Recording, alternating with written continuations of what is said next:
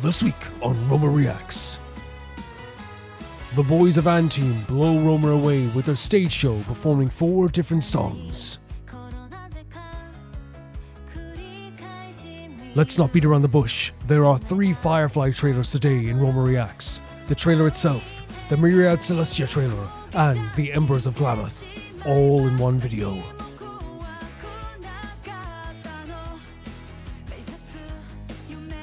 P1 Harmony give us an amazing performance with a live performance of Pretty Boy.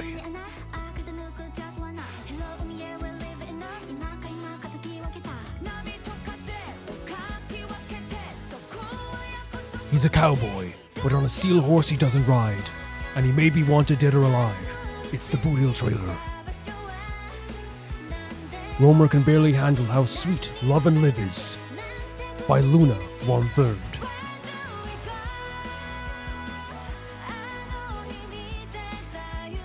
All this and more in Roma Reacts.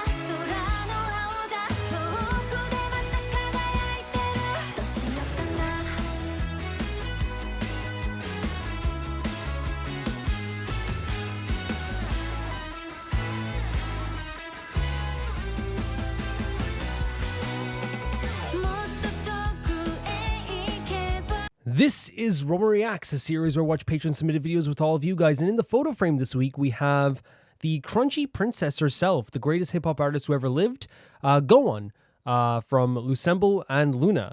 And the first video is sent in by Leon, and it is their, oh my god, why am I always already messing up? This is a great intro. Let's just keep going. The first video is from Leon, and it's more Transformers comic tub. It's time for more than meets the eye issue 2. Last time the quantum engines on the Lost Light malfunction and they jump way too early. 40 Autobots fall out, and Roddy's determined to keep casualties to 0. Back on Cybertron, Prowl and Bumblebee receive a message from the future. Rodimus, who leaves a list of don'ts that is honestly cut off. Don't open the coffin, don't let them take sides, don't go to Delphi, and do not look in the basement. Now we get more Brainstorm. He's silly with it. Rung glazes the hell out of Ratchet, only to get weirded out immediately. Ratchet is a top-tier hater and a grumpy old bot, and we love him for that. And Swerve has a nice little chat with Tailgate, and my goat, best dude in the world. Skids Ra, the greatest Autobot ever? You might remember the Springer becomes the leader of the Wreckers after the Impactor incident. Later on, because of a difficult battle, he ends up in a coma, and Whirl, in a very Whirl-like act of kindness, tries to mercy kill him, but he's stopped and kicked out of the Wreckers, and that's what Rung is talking about. Springer is out of a coma now, by the way. Okay, so there's a lot. There's a lot. I'll try my best. But let's get into this. This is Transformers More Than Meets the Eye, IDW comic. Let's go.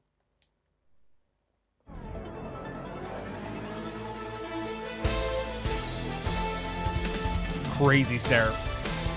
Almost like a very epic start. Rodimus, it's me, Ship's Genius. What?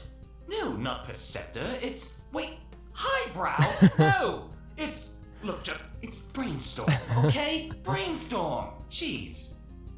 Anyway, brace yourself. That's good, that's really good. I'm about to tell you why the quantum generators malfunctioned.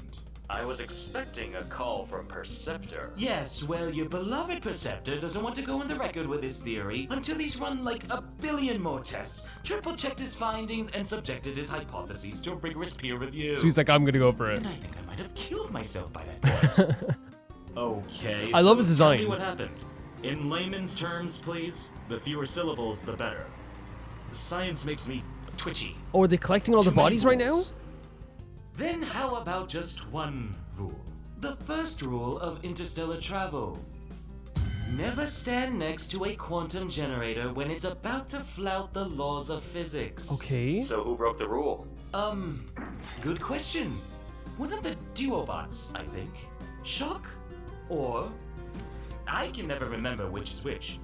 The blue one. Or... He's sort of been... What's the scientific term? Totally mashed into the generator itself. So he's mashed into it. I genuinely thought when I saw this, like when I was looking at this image, I thought it was actually like. By the way, I always love the artwork, and honestly, Brainstorm's design incredible. I love the kind of powdery blue color. But yeah, I thought it was like, when I saw this, it was just like machines parts on the ground, but no, he's like literally like meshed to this. And I guess like the reason why this failed is because he, as they say, standing next to a quantum generator, and as you're about to like make a jump, I guess. That sounds terrible. It looks terrible. In many respects it is. But look on the bright side. At least it'll be easy to tell them apart from now on. Brainstorm. I can't believe you just... Would you have made that joke if I was Ultra Magnus? If you were... Oh, hell. He's not there, is Oh he? my god. No, he's busy. We're all busy. So far, we've only found half of the 40 Autobots who are 20? They only found 20 of them. In fact, let Perceptor fix the generators. I need you in the air, helping us search. The sooner we... Wait, I've got Chrome Dome on the other line. So as you can see here, there's kind of like a desperation for, not desperation, but like jump into action for Rodimus. It's very clear that, like, you know, as you said, he's trying his best to make sure that this isn't a disaster. Only finding 20 so far, though, that would make me have so much anxiety about this too. But he's saying that he probably wants Brainstorm out here helping instead of inside there. He says they're pulling a body from a lake. Oh yeah? Love the artwork, always.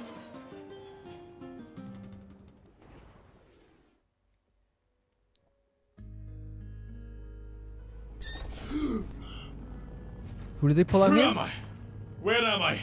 What am I doing? Am I running away? It feels like I'm running away. So is this the Actually, machine they pulled out of the water? Feels like I've escaped. Maybe I've just been paranoid. Hey, I recognize that thing. It's a mudlock, of course. And they also have like the kind of Scottish, close to Welsh accent going on here. What's a mudlock? I think I can guess. Mudlock switches off, shuttle starts. Scum!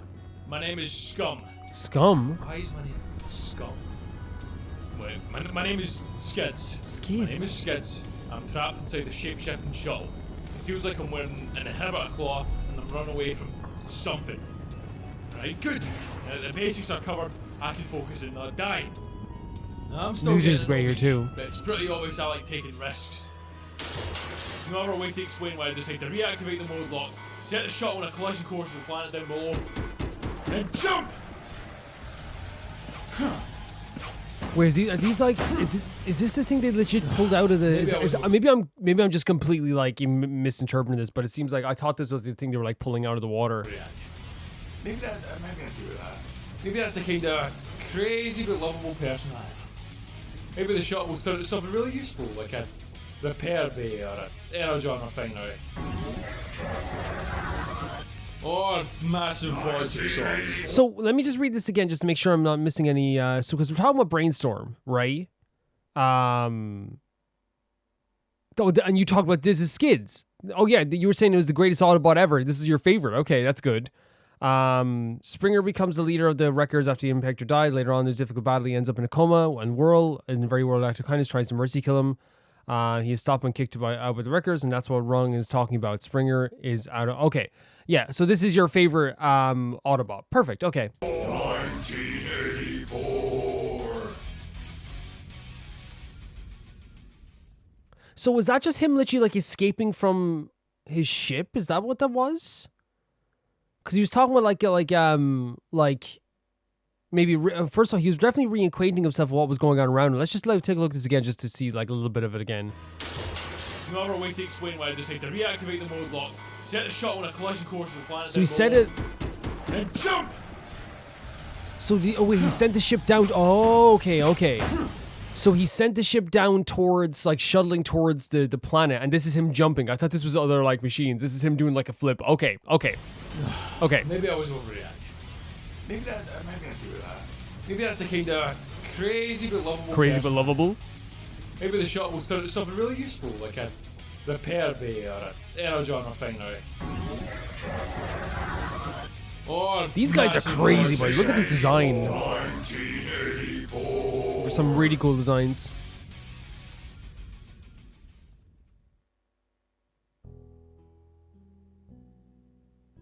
You're lucky, Ring. Rung. It's rung. As in ladder. They're always like so like I know unintentionally snarky, you know. There's so much snark with these Transformers. This is an extremely clean break.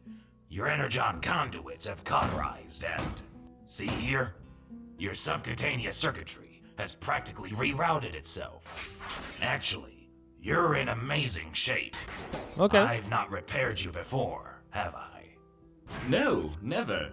And it's a real privilege to be your patient. Is this the guy who lost the arm when the other guys were fighting? Many of my own patients have spoken in awe of your skills as a surgeon, your manual dexterity, and your incredible lightness of touch. They say, and I don't mean to embarrass you, but they say you can rewire a scraplet without tweezers. They say that's that good. when you tend to the sick and the broken, your fingers move as fast as flame. Oh, wow. And yet your hands are as gentle as sunlight. Oh, but is this the Well, I must say how nice it is for someone to... is this the guy who, and again, it's been a while, but is this the guy as well who wanted to go on Rodimus's ship because he felt like he no longer had a purpose back on with Bumblebee?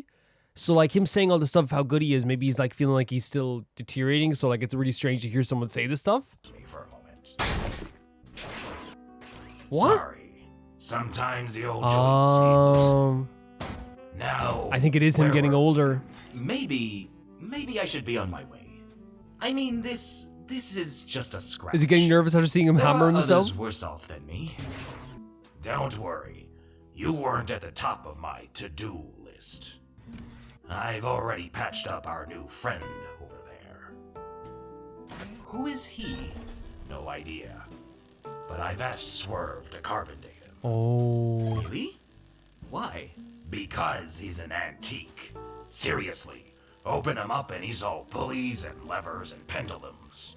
He should be on display. So he's like an outdated version of a transformer? This is Drift calling Chief Medical Officer Ratchet with some good news.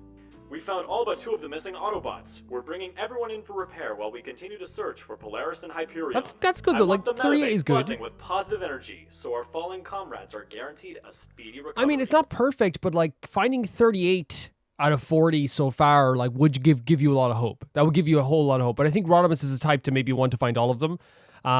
Because again, he was the person who stood on that rock and basically gave everyone like not a promise, but like, well, I think a promise for the future, or at least like a look into the future, what could be happening, what they could do in the future.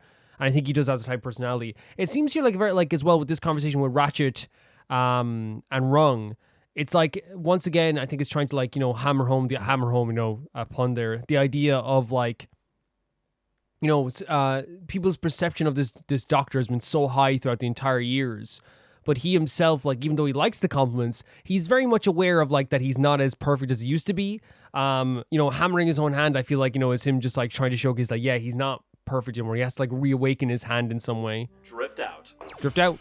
I want the Medley buzzing with positive energy. Idiot. Ever since his brush with death, he's been determined to embrace the transcendental. It just makes me want to punch him. Not a very good, How bright did he outlook. get to be third in command anyway? I mean, apart from telling Rodimus exactly what he wants to hear all the time. So he sees him as kind of like, yes, man. Latest theory? He thinks the Knights of Cybertron have evolved into beams of light and that they communicate via psychic refraction. Psychic refraction. Don't worry. He seems like the old dude that like you can literally make him have a heart attack by just mentioning something that's happened in the modern day. You know what I mean? Like you just say something like, hey, coffee's like $7 now. Ah! Oh God. Oh, don't tell me things like that when I've got a scout Yeah. in my hand. Thanks for the fix, Ratchet. I suppose it's Whirl's turn. Oh yeah, next. Whirl. Would I be betraying my profession if I said I was hoping for a series of distractions that would prevent me from fixing him for another, 500 years? Whoa. Run! Your psychiatrist! Oh my God. Why are you? Do you think he like woke up like in action mode? But also as well as like you hear by the way that Ratchet doesn't even want to touch this guy, so obviously he has a bad reputation already, of course. As like someone who was like kicked out of the Wreckers, I suppose, as well. But also at the same time too, like we know he got destroyed in that like in the kind of like the escape of I'm blanking on that Transformer's name again. I'm so bad with the names sometimes, but yeah, the Transformer that was like stuck underground for such a long time. What was it? It wasn't. Yeah. Doing this! Ah, it's your eyebrows. He's jealous of your capacity for self-expression. Stop. That's not helping, Swerve. World, listen! You're safe! You're among friends! I mean, I'd say friends is stretching it. Swerve, oh my fresh God. start on that. Welcome back online, buddy. Prison! You'll go back to prison forever. This time. This is such a tense sequence, though, right? What? Ultra Magnus gave you a final warning. Remember? After what you did to Springer. So Springer was the leader of the Wreckers. Okay, Springer became the leader of the Wreckers after the Impactor incident. Later on, because of difficult battle, he ends up in a coma, and in a very warlike act, Akaides tries to mercy kill him. Oh, so that's what it's about. He tried to mercy kill him. Okay. Told you, I was trying to. I know what you were trying to do, but unless you stay in line, unless you behave, you'll end up back inside. Yeah. Back at square one. He's saying, like, it doesn't matter what after all you this thought you were time. trying to do. It's what the perception is. Whatever. I didn't kill him then. Oh. Nah, but don't worry, we won't hold it against you. I'm Swerve, by the way. Tailgate. Tailgate. I actually wanted to say Tailgate, but I was like, that's a different one. No, I should trust my instincts sometimes. But Tailgate's such an interesting character too, so he must be like, yeah, he's so old that like they say he's basically an antique. Like that's such an interesting idea for Transformers to drop like a very old Transformer into the modern times, especially with like a different like, you know, it's almost like evolution. If you dropped in like a caveman and dropped them in now, I'm pretty sure like any scientist would have a field day being like, oh my god, like this is such a different individual. Minute. Have we taken off? Does Nova Prime know I'm on board? Nova Prime. I had a bit of an accident. Have we reached Benzuli? Hold on. You think this is the Ark? The original Oh my Ark. god. I don't quite know how to break this to you, but you've been out of action for... Wait, stop, wait! I'll give you half my Energon rations forever if you let me tell him. Swerve wants to say it to him? Just do it nicely. No, Swerve has a plan here. My dear Tailgate. No. You know when you're hooked up to your recharge slab Swerve. and you're in sleeper mode, and you're relying on your chronometer to reactivate you a few hours later? And you know... Oh my god, the chuckle you as know well. how sometimes the timer doesn't really work and you wake up a bit later than you were expecting? The music ramping up as well. Where's this going, Swerve? He whispers it to him? It's 6 million years? Great voice actor, by the way. And that's where this is ending for this week. No idea. So yeah, that's where that's gonna end for this week, guys. And I think that like once again, I feel like one of the best things about the Transformers comics, at the very least, is that they always like are really good at setting a tone for their characters and setting up a story for their characters as well. To the point that I genuinely think that the characters in this game are some of the I'm a Let's Player. Of course I got games in the mind. In this comic, like and in the story, like are so interesting to follow. And I feel like, you know, emotionally, their motivations, their characters, the way they contrast each other, the way they put up with each other, it's all so interesting to follow here. And what we got from this issue was we started off with these stuff with them trying to like find the bodies that fell from the sky. And I think this is once again it, like how much of a tragedy this would be if they didn't find these bodies, and how terrifying this must have been for Rodimus, again, who did sell the idea of hope to all these people, who did sell the idea of like I don't know what you would call it, sell the idea of like a new tomorrow for all these people. And whilst like I don't think that like he himself is like ever going to be, I would ever consider him to be like, you know, a charlatan in this sense, I do think it's one of those things that like, you know, it's the first thing people will think if he was the one who like failed his mission, you know, because again, one thing I do think about Rodimus is that he is like so hopeful and he is someone that you could follow, but also you've seen in these stories, like whether it's Bumblebee or someone else, there's people that are not waiting for him to fail because I don't think Bumblebee wants him to fail, but there is this thing where like there's an expectancy that this might not work. And even if like it's not a thing where people are waiting for you to fail, I do think there is an idea that like all eyes are on you, all eyes are on this mission, all eyes are looking up to you, and it puts a lot of pressure. We saw their brainstorm as always trying to give him some information on what happened here, and I think it said that like someone got too close to, I forgot what it was, like something to do with like the quantum leap stuff. And they like merged with that. And like what's kind of terrifying about seeing that now is that, again, if you showed me, and this, I know it sounds bad, if you showed me a broken down transformer 6 months ago, I would have been like, oh, that's just a broken piece of machinery. But now that like I know about their personalities, I know about how like them as people and as like, with souls and their own ideals, I get to a stage now where I'm like, it's one of the most, because at first it was like, oh my God, it's just like broken pieces on the ground. Okay, you can fix it. Like, can you imagine like, merging your body with like a wall or merging your body with any piece of metal? Like the pain, the tragedy that you would witness seeing that. And like even there, like, you see once again, a great showcase of Brainstorm's character who like is, very outgoing and like, very like, full of themselves, I think, with their ability. But even then, like, they're very insensitive with the joke that they made. They're like, hey, like, hey, sure, at least we can tell them apart now. And I love that he was like, hey, is Ultra Magnus there? Because again, Ultra Magnus is so serious. He doesn't want anything, wrong going on this mission. In fact, I 100% believe Ultra Magnus, like, if he could, he would throw half the people off the Ark anyway. But he's still there to do a job. Him and Rodimus and his third in command as well. I think they're all there to kind of like do a job. And even I feel like Ultra Magnus is the type of character that he takes everything very seriously. He wants everything to be like very pristine, but even if like it's not something he's like so into, he will still like work to the best of his ability to make it happen. But yeah, like such an interesting scene and showcase of Brainstorm's character once again. 100%.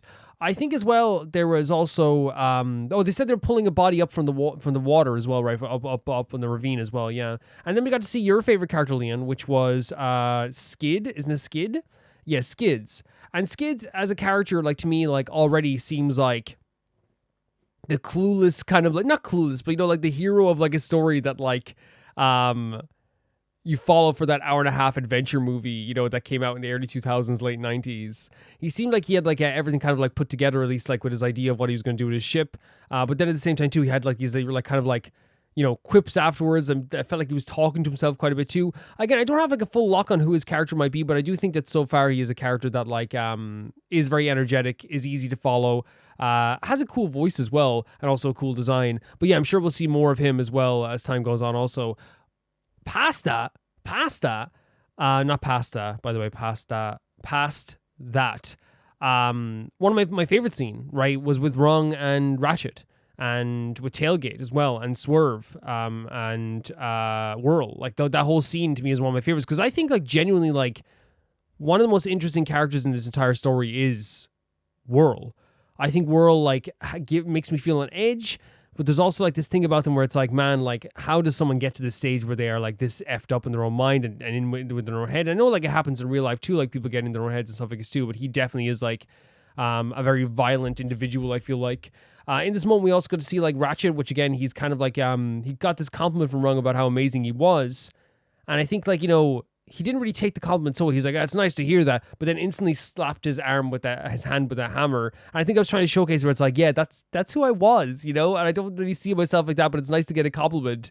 But I think the big part of the whole scene was, like, Rung getting choked out nearly by Whirl.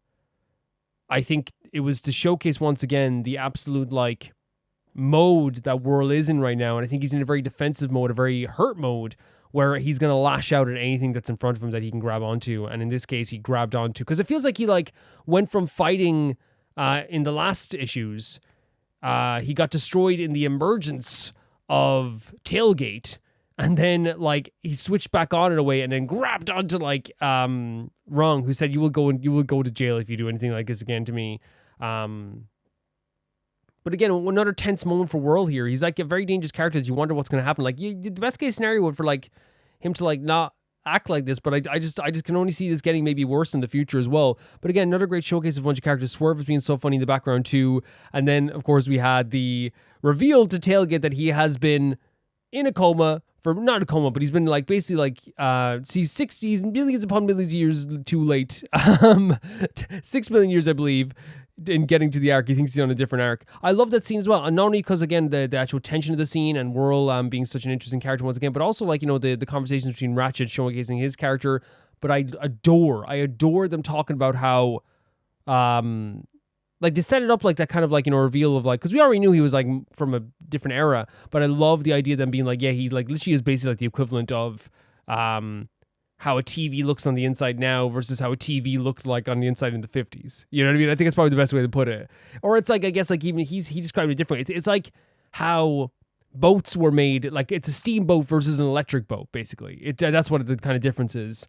And I love that he was like so like stunned by the idea of this, that he was going to get like a full on like study of this machine done. Yeah, another very interesting story. I think there's a lot of setup for like future stuff as well. We got to see more characters, learn about different characters. Once again, I would say that like, as in terms of characters to follow, Rodimus is always still another character that I really like to follow. I think the Whirl is one of the most interesting characters in this entire story.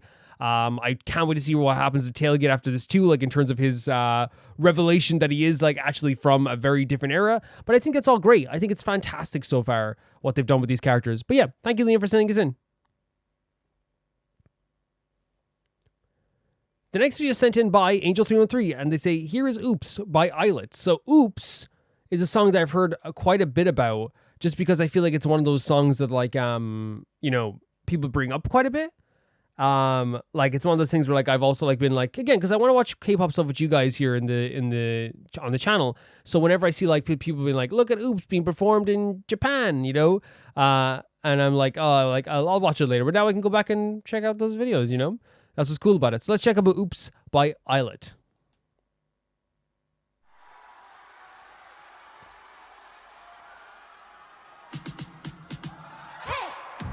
Oh my god. The choreo is always so in sync with them as well, and it's always so interesting. Minju's voice. Is there subtitles, by the way? Okay, it's not in English, okay. But yeah, when I was talking about like Illit's choreo being like something that like, is almost like like amongst like their great vocals and their great song, the songs sound great, and like they always have a very good beat to them, really easy to listen to. I really feel like the choreo, when you see it like in the videos, or if you have to see like live versions of it or like performance versions of it, one of the things that's always great about that is that they are, or like even like YouTube shorts seeing them new challenges, it's like something you can't skip, right? Every time a YouTube short comes up with that like here's Illit doing a Jellius dance. It's one. Even when I see like people doing Jellius in public, I'm like, I gotta see this. And it's not just Jellius; it's all their choreo. It's so easy to watch and go back and watch.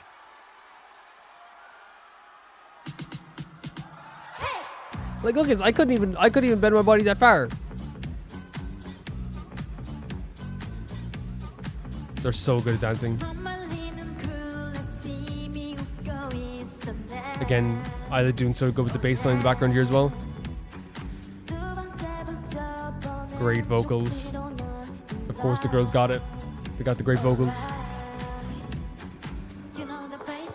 Mocha! Oh, the choreo's so good! Let's go, Noah.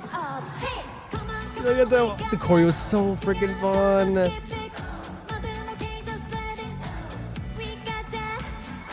Oh, the jump.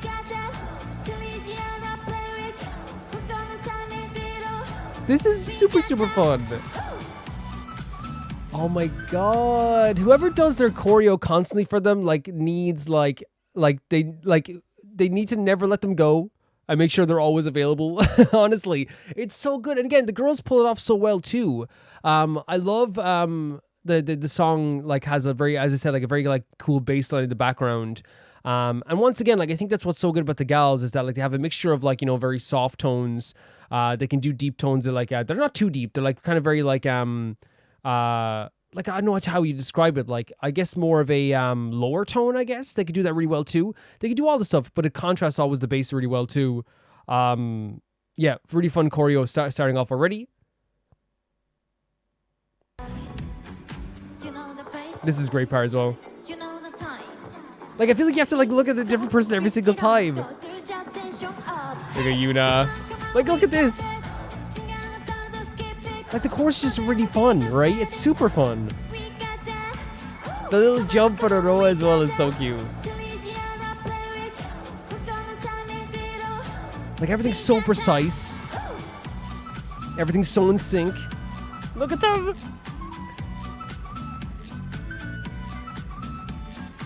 And this is also just like another iconic, like, and I say iconic because like I feel like they become instantly iconic whenever I hear them. You know, they have like such good, you know, how would you call it? Like, because in metal we call it like a riff, but they have such a good beat and a melody for all their songs, like the da da da da da da da da da da da da da. I feel like Illit always like make like instantly iconic melodies and beats where you're just like it's in your head forever. It's never leaving, you know. You know,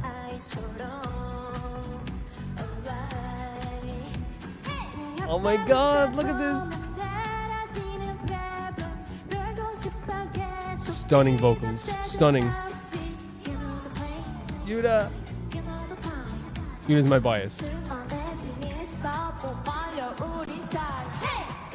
This is a really fun part too. Like look at all the different parts of this too as well. Your voice is so great, Wonnie. So great.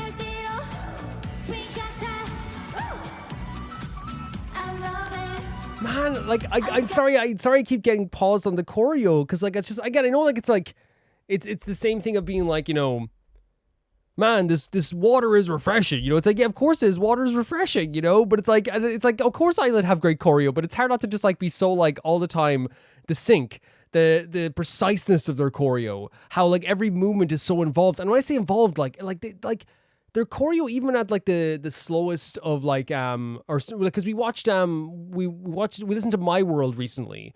And My World has like a much slower choreo than like either Jellius or even other songs as well. But it still is so precise. All the movements take so much like thought and involvement that I'm always just so impressed. So impressed. And this chorus is so fun. They make it look easy. Did Minju jump there? Or am I seeing things?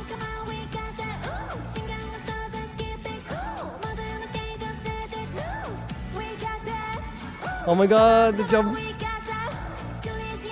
Wonnie's voice is so great here. So great. Mocha. Their voices are great, aren't they? Look at this, like, and the impact of it, right? Even the fist pump thing. Whoa. I was not expecting this. Oh my God. Mocha in the center here as well. They're insane at dancing. Okay, before we go into whatever Mocha's doing now, Mocha's being a leader here, getting to hear Mocha's voice as well. I need to be said, like that part there, I did not expect like a breakdown of a dance beat. But again, like I feel like I'm just a broken record. It's like look at this, like look at the choreo here. And just like everything Illit, you have to like people are doing different things at different times. Like look at that movement there. So precise.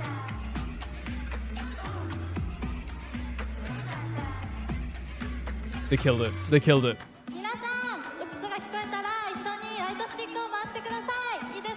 Spin? Oh my God. Wait. Wait.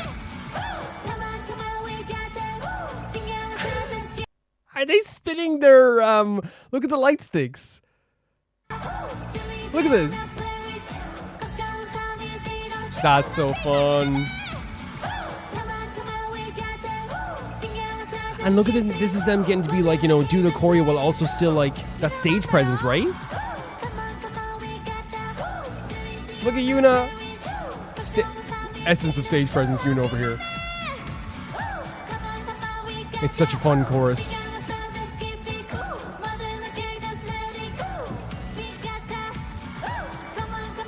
Oh my God, guys. And they're extending it as well.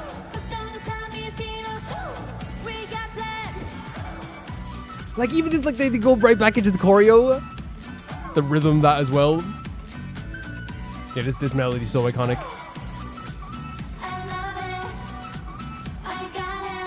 Very cool.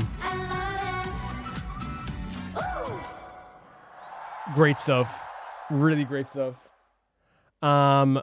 So my thoughts on this all already are that this song is a song that you could put on in the background, as I said during this, like that it is a song that like it feels like you could listen to it in a very casual setting because that melody is so good, it gets in your head. And I feel like it's one of those things where, like, I'm not gonna lie, like Illit is the type of song, and there's other groups that do this too, and I could talk about that, like maybe I'll make a video on it at some point, like songs that just get stuck in your head. And I don't think it's a bad thing, because I think when a song is bad and it gets stuck in your head, that it's like, oh, but like going, being, when I'm around the house, like sometimes when I'm cooking and I just go, cherish my love, like that's like so good, that means you're like, it's stuck with you, you know what I mean?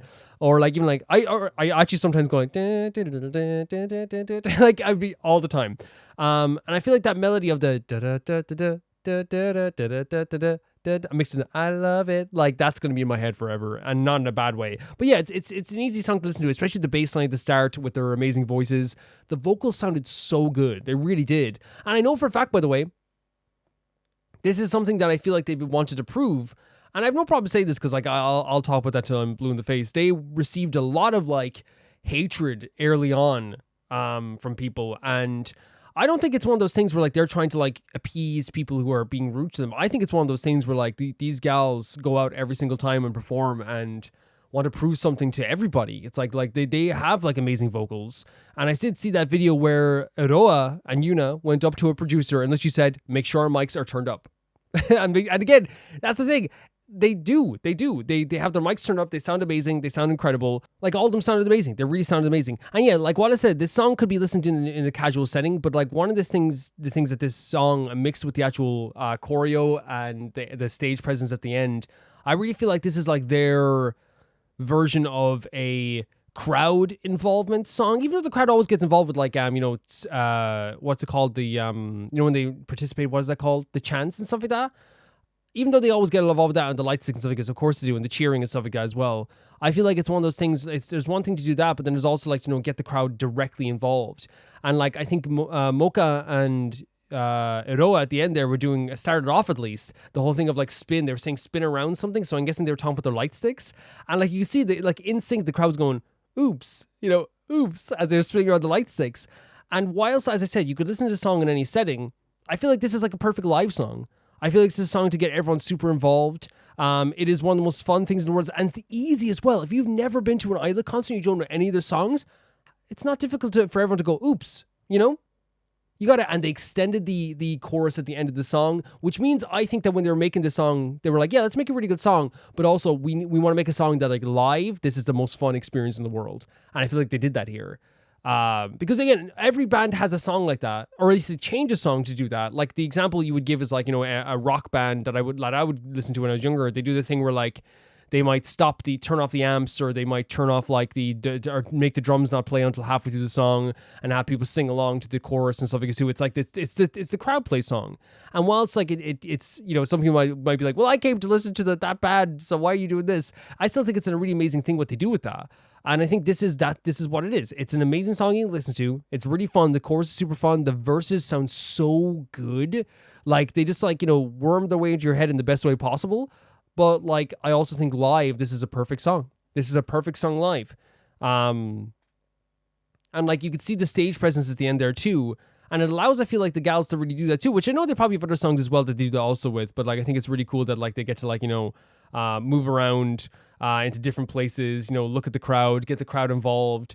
And it shows their stage presence. We heard their vocals, how amazing they are, and how great they sounded here. Like, and I feel like every time, like, they swap over, like, who's going to be singing this part, who's going to be singing this part, when they're transitioning, like, it's always, like, just a nice surprise because their voices do sound so unique to each other that it's, like, it bursts with kind of, like, this really big enjoyment for me because there's never one line that ever really sounds exactly like the last, even if it's, like, even if it's the same line, it's sang in such a different way, I feel like, because Mocha is so different to Minju. Yuna doesn't have the same voice as Wani or Aroa. They all sound so different and so unique, and I think it's fantastic. Yeah, this was really, really cool. Really, really great song. Really great track. Really fun track. The beat was really great as well. And I feel like that's what's so important as well. The beat, the very funky beat mixed with the really great vocals sounded fantastic also.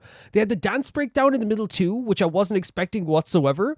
But I feel like, again, it's also good to have contrasts in a song sometimes. And it's good to like have breakdowns in a song sometimes too. Especially like when you're waiting for that moment too of like, oh, here it comes, here goes the dance break. And like the choreo is fantastic. It really is.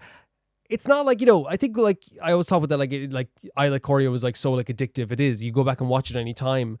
And in this sense, it's that way too, where like, even like the fist pumps were so direct and so like dangerous in the way that they had so much impact in them. The movement of the legs at the start of the chorus, like it's so precise. Even the pre-chorus as well, like when they're like lifting up one leg and like a different person might jump, like Aroa jumping in the middle or Minju jumping later on as well. And there might be other people jumping too, but like I think it's like what you focus on everything on like at different times. But that's what I love about Illit is the fact that like I could go back and like watch this again. And I swear to God, like if you focus on a different person, you're going to be like, oh my God, there's something unique happening here. While it's like they're in sync, but also have a uniqueness to every single one of their movements too. There's a lot of movements like together. There's like a really like cool preciseness to like the how they're moving in and out within each other, which actually is again very difficult. And I talked about before how like again from the outside perspective, it seems very easy because these gals make it look easy. But it's really, really fantastic in that sense too. Yeah. So I love the melody, love the tone of their voices, love the beat that was going on in the background, especially the bass line. Love the stage presence that they showcased in this song as well, which is really, really cool. Really adored how they were able to like put their best foot forward and really make a song that is like truly for the crowd and make the crowds be like, this is awesome to listen to. And again, it started off obviously like clearly as a song that like you can listen to, but like there's no doubt in my mind that like that ending part there is so perfect for even like it's like a party song. It's like everyone gets involved. It's everyone can say oops. Everyone can say oops. I can't praise these gals enough for like how good they are. And how every time I see a song, I'm still so amazed by them. And we've seen so many of so much of their stuff now, much of their videos. They work super hard, and it just showcases that once again here. They are just really, really fantastic in the majority of things they do. Honestly, yeah, this is fantastic. Thank you so much for sending us in, Angel. This was awesome. The next video is sent in by Ria. All reverse 1999 ultimates. You can start the video 954. Some ultimates were shown more than once to showcase different skins and effects of characters. Yeah, we might not pause a lot in this because I think it's one of those situations where like it's a very like well, who knows? They call me pause roamer for a reason. But yeah, it's one of those things where I feel like it's like, oh, this came out 3 weeks ago. Oh my God. But yeah, we'll see how everything goes here because again, I think it's gonna be one of those things where there's gonna be a lot of like really cool stuff. We're gonna see a lot of if it is moves and like ultimates, then we're going to be like, I think we're going to be in shock for most of it, for sure. Let's check it out. Sound. His trumpet sounds? The judgment day has oh my God, okay. the drums and the horns sound. Dropping the T down. Drawn. This is really cool, like this like headless knight thing going on here. I weave the gown with thorns. You shall repay with Whoa. sacrifice of wounds. I weave the gown with thorns. You shall repay with sacrifice of wounds. Very cool. And again, you said it changes with skins and stuff? Round and round, knowing not when to stop. That's so awesome. They thought of a lot of stuff in this. What? This is an ultimate? That's awesome. That's so sick.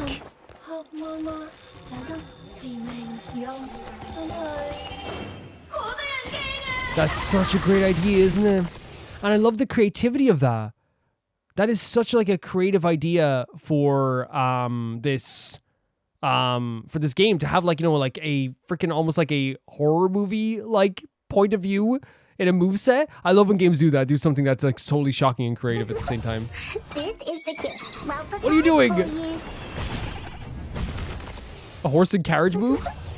This is the gift. Oh my Well, God. prepared The for different you. skin stuff is really fun. I can untie any knot. Wait, with the radishes?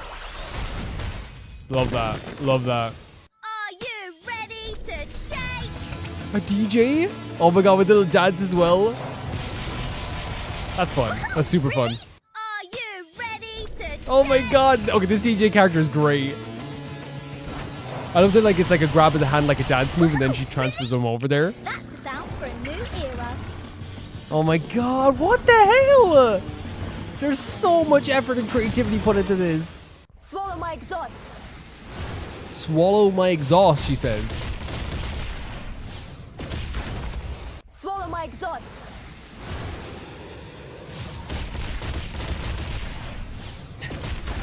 Swallow my exhaust is crazy, by the way. Yeah, no, the different skin stuff is a really good idea. It's a really good idea. Stars. Playing this melody and this guy. Oh my god. Getting touched by this Stars. gigantic hand. This cosmic hand. Oh, they changed the color tones depending. That's cool. Stars. Yeah, it's a really good idea. I'm really impressed with these so far. Glowing lights. What is this? We are the master and maven of the place. What? These glowing lights. We are the master and maven. Is this more of a the defensive? place. The Or ocean dried like a and alone support move? Like, because it didn't seem like she was attacking anyone, so I wonder if that's more of a support move. again. What are we doing now? The ocean dried and I'm alone again. The ocean dried and I'm alone again. If I saw this coming towards me, I'm running though. Ladies and gentlemen, this is Wait. no magic, no Like a magic special bog? kind What are you of doing? Wish us. What? Ladies and gentlemen. That's really fun. So she escapes in the end. Oh, look at the fancy dress. That's really fun. It's like an escape artist move. That's a good idea. They're very creative. Go, go, go, puppies. Puppies? Go, go, go, puppies. The way he says puppies as if this is just expected that you know you're about to die by puppies. Time waits for no one, even for a great gift.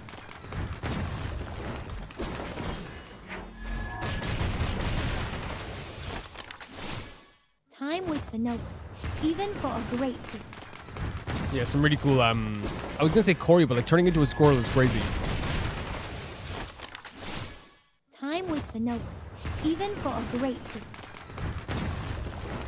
Yeah, this is a crazy move as well.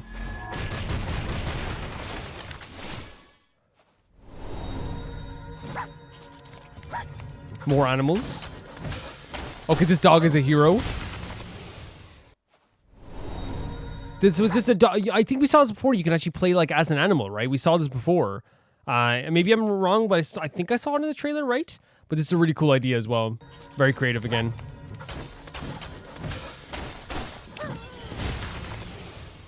Bubbles reflect like mirrors, my Oh my god, who is this guy?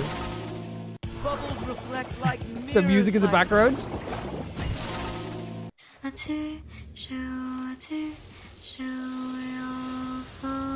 Oh wow. Wait, you have this creepy song and then she's like 70s like bop outfit, like she's going to a party?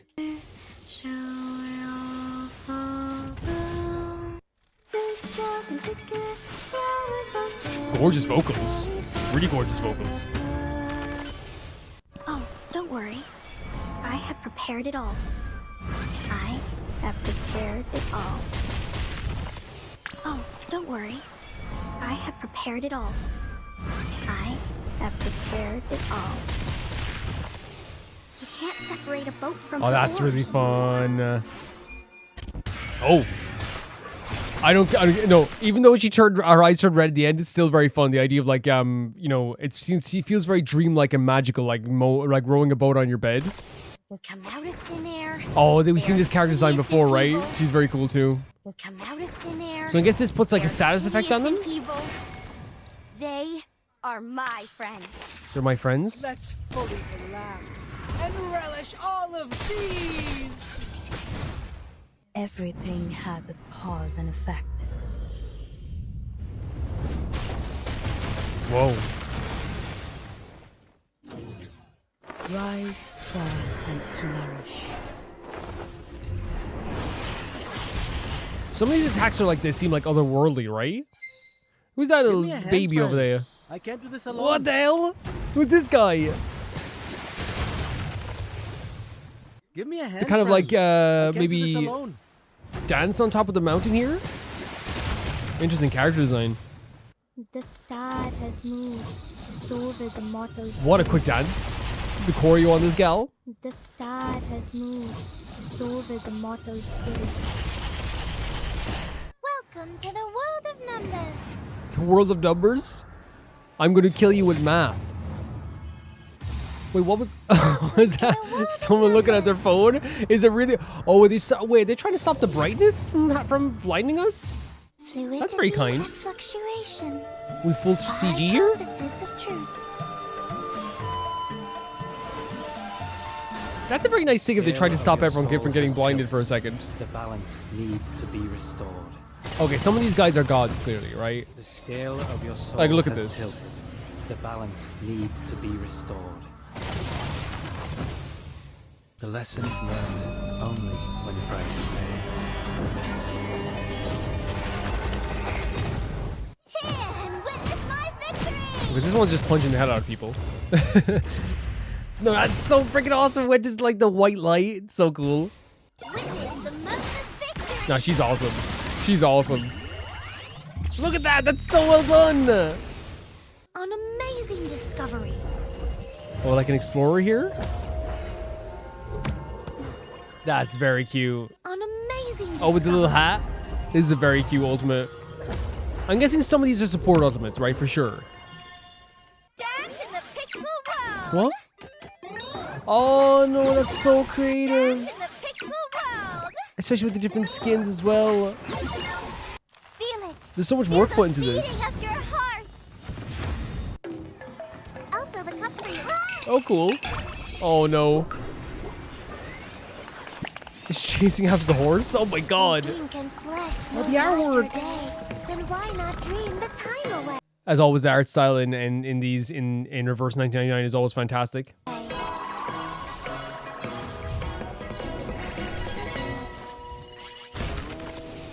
The Bagua drown on the sign brick never warns about its changes.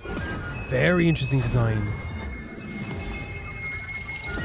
The Bagua drown on the sign brick never warns about its changes.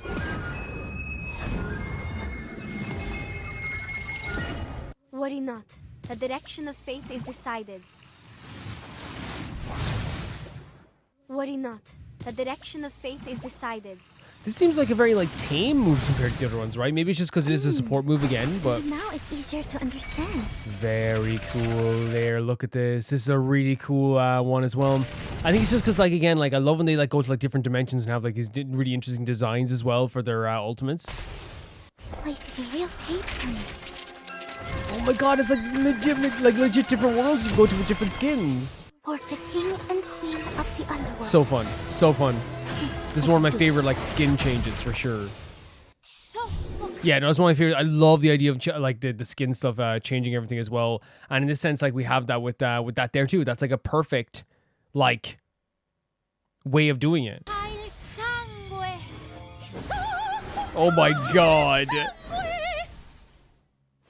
With the vocals. Stop! Oh my god, like she's on like a freaking stage performance. That's great stuff. Limited scale, Really great stuff. infinite lines.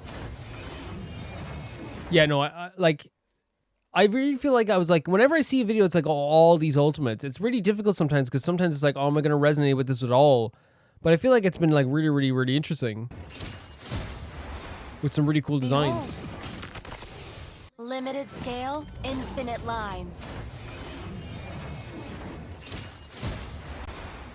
Behold, to a brighter future for everyone.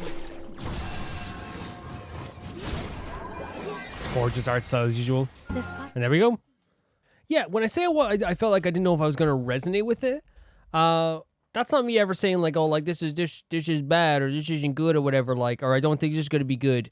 It's more usually like a thing where I try to look at things and go like, okay, like this to me is like something I don't usually watch, and then I'm always like, oh, like I said, it's happened before with like other things, like not just like with stuff in here, like say like with Vocaloid stuff it's happened as well, where I've been like, oh, I don't know if I'm gonna be into this that much, and then I watch it, I'm like, oh, there's like so many like unique aspects that are really cool. And again, it's not about Reverse 1999, by the way. It's like usually like for me, I'm like not like mad into the idea of like watching just moves happen, right? It's not something I'm really excited about. But in this sense, I really feel like it worked really well because they're so creative. They put so much effort to each one. There's so many cool, unique aspects to everyone's movesets that it actually works out really well in the grand scheme of things. And I feel like that's like a really important aspect to like that I really, really hope for when it comes to like anything like this is like the creativeness of them all. And again, it's ultimates, by the way. I mean like in Tekken, I mean in Genshin, I mean in Honkai, I mean any game that gives you like an ultimate powerful move at the end of it. Like these are something that like you want them to have something that's unique, creative, impressive, and something tailored to them. And if they don't have that, and it just feels like every other moveset, then it doesn't work very well. And here it had like a very tailored thing to everyone's movesets.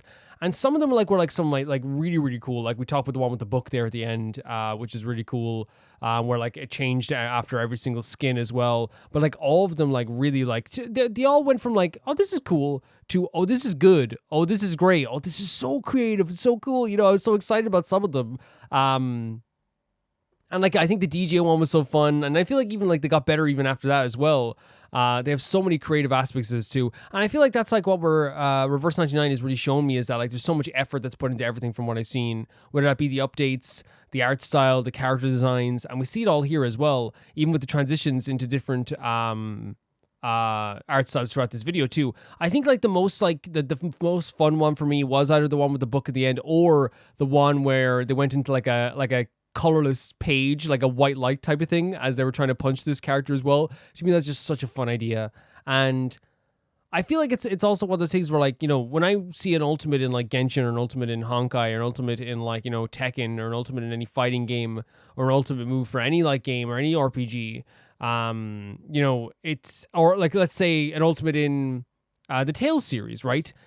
Like, it only works, as I said, if like I see the ultimate and I go, holy hell, that's them. You know what I mean? And obviously I don't know these characters, but I think anyone who played Reverse 99 will probably tell me like, yeah, this is definitely them. This definitely is their personality. This is definitely what they're all about. And like all the designs are really cool. I think like the actual combat here, what this showcased to me as well, is that the combat of this is also great, right?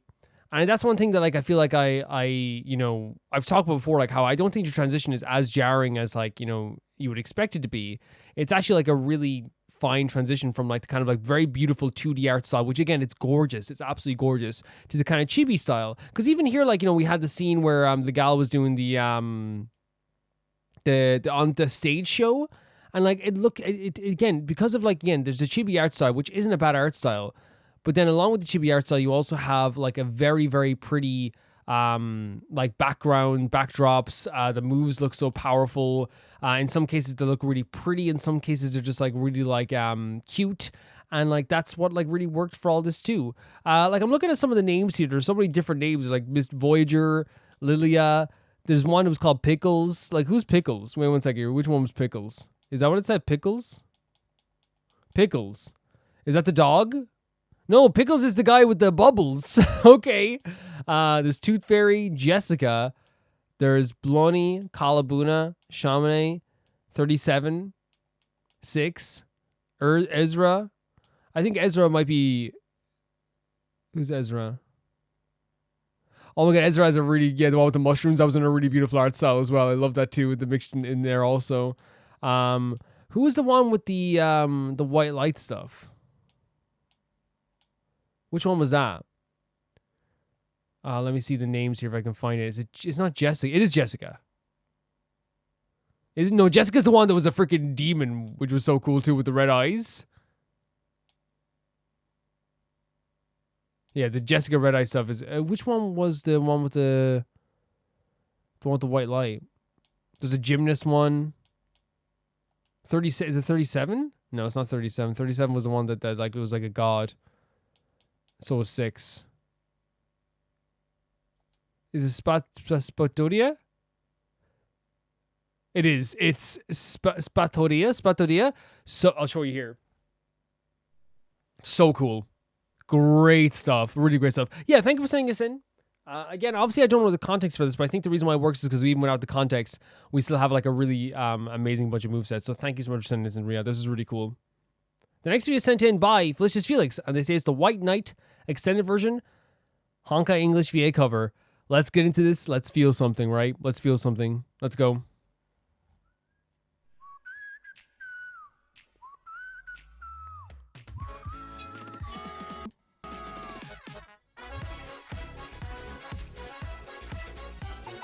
Oh my god, it's so crazy. They put so much effort into music in this game anyway. Wait, so before we even saw or played Honkai Star Rail, I think we actually saw something like this, right? Am I wrong?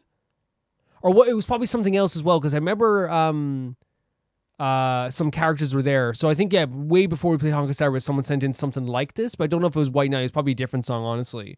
But very, very cool stuff. It's all these different voice actors, which is crazy. So we get to hear different harmonies.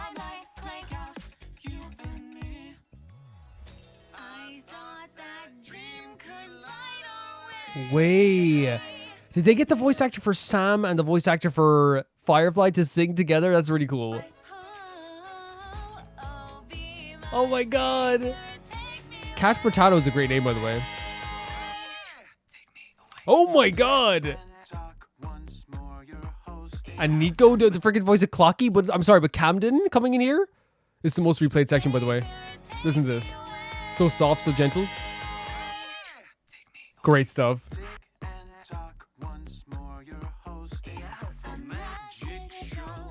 Such a soft voice for Sparkle, right? And Acheron's voice actor. Awesome all together.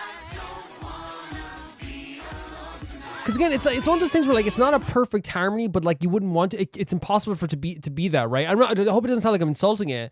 It's literally like what's so cool about it is that it has like all the personalities of their voices together. That's what it is, and I feel like that's what you want for something like this as well. If you're getting all these voice actors involved in this. Oh my god! Don't do this! Don't do this! Don't do this! Felix, you're bad. Felix, you're bad. Oh my god, we're seeing Beelzebub stuff. Japard. Oh wow.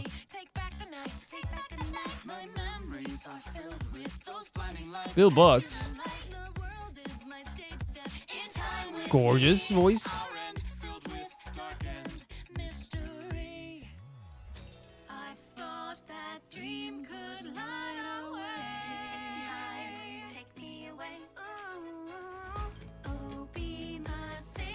How come so many people can just sing? Whoa! Was that Sushang's voice actor? Come on! Was it? No, it's oh my god! It's a bunch of them together. Okay, now I'm sorry. I got to go back and hear the voice of Blade. This is great stuff. Great stuff. Lucas voice actor.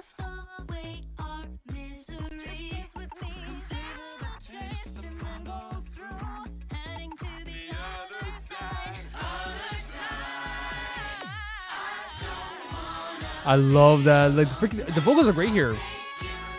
Who's is that Sushang? Who's belting out these vocals? Again, sounds great. Really great. Really impressed by this. We have more voice actors here too.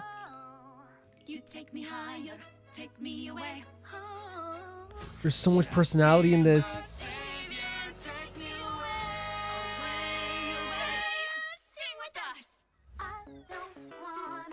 Amber and Lacey here.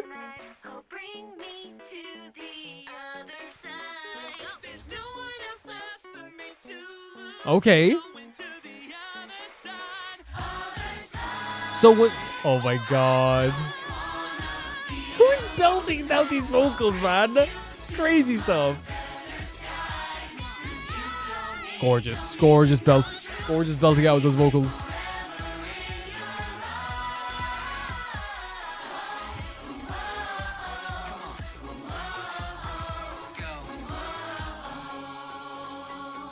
Very cool stuff. I think what's like so cool. Oh, here's the credits.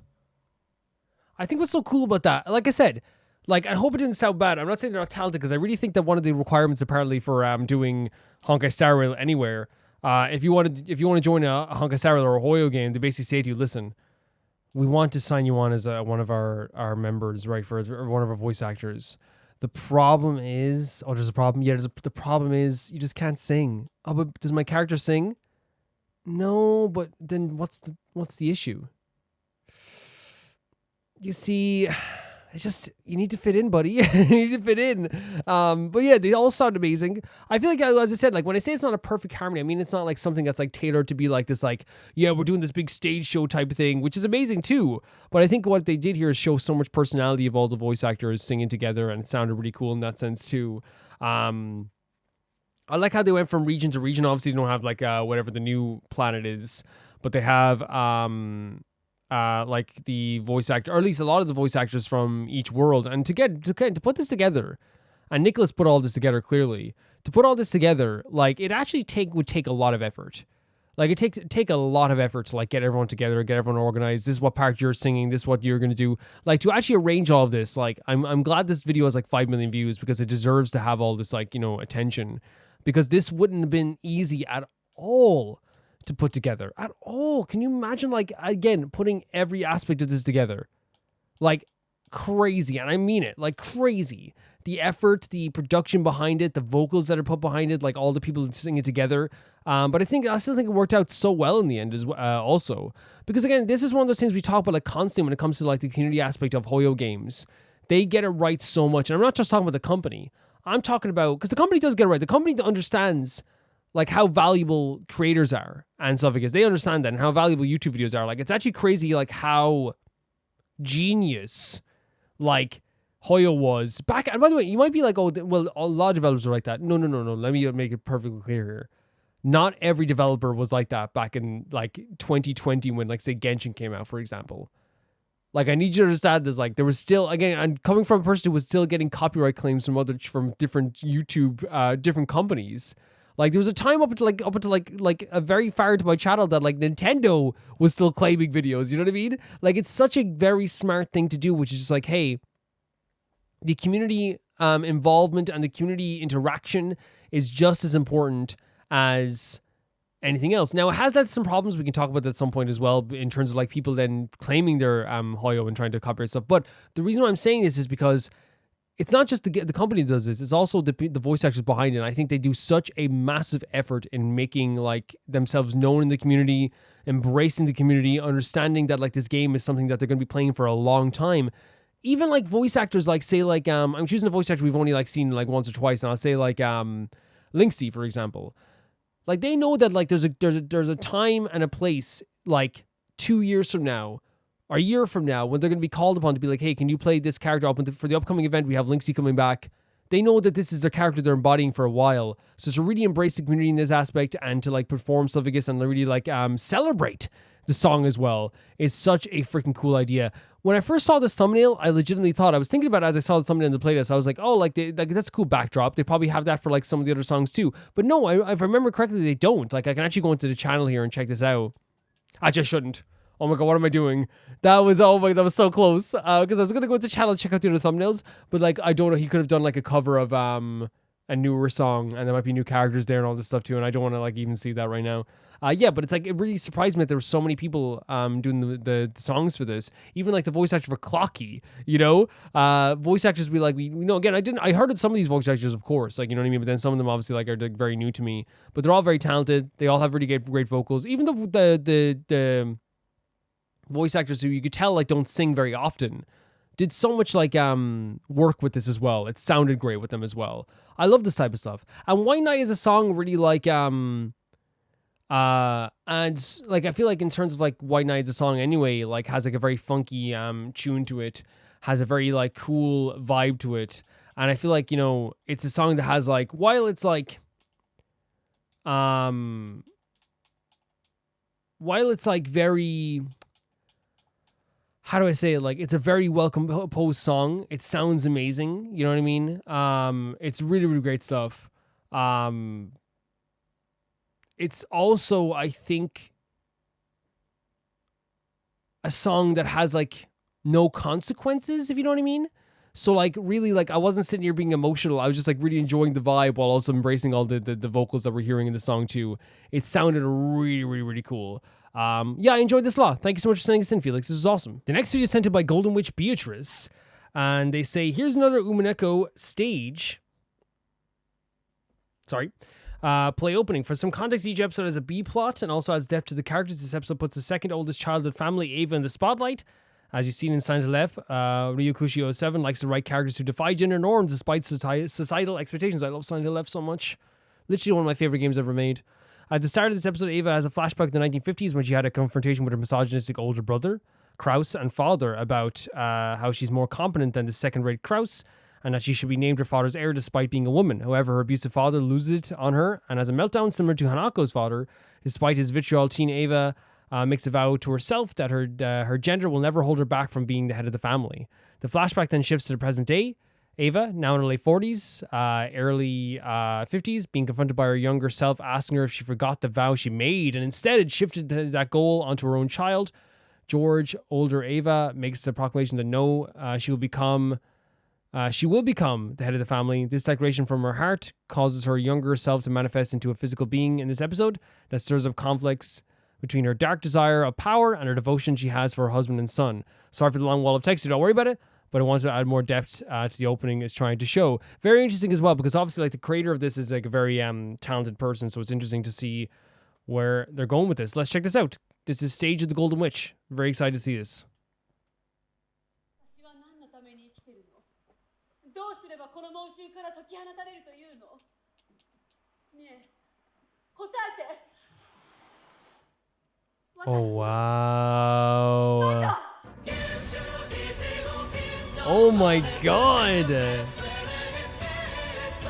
Once again, all the great outfits as well. This is, if it's anything like last time, this is going to be insane in terms of like the choreo and the way they move around. You're going to have to like, if you blink, you're going to miss everything. You know what I mean? I feel like that's what's going to happen.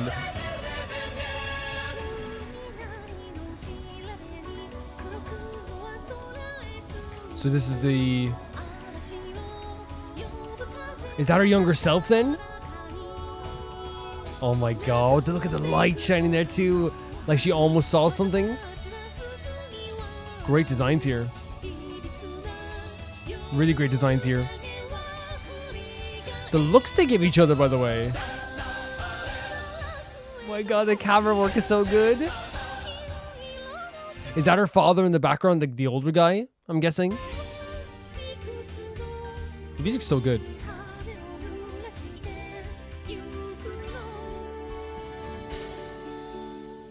Before it gets anything about what's about to happen here, look at this framing here again. The camera work is so good, but also I say this like before. I've said this before about the music in Umineko, but like it really does feel like this type of music that the fan base, at the very least, for me, like it's already hitting my heart. But I imagine like this is the type of stuff that like when you hear this Golden Witch Beatrice, it's chills. It's like, oh my god, this moment, this time, this song, this story, you know, incredible stuff. Oh my god. Is that the guy who gets possessed by the Spirit of Phoenix, right? Look at the way they do transitions here. And once again, this has to be her younger self, right? With her older self now.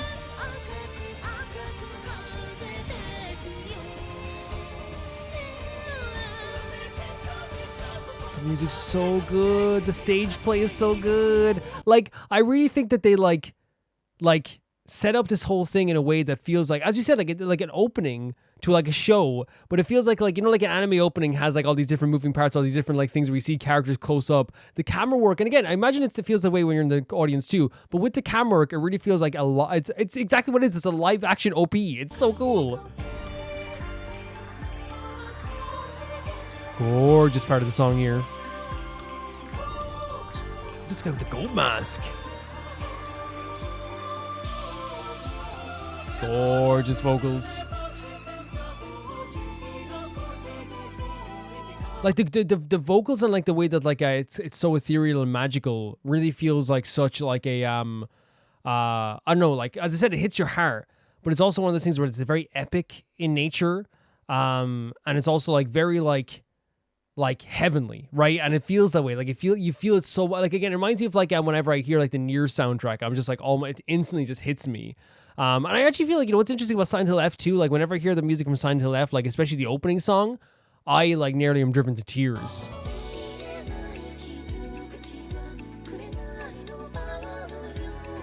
The way they even do like the different, that's what I'm talking about, like the different framing, the different places everyone is. So epic. Legitimately. The effort that this takes to how they pull this off is insane. Like, how on freaking earth do they pull this off? I'll just be honest, like it would take like months and months of practice to get every single moving part of this right. And you would have to have the set built right pretty early, right? At least like the remnants of it. Or the start to it. These outfits are really interesting too, with the one with the mask on.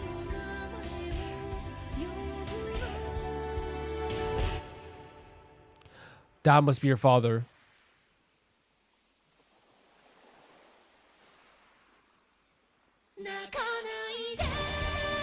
Whoa. What a transition as well. But yeah, sorry, like maybe I'm getting the story wrong here as well.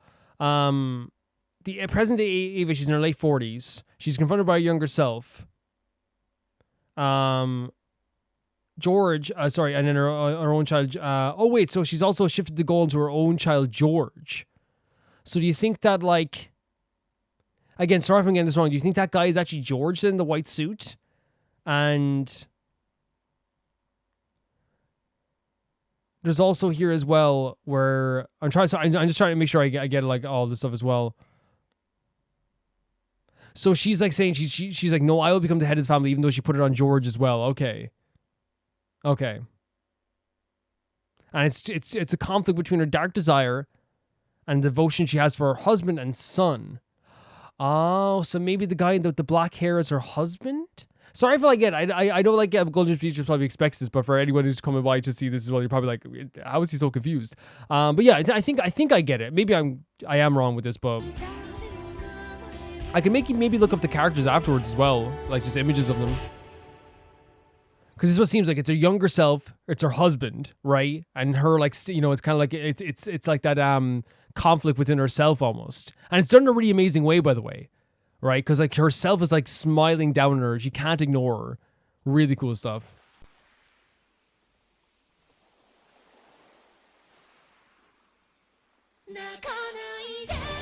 Love it. Love it. That transition is so great.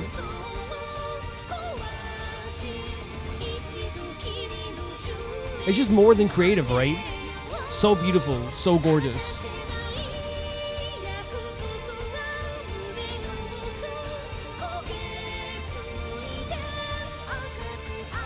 Like the emotions they show in this too are so fantastic also.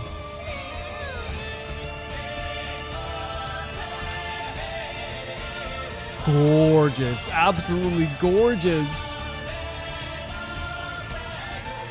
Oh my god, look at this. Pointed together as well. And standing together with her younger self as well. Yeah, one of the... I feel like with Umineko, they have one of just like, especially with the last one we saw as well, they have like such a fantastic way of doing stage productions that it's honestly always like, always surprising, always incredible. Like, and I feel like it's like the last one we saw too, I was so impressed by like how, just again, like I said, like how like downright like epic everything is. But it's not only that, it's not only like the music, because the music is amazing in the background. As I said, it hits your heart very early. There's very heavenly aspect to it as well. This epic aspect to it that like really gives you chills and hits your heart very early on. The transitions are so beautiful. The kind of lull moments that come into like the higher moments or the bigger moments are also really incredible too. I think all that stuff is like really great. But like when it comes to like the actual stage production itself, I meant what I said it really does feel like it is an anime OP that is done on a stage. they have characters moving in and out. They have different close-ups of of their facial expressions. They have different moments where like, you know, there's action moments. There's like, again, like you say like the example I would give, like say like the moment where like she's the middle is spinning around and she's kind of grabbing her head as the dude stands over her. Or the moment where like she's standing up on top of the platform and her husband's in front of her and she's like pointing out like and holding out her hand. These are moments you would see in an opening, and because they have this thing where it's like a revolving door of people moving around in different directions, you can have like a very dynamic feel to it, making it feel like every single frame on stage and every single moment on stage is a different frame of a TV show or an opening. It works so well in that sense. And again, how much work they put into this is astronomical to me. It is incredible to think about the stuff that they can do with this. You can see them moving in and out, like going up the stairs. And it's one of those things where, again, because we have the camera work going, obviously like, it's a little bit hard for us, but I like that it is harder for us to know where everyone's going to be next. There's like characters that will show up in like the most random moments, like up on top of the stairs. There's characters that will go in the doorway and come out a different way. Like all of it's like so well choreographed, so it works like incredibly well in that sense. And I do get like that feeling. One of the things that was so apparent while we were watching this is there is like that feeling of like a character who has a fight with their inner selves and is trying their best to like appease, almost like not appease, but like to come to terms with like their inner selves. Which again can be like extremely freaking difficult, and they showcase that really well here too, because I feel like what you had was like a struggle with the older version, and then also the younger version was like almost like causing like a bit of havoc like for her, where it's like it's that smile, it's that look down on her. It felt like her younger self was judging her. Like really, really great stuff in that sense as well. Yeah, great stage production. Great music. Love the way that they depicted the older self and the younger self. Obviously, I'm still confused on some characters, but if you don't mind, I might actually look up Umineko, like George, for example, just so I know exactly. So, Umineko, George.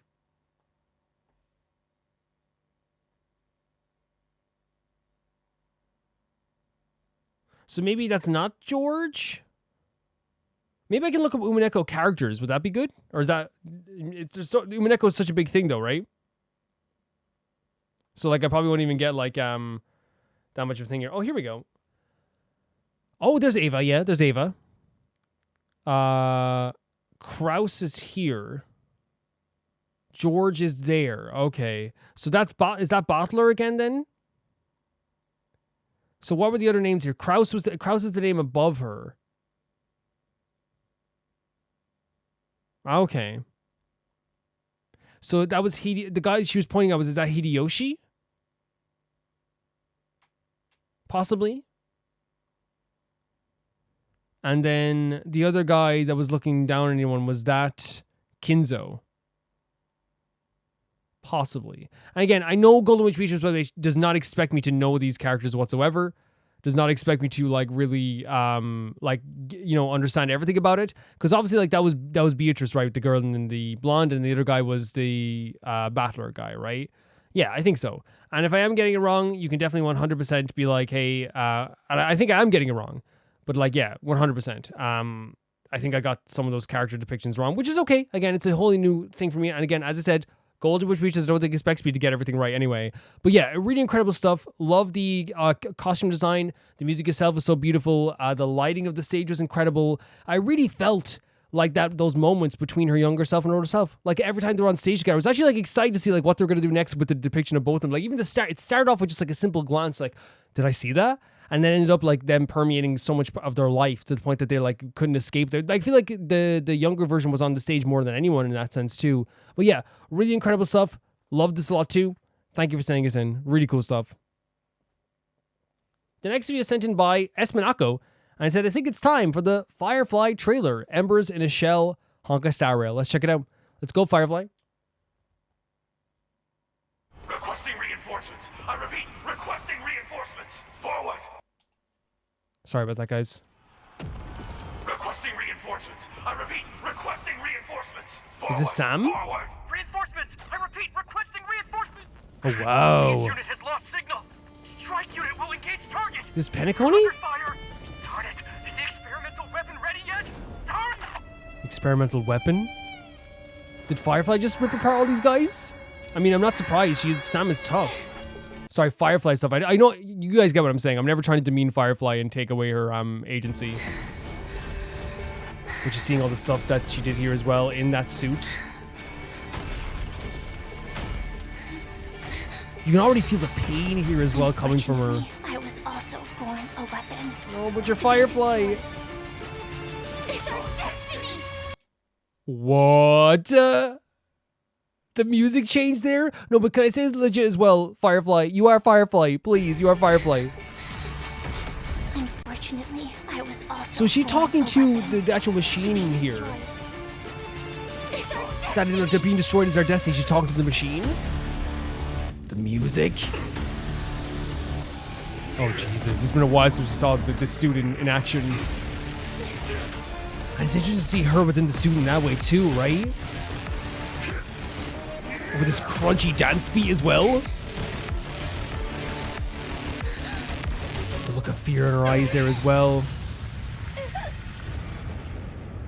What just happened? Tell me, who were you before? Who were you before? Glamoth's Iron Cavalry. And now? Celeron. Wait, so she was in a thing called Glamoth's Iron Cavalry? And we're going to be looking at the Glamoth trailer as well, too, later. It's been suggested by some... Oh, no, I can't pause this. I'm sorry, guys. Then who will you be in the future? Firefly. I don't know. To burn to ashes is the honor of Glamoth's This music is beautiful, but the scene is... Oh, my Like God, all she saw in her family. It cannot be defied. But before that... Before that... I still have the right Yes! to choose. Yes, you do! Yes, you do! Incredible.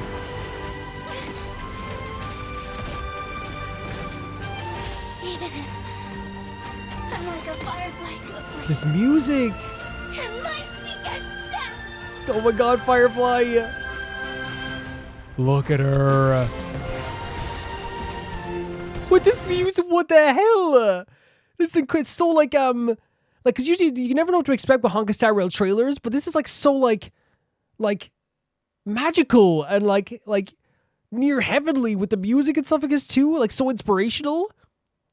But it's so interesting to me that like, you know, she saw like visions of like this Stellar Hunter. She saw a vision of even like Kalis at that moment as well. Our character we sell, so like you substitute Kalis for Cell here.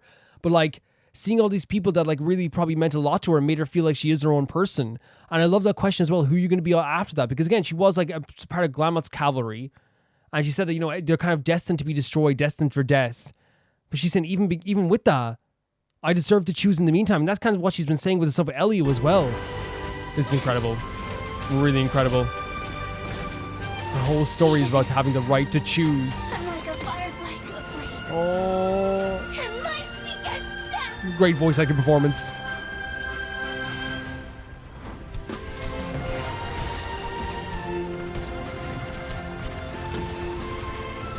This music is absolutely incredible.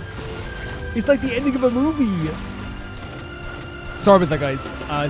This is incredible. It is incredible. In the future, I will be a firefly and live for myself. Yes, tell him. Tell him. Of course. Holds more here as well. The rooftop. So incredible. So incredible.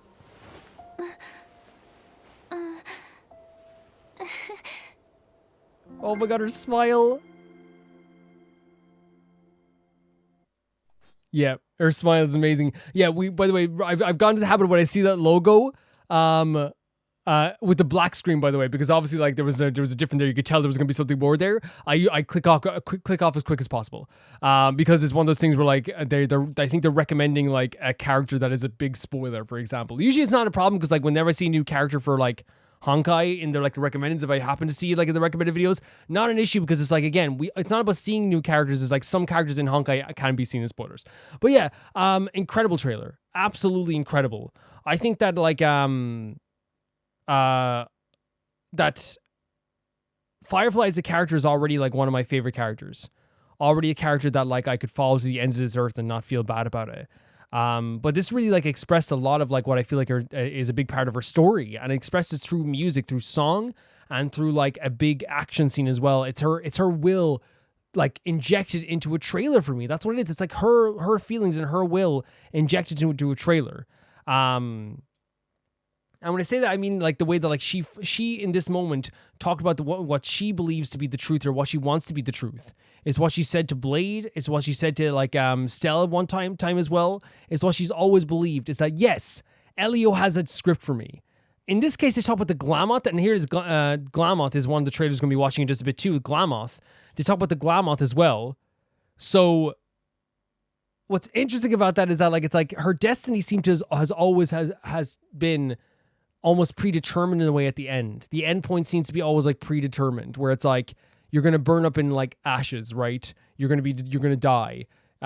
Or in at least that's what I think it was saying. She was like destined to be destroyed. Or in like the case with Elio, it's like you have a script, you have an endpoint, you have a place where you have to go, and it's hard to avoid that script.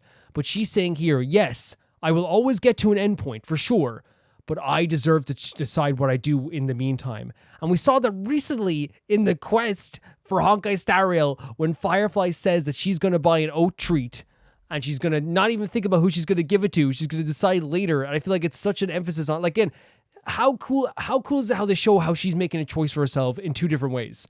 In the game, her giving an oat cake to maybe Blade, maybe Kafka, maybe Silverwolf, you know, who knows? Because it's like this thing where it's like, well, I don't know who I'm going to give it to. How does the script know? I get to decide. Or even the characters like giving her that little extra time to just be yourself. Go out and like be Firefly. You do some shopping. Like that's a really sweet way of showing like what she wants for her life. In this, they show it through music and action. There's like this bubbling of the music, right? She's fighting as in the Sam machine, which is something that she doesn't really want to be. This character grabs her by the neck in the middle of this battle and asks her who she used to be.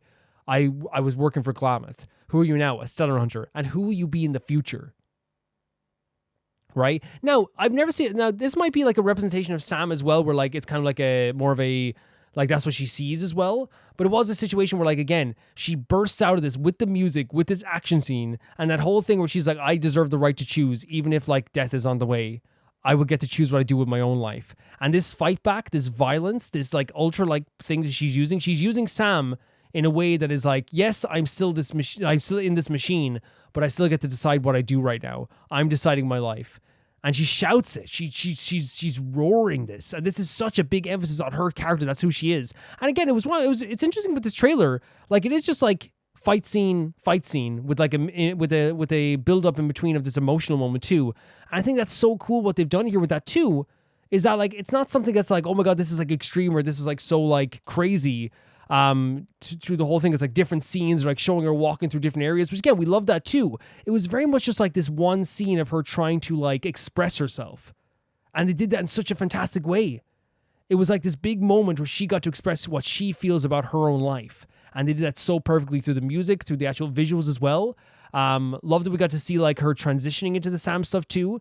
I really find it sad though that she was looking at the machine being kind of like, hey, like, we're both machines. We're both gonna have to like, you know, make it. We're both gonna be heading towards death as well. Which again is very sad to me because she's obviously comparing herself to a machine as well at this point too, in more ways than one. Obviously, she like can only survive truly in the real world with Sam as the machine surrounding her. But also at the same time too, at some point she probably feels like a machine. I'm on rails. They decide what I do. They've always decided what's gonna happen to me. My fate and my destiny is determined, but I get to choose what's gonna happen in the meantime. Amazing stuff. Fantastic stuff. Thank you so much for sending this in. This is awesome. The next video is sent in by Jay Blake. Yep, Firefly time. Here's the Myriad Celestia trailer. There are 3 total HSR videos for her. One I see already submitted, the one we just watched. Then you should be able to read the in-game archive about Glamoth and related pages if you like. Firefly's homeworld. So there we go. It's her homeworld. That's what we're getting at here, which makes sense. This is where she kind of came from again, Glamoth. Which is actually really cool as well. Because like here's the thing, like when it comes to like trailers and all that stuff too, by the way, we usually wait to watch the trailers, and also with the trailers as well. I think it's totally, the way I like to do it is like, and everyone understands, it's like I basically like will, you know, take everything case by case, and I feel like with this time it was very much time, especially when people explain what this was to me as well. So let's check out the Myriad Celestia's trailer, which this is presently beneath a shared, what is it, sky maybe? Let me check this out here. Presently beneath a shared sky of stars. Okay, cool. Let's check it out. And we love Firefly as a character as well. We do. So this is going to show maybe some stuff with... This is AR-26710. Please respond. Command? I don't think they'll respond. Wait. Are these all like survivors around? No matter what, we have to get in touch with the others. What? If that's the case, it'll be faster this way, right? Wait. Hey, you. And that's Firefly? What the hell? We're seeing it like I this? understand. Article 4 of Glamoth's military regulations. Yeah? Leaving the cockpit is strictly prohibited. Oh, they're not supposed to ever leave the cockpit. See, this is what I'm talking about. This idea of like being a machine, being determined what you're supposed to do. Like your whole life, even now. But I didn't expect to see this. Look at this. These outfits. This is where her homeworld is. There's other people like her that were also doing this stuff too. Oh my lord. I didn't expect this at all. This way, we'll be discovered very quickly. Oh, because they're breaking regulations? Even though we'll be punished. That's very smart, actually. That can't be helped. This art style is incredible. Look at this. Even the shine on their faces. So this must have been like another person who had like that machine. So maybe everyone had a Sam. There's a bunch of people that had those Sams. This is really interesting.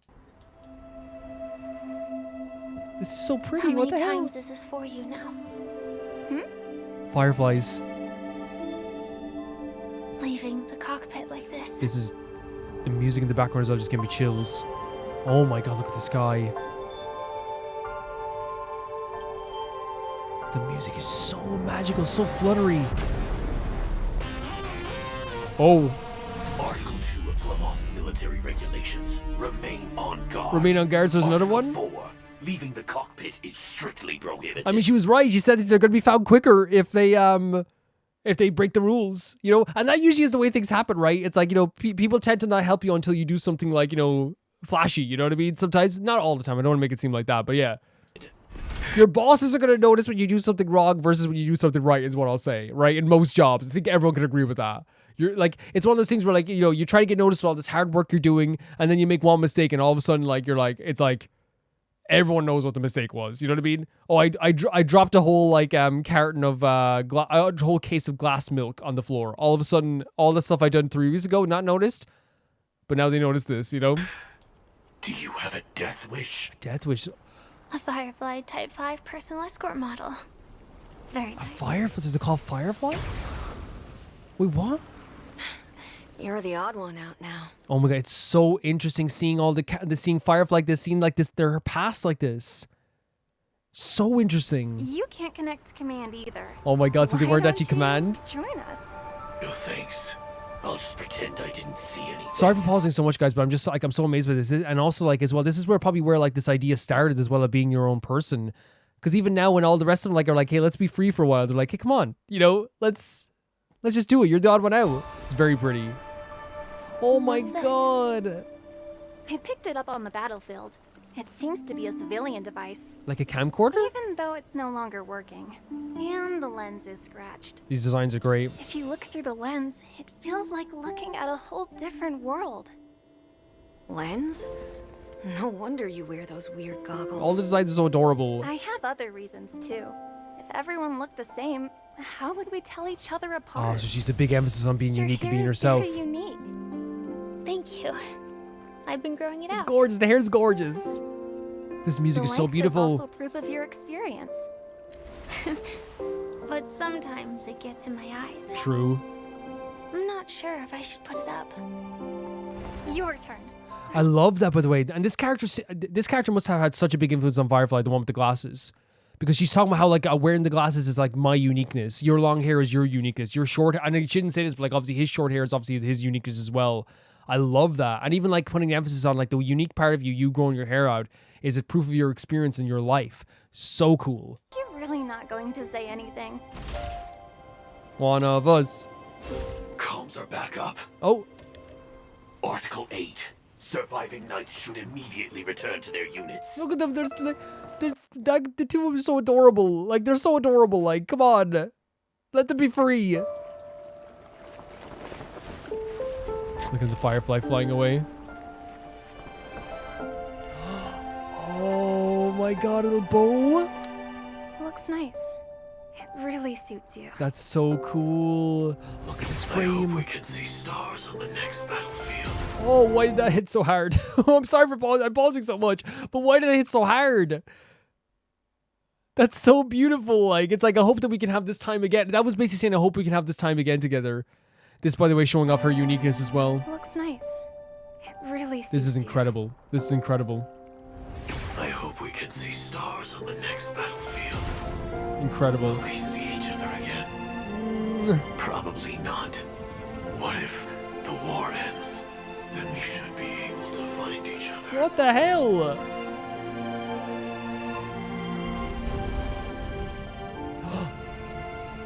What should I say?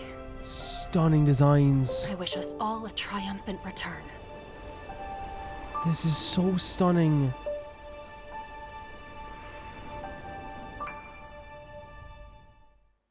Oh my god. Absolutely incredible stuff. Absolutely incredible. I need a few days. That was one of the most beautiful trailers I've ever seen in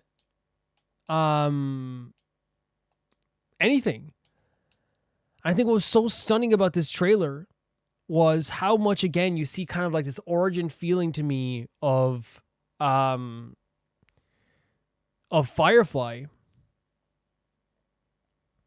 where like you can definitely see where the spark of creativity and being yourself came from.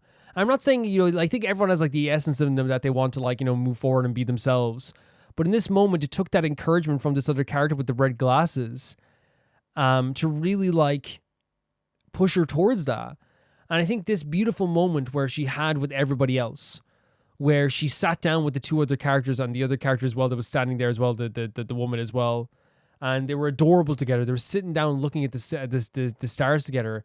And it says like, well, like the actual name of it literally is Presently Beneath a Shared Sky of Stars, isn't it? That's what it's called. Let me see it again. Presently Beneath a Shared Sky of Stars. And that feels like it is one of those things where it's like, when they said at the end, like, will we ever meet again? I hope we see stars again. To me, that was them saying, I hope we get to do something like this again. I hope we get to like be together again. But they said there's like a war going on with Glamoth as well. I wonder what that's about as well. We'll probably see that too. That character and all of them together, lying down, looking up at the stars together, having a moment where they're not like in the midst of this war, having a moment where they're not trying to like, you know, fight something or do reconnaissance or something like this. It was just them being themselves. Like, it filled my heart up so freaking much, and the music was so beautiful and fluttery and gorgeous. It had such a magical feel to it. Them looking up at the sky with that music in the background was so beautiful too. They were adorable together. The smiles on their faces.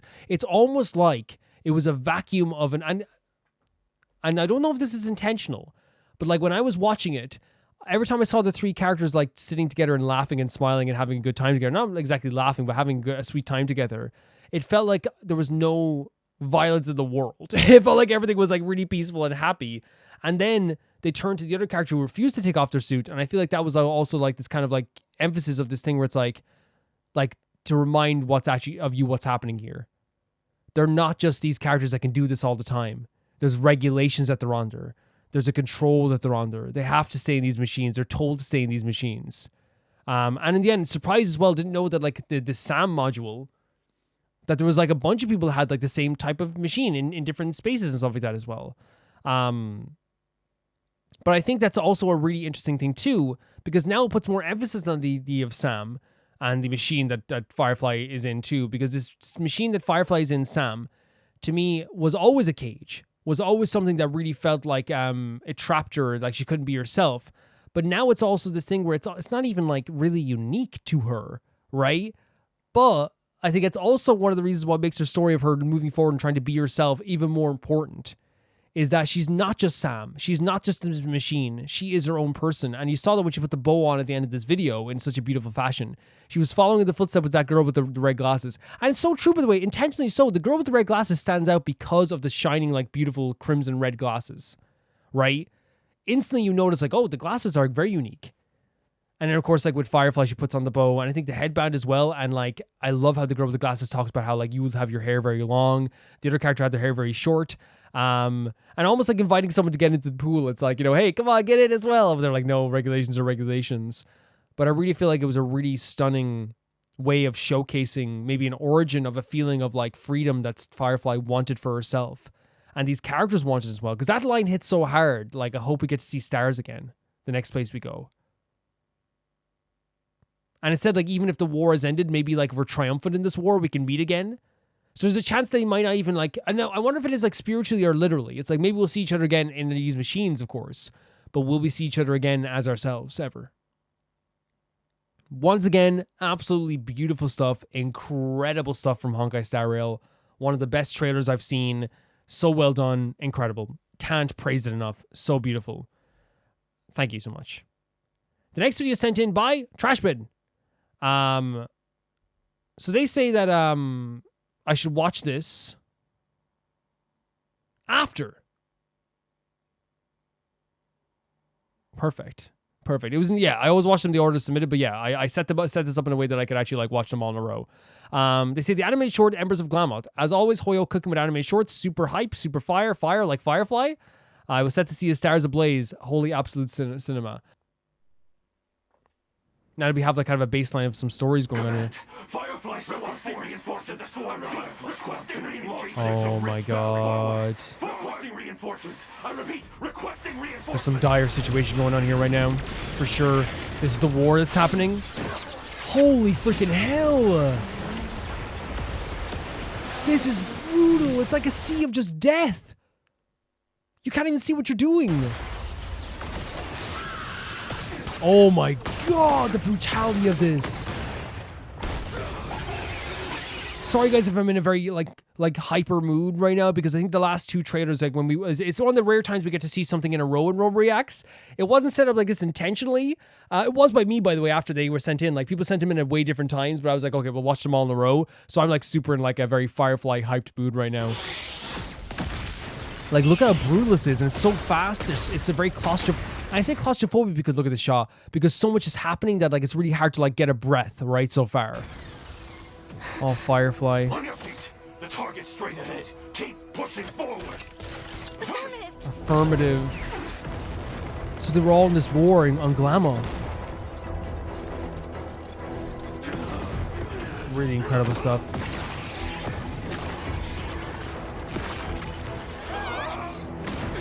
I love how they show her being like, oh my god, look at the violence here. They show her being like her saying ah, and then they show the actual Sam machine saying this too. It's really incredible stuff. Oh my god, is this a swarm? Holy frick, I'd run.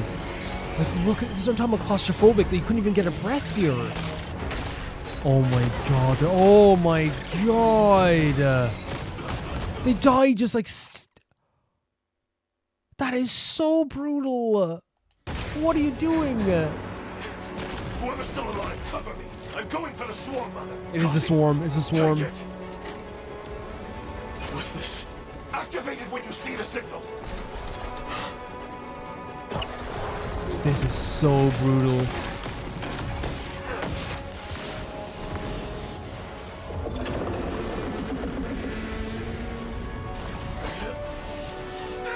Oh my god!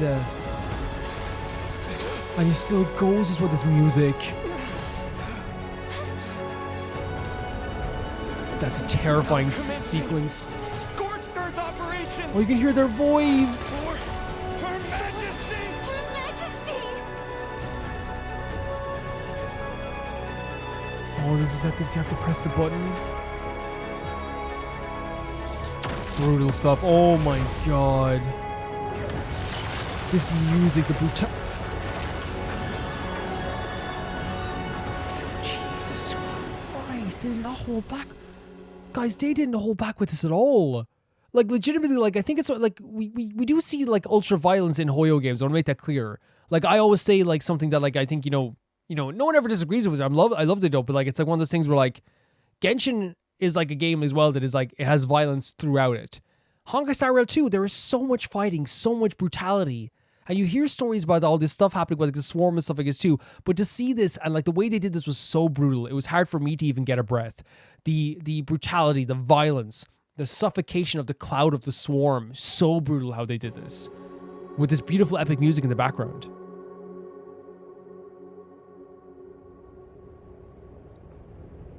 There's Firefly. Holy hell, I feel like I just took a breath for the first time.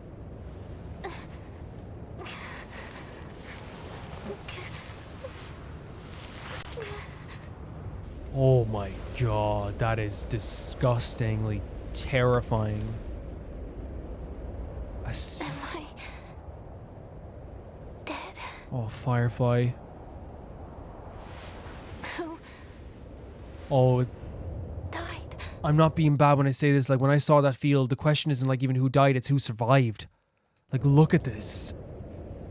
Even the way they, oh my, no, I shouldn't pause on that, but like, thank God it's covering. Even the way they have like the bodies strewn out, it's like such like a, like, it's an unnatural contortion of the bodies as well. It's like it shows again, war has no care for like the aftermath of anything that happens. You know, it has no care for that. The disrespect on everyone's freaking, like, oh my god, man, what the hell? This frame. Wait. Who's this? Born to fight. Born to fight? Such is the honor of Glamoth's cavalry. Honor? Honor? Or Her Majesty. And he keeps saying firm. Oh my god, Firefly.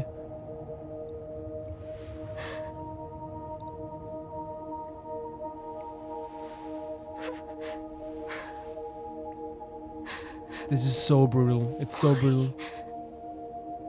Do we die? This question as well. Why do we live? Is that them being like created? Oh, they sort of like, they're like soldiers?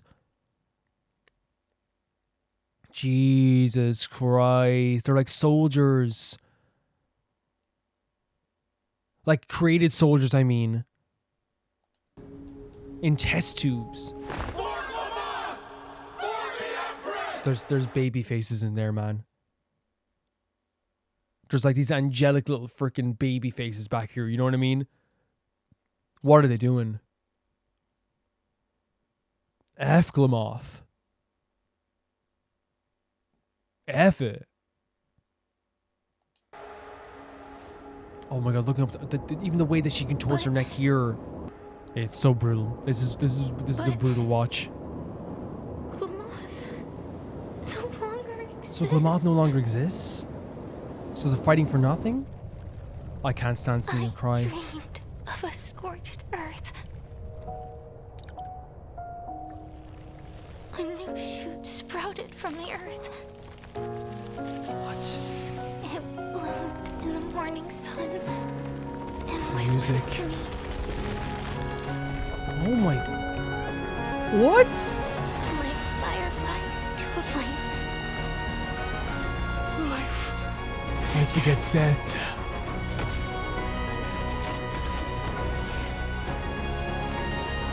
Holy hell. Is she still heading towards the swarm? There's no... What the hell? Oh. Guys, I'm not even joking. When right when that move hit, I got like a legitimate like chill run up my back. Fireflies to a flame. Life begets death.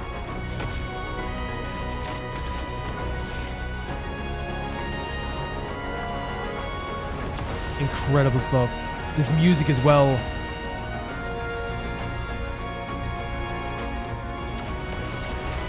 Jesus, look at that.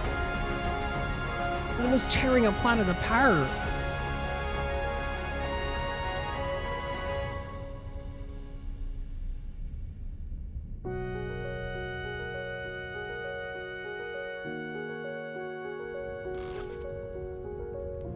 I know she's floating through space. This is a crazy turn for the Firefly's character for me. Oh my god! Are you kidding? Is this when she found her? Oh my god! Oh my god! She found her new family this way. Oh my god! Oh my god! Oh my god! Oh my god! Kafka, mother. Fireflies. dancing among the stars. Kafka. Kafka. Kafka. Kafka. Firefly's dancing amongst the stars. Kafka. And the smile. Is that why she's like called Firefly? Is it because they probably gave her a name, right? Or she gave herself a name that maybe she was, since she was like, I guess, like, now it seems she's the last Firefly in the world, it seems. Do you think that's why she calls herself Firefly? Is because she is like the last one? But still is trying to give herself like her personality, or like allow herself to have a personality?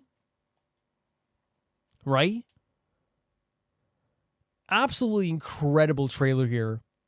An incredible series of trailers, by the way, when it came to like all these trailers. But that there was like one of the most brutal trailers I've ever gotten to witness.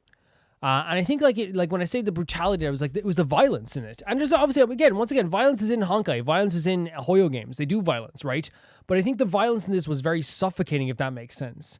It felt like it was like it was hard to even breathe. It was so fast, and even the punches that were happening against the swarm felt like they were like all over the place. You didn't know what was going to happen next. It really felt like it was this like very destructive thing that they were doing here, but you didn't really get to like have a breath.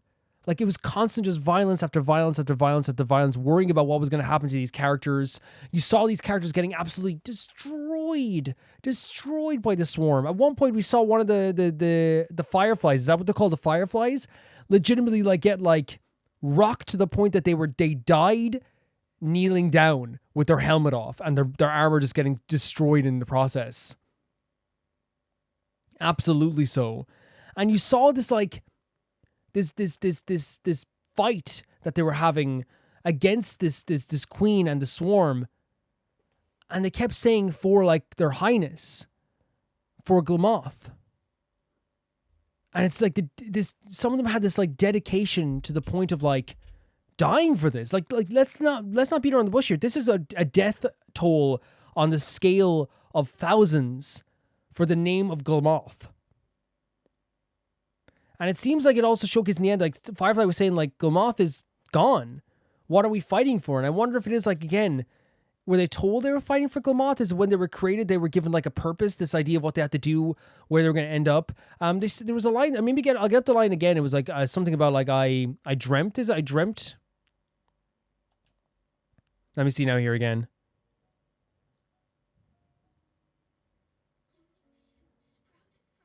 Sorry, here it is. It starts here, I think. Let me see. She says Glamoth is gone. No longer exists. Glamoth no longer exists. I dreamed of a scorched earth. So that's maybe like the thing that just happened there as well. So that's like in the destruction there will be new life. With the sprout, it bloomed in the morning. So after the destruction there will be new life. Sorry guys, you aren't seeing this right now. My bad. But yeah. Like fireflies to a flame. Is this like a saying that they used to say? Life begets death.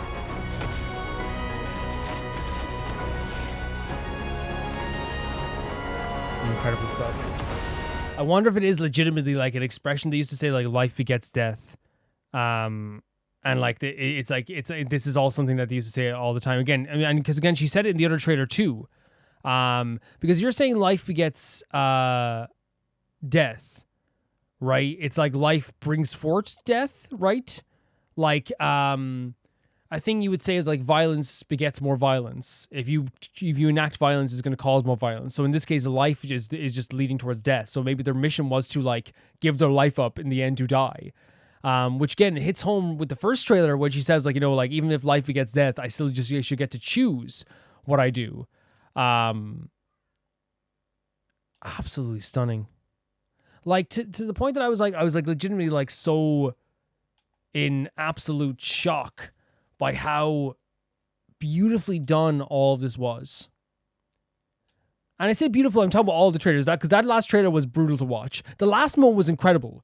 Her, like, again, I think were they trying to depict, like, again, this new life that she was going to have after all this happened, her survival? Because she looked around that whole battlefield and said, like, what she said, like, you know, who survived? Well, really, it was like, who died? But really, the question is who survived? She survived amongst this like sea of destruction and then like was able to get a new life. And I wonder if that's kind of symbolic with the sprouting up from the ground as well, with Kafka finding her in the end and then giving her a new family at the same time too. Beautiful stuff, but also very harrowing stuff, very brutal stuff, very suffocating stuff. The dedication that they had to this. And again, what I'm getting from these 3 trailers, if we talk about the story just before we end any conversation about this, obviously the first trailer was about her like choosing her own future life, even if there was like even if she is a Celestial Hunter, she used to be a follower of Glamoth or a Firefly of Glamoth. She still wants to choose her life, even if that old saying of like life begets death. Even if I'm going to die, even if I'm going to head towards the grave, I deserve to choose what I do in my life. And we saw that again with the second trailer as a showcase again these Fireflies who fight for Glamoth and fight for the Highness, where giving a taste of what it's like to be individuals. But again, once again, these Fireflies that were clearly, and this one getting from the trailer, they were created like a tube, or at least like they were manufactured in a tube in some way or improved in a tube, became these soldiers that were told, I think, anyway, from my perspective, we're told that you will die one day, so you have to fight in your life for Glamoth. That's what they were told to do from a very young age. This taste that they got of the freedom in the last trailer makes this trailer even more horrible because, like, probably, you know, they never will get to see those that starry sky again with all the people that were there, with the girl with the glasses, with the dude with the short hair, with the other lady as well. Those other people who died on that field never got a chance to be themselves. Never got a chance to experience what Firefly is about to experience in Penacony. And that is friendship, truly having people around them that supported them. And again, choosing what they want to do with their days. And again, Firefly doesn't ask at all to have her destiny reverted or changed. She just asks for a day where she can choose, today I'm buying a cupcake and an oats cake and some food and I'm going to relax, right? Because she chose to do that. So incredible. Yeah, that's what I'm getting from the story. That Firefly was a manufactured soldier from Glamoth that fought for the Highness. Since Glamoth is a planet, does that mean that Glamoth as a planet is destroyed? So wait, no. I was thinking of Glamoth as like a planet and a being. So maybe like when she saw everyone dead, she's like, well, it doesn't exist anymore. So what are we fighting for anymore? So maybe that was the new life that sprouted out of it. Yeah, sorry for getting that interpretation wrong, guys. But yeah, that's what it seems to be as well, is that Glamoth is like the planet that no longer exists and the Highness was the one who controlled it, I guess. And I think here as well, whoever created these Fireflies didn't expect Firefly to survive here. That's the feeling I got. Like no one probably expected any of them to survive. The whole idea was like a scorched earth way of doing things. Like they're expendable. And we got that from the last trailer too, where like even like in these moments like where they were trying to be themselves, they still were under all these regulations. You know, put back on your suit. Let's do this. We have to go out there and fight. Like it can only feel absolutely terrible what they had to go through and what they were told and all this stuff as well. Really, really harrowing stuff. So yeah, the timeline I'm getting here is that Firefly, and correct me if I'm wrong, Firefly was a manufactured soldier of Glamoth under the rule of someone called the Highness. There were multiple soldiers that all had similar hair, but still had the potential for growth. They could grow out their hair. They could, like, you know, have their own personalities, all this stuff. They were at the war with, like, the Swarm, it seems, trying to fight back against the Swarm. But they wanted to, like, she had this seed inside of her for change to be an individual. So did a bunch of the other characters, too, like, enjoy, like, having the suit off. And that's where the seeds came for that change as well.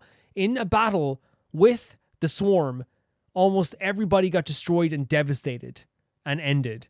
And in that sequence, she saw this death and destruction in terms of everyone who was fighting for the Highness and fighting for Glamoth, realizing that Glamoth no longer exists. Her tears fell, and in the process, like it fertilized the ground almost, maybe symbolically so, and created a new life for herself, a new way of moving forward. And in that process, she destroyed the Swarm and basically destroyed this planet as well and started floating off into space. And that's when Kafka found her. And Kafka, like, Kafka sipping, like, a drink, looking out in the stars is so Kafka. And she said that that's when I found Fireflies amongst the stars. Maybe that's what I'm getting at the story. Is that the story? Maybe? This is amazing, guys. Thank you so much for sending us in. Incredible stuff. The next video is sent in by Loona. It's finally time for you to be officially introduced to the #1 IPC hater and our favorite space cowboy, Boothill. I do also recommend reading the video description as well. Sorry that sometimes I forget to read the video description. I actually hired an assistant to make me remember. So Tony, you can do that, yeah? Tony says he's on break. Jesus Christ, Tony. First day and he says he's not going to be here. I'm joking. It's like when I say editor, cut this out. I am the editor. Assistant, help me. I am the assistant. Let's check it out. Boothill trailer, Cowboys got business. Let's go. I think by the way, I want to say I have seen this trailer before, but it was like legitimately like over a year and a half ago. It was when, because I was wondering why it had a red bar under it. Because I was like, come on, have I seen this somehow? And it's like, oh yeah, it was like literally very early on into my Genshin journey, so I don't remember anything about it. But I remember like it was one of those things where like it was. I think it was this trailer and the Kafka trailer got sent in at one point. I think so. Yeah, which is fine. Jade, spokesperson for the IPC It's a Pepeshi. Department, responded with. This is a big deal, cowboy. Oh my god. It'll be dangerous. How big? IPC big enough. Oh, the smile as well. Getting to take down the IPC, of course. Please process it as soon as possible. The excitement in his face. Dangerous. Look at these shots. Fudge. My god. No, he's so cool as well, and he's so fun. I love how he refuses to cuss at all or swear. Oh, the tip of the hat. Oh, by the way, all the angles he does with his back too, right? Like, I know like it's just who he is, but also same too, you can't convince me he's not trying to serve at every moment. He feels like he's trying to serve at every moment. You can't convince me otherwise. Bring it on, baby. So freaking cool. Oh my god. Oh my god, like again, I even like the way he shoots, like, look at that. Look at this. The smile, so pretty, but look at this, watch. Look at this. He didn't need to do all this. He's serving. Watch this. Bam. Boo. Like a ballerina. He didn't need to do any of that. Let's duel. Fair and square. So freaking cool. Don't worry. This one's on me. This is on me. The hiding behind the counter as well. Here, I'll give you a chance. Stop. Aim here. Buddy. Oh, just kidding, Fudgehead. That's so fun. I love that he has like a bit of like, I wouldn't say it's sadistic, but he has like a very like crazy streak to him, but it only applies to people who he sees as not good people, right? Because when he's with Dan Hong, he's like, they're like a married couple. You know what I mean? Was that Topaz? Wait, who's that? Aventurine? Oh my god. I love the cameos.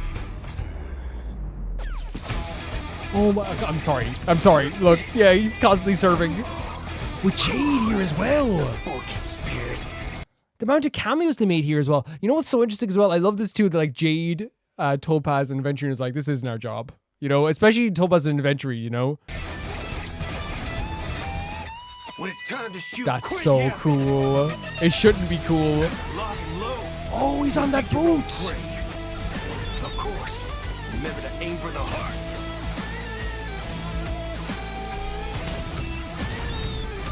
Very cool stuff.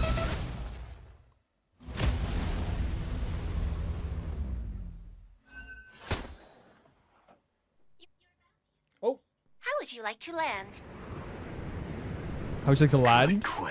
Good question. Oh my god. Very, very cool stuff. Actually, I just got a glimpse of the right video there on the side for the recommended. Honestly, don't even know what that was. So, good. Fantastic. This trailer is fantastic for like a bunch of different reasons. And I think like one of the things that I love about Boothill is that it showcases his personality really well here too. Because I feel like for Boothill, he is a character who like is a little bit trigger happy, but in a very like fun way. I know it sounds really weird to say this guy like shoots guns in a very fun way, you know? But I think the way he does it is like you saw here, like he's very like I wouldn't say sadistic, but the way he like was shooting up the members of the IPC was like in a way that he like had no respect for them whatsoever. And I think that's the case, right? He smiled when he found out he could fight the IPC. He wants to fight them. And I think that's such a good part of his personality where like we know that he has a good honor code and he's very supportive. And when we were with him, we were having a very good time with him and it was really good to be around him. So it's also very interesting to see like him, you know, do this like very, very, very cruel thing. But again, to him, it's not cruel. And again, you understand his position where the IPC are legitimately, let's not beat around the bush here, ruining some parts of the universe constantly. You know what I mean? So to him, it's like, yeah, F this guy. You know what I mean? He's like, you play with other people, take this. And he puts the gun in front of him and gives him that small glimmer of hope. Like, that's crazy. If he was a villain and that was just an ordinary person, one of the most sadistic things you've ever seen in your life. You know what I mean? One of the most horrible, horrific things you've ever witnessed that should never have ever happened, you know? But still, like, it's such a, to me, such like a really cool choreo for the trailer too, and like cool moments in the trailer too with the way he was shooting people. It sounds so weird to say that. Nobody clipped it out. The way he was shooting people was choreographed so well. I loved how he shot people. Like, clipping that would be, yeah. But it's like so cool to see like how he almost is at one with his choreo when it comes to shooting that gun. Like, everything he does really feels like it's like a second arm to him almost, if that makes sense. It's like the weapon that he's using is just an extension of himself, to the point then he can have so much fun. Like, you saw the way he was like smiling down the IPC members. He was dancing in between them. He was dancing around the bullets. He was doing this, like, I'm sorry, but it's almost like a RuPaul's Drag Race like pose when he like did like the, you know, the move back. He was like he was going to do a death drop almost, like as he moved back with the gun and shot someone from behind. He had a bullet in his mouth. You cannot tell me that this dude doesn't live his life thinking, how am I going to serve with this gun today? You cannot tell me. And again, the music was so wild. I really loved the kind of country western vibes at the start. And then again, as I said, showcasing him as a character, a big hater of the IPC, but also just pretty wild. You know what I mean? He's like a cowboy. He's a cowboy who has his own, he has an honor code just like most cowboys in movies do. But he also like, has no problem using that gun to full effect. And we saw that here. I love the cameos as well. We saw Topaz there, Aventurine there. We saw Jade as well. I think that's a really cool idea. And I think other trailers have done that in the past where you see like especially in Honkai as well, you see like little cameos from characters. It makes the trailers feel really alive as well. It's like, oh, look, that's that character. You as like as a person who like is witnessing it, you go, oh, look who it is. And it feels really good. And for me, that's the way it was. Yeah, the cameos are so cool. And we have like a trailer that like is if you change the music, if you made the music like ballroom music, it would feel very like unnerving, but at the same time too, it like the dancing would work. If you put like an R&B beat from like the 80s in there too, it would have worked, because this guy is so slick and so agile, and he's so funny as well that it makes all this like really cool. Like when he had the bullet in his mouth and he was smiling at everyone, it's hard not to just be like so charmed by him as well. He's a very charming individual. But yeah, really cool trailer. Love the choreo, love the actual showcase of his character. So the description of the Boothill trailer, by the way, as well, because I almost forgot to check the context as well, because there's so much stuff always going on as well. Oh my god, mother effing equals mother fudging, fuck equals fudge, son of a B word equals son of a nice lady. What's this? What's this? I've modified your Synstasia beacon. Now your words will sound much cleaner to others. Oh my god, wait. So someone changed his vocals to now be nicer. So that was a modification. So it's not just him trying to be polite. That's hilarious. I didn't know that. That's really funny. But at least they gave us a translation as well. Son of a nice lady is hilarious. Really funny. Really great stuff. The next video is sent in by Solvix. And they say, here's a crazy opening. It was made since the TV time the show was running was late, so they specifically made it so it would wake you up, which I really do find funny. That's so cool. Considering the show was quite tense, not quite a horror show, but it's definitely close to it. It's a bit crazy and almost nothing to make sense to the show, really without knowing its context. Paranoia Agent opening. I have heard of Paranoia Agent, and you know I've heard of it? When I watched Monster for the first time like 10 years ago, the thing that people then say to you afterwards when you watch Monster, they're like, you'll probably like Paranoia Agent. If you say like you've watched, like if you like serious anime that has like a mystery and a twist to it, they're like, you should watch Paranoia Agent. I never got around to it because I think it's very short, but I think short animes can be good too. I'm watching Bocchi the Rock right now, for example. I think short animes can be good. I think it's just like at the time when I was finished Monster, I was also looking for something else to binge because I was so like, you know, emotional about it. So I just never got around to it. But yeah, it's really cool to see this trailer, this OP, and apparently it's going to wake us up.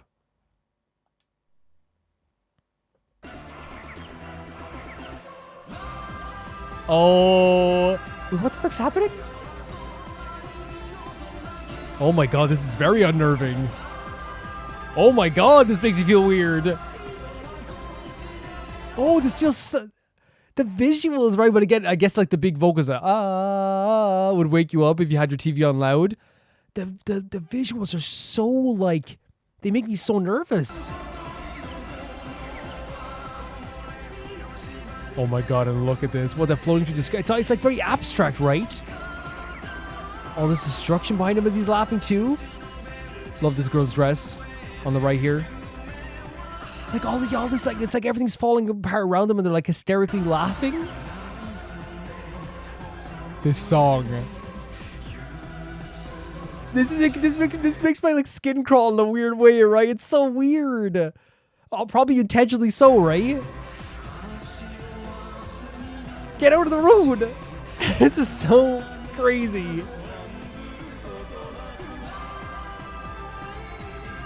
Oh my god.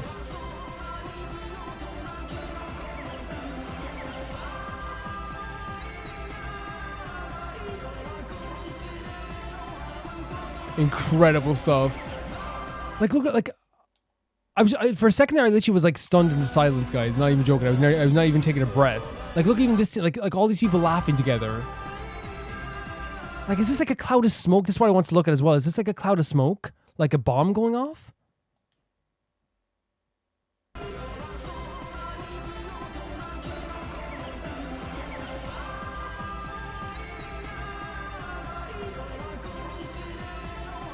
All these different locations as well. You know, the music feels very like melodic, and like on its own it would be kind of like this kind of like very like I said, like very melodic, very beautiful performance, right? But I think coupled with like the hysterical laughing and the destruction in the different locations, being underwater, someone drowning as they're laughing, all this stuff makes the song feel weirder. Especially like the lower tone parts as well, where they're like, it was like, like that part too, makes you feel so nervous. And it goes from being this very melodic, beautiful song that when you close your eyes, like, oh my God, this sounds really pretty, to being like, this is making me so nervous. It's making me so nervous. What is that? What is that? It's like the kid on rollerblades with a bat? I think I've seen the image of the kid on rollerblades with a bat before, yeah. I think I've seen this image before.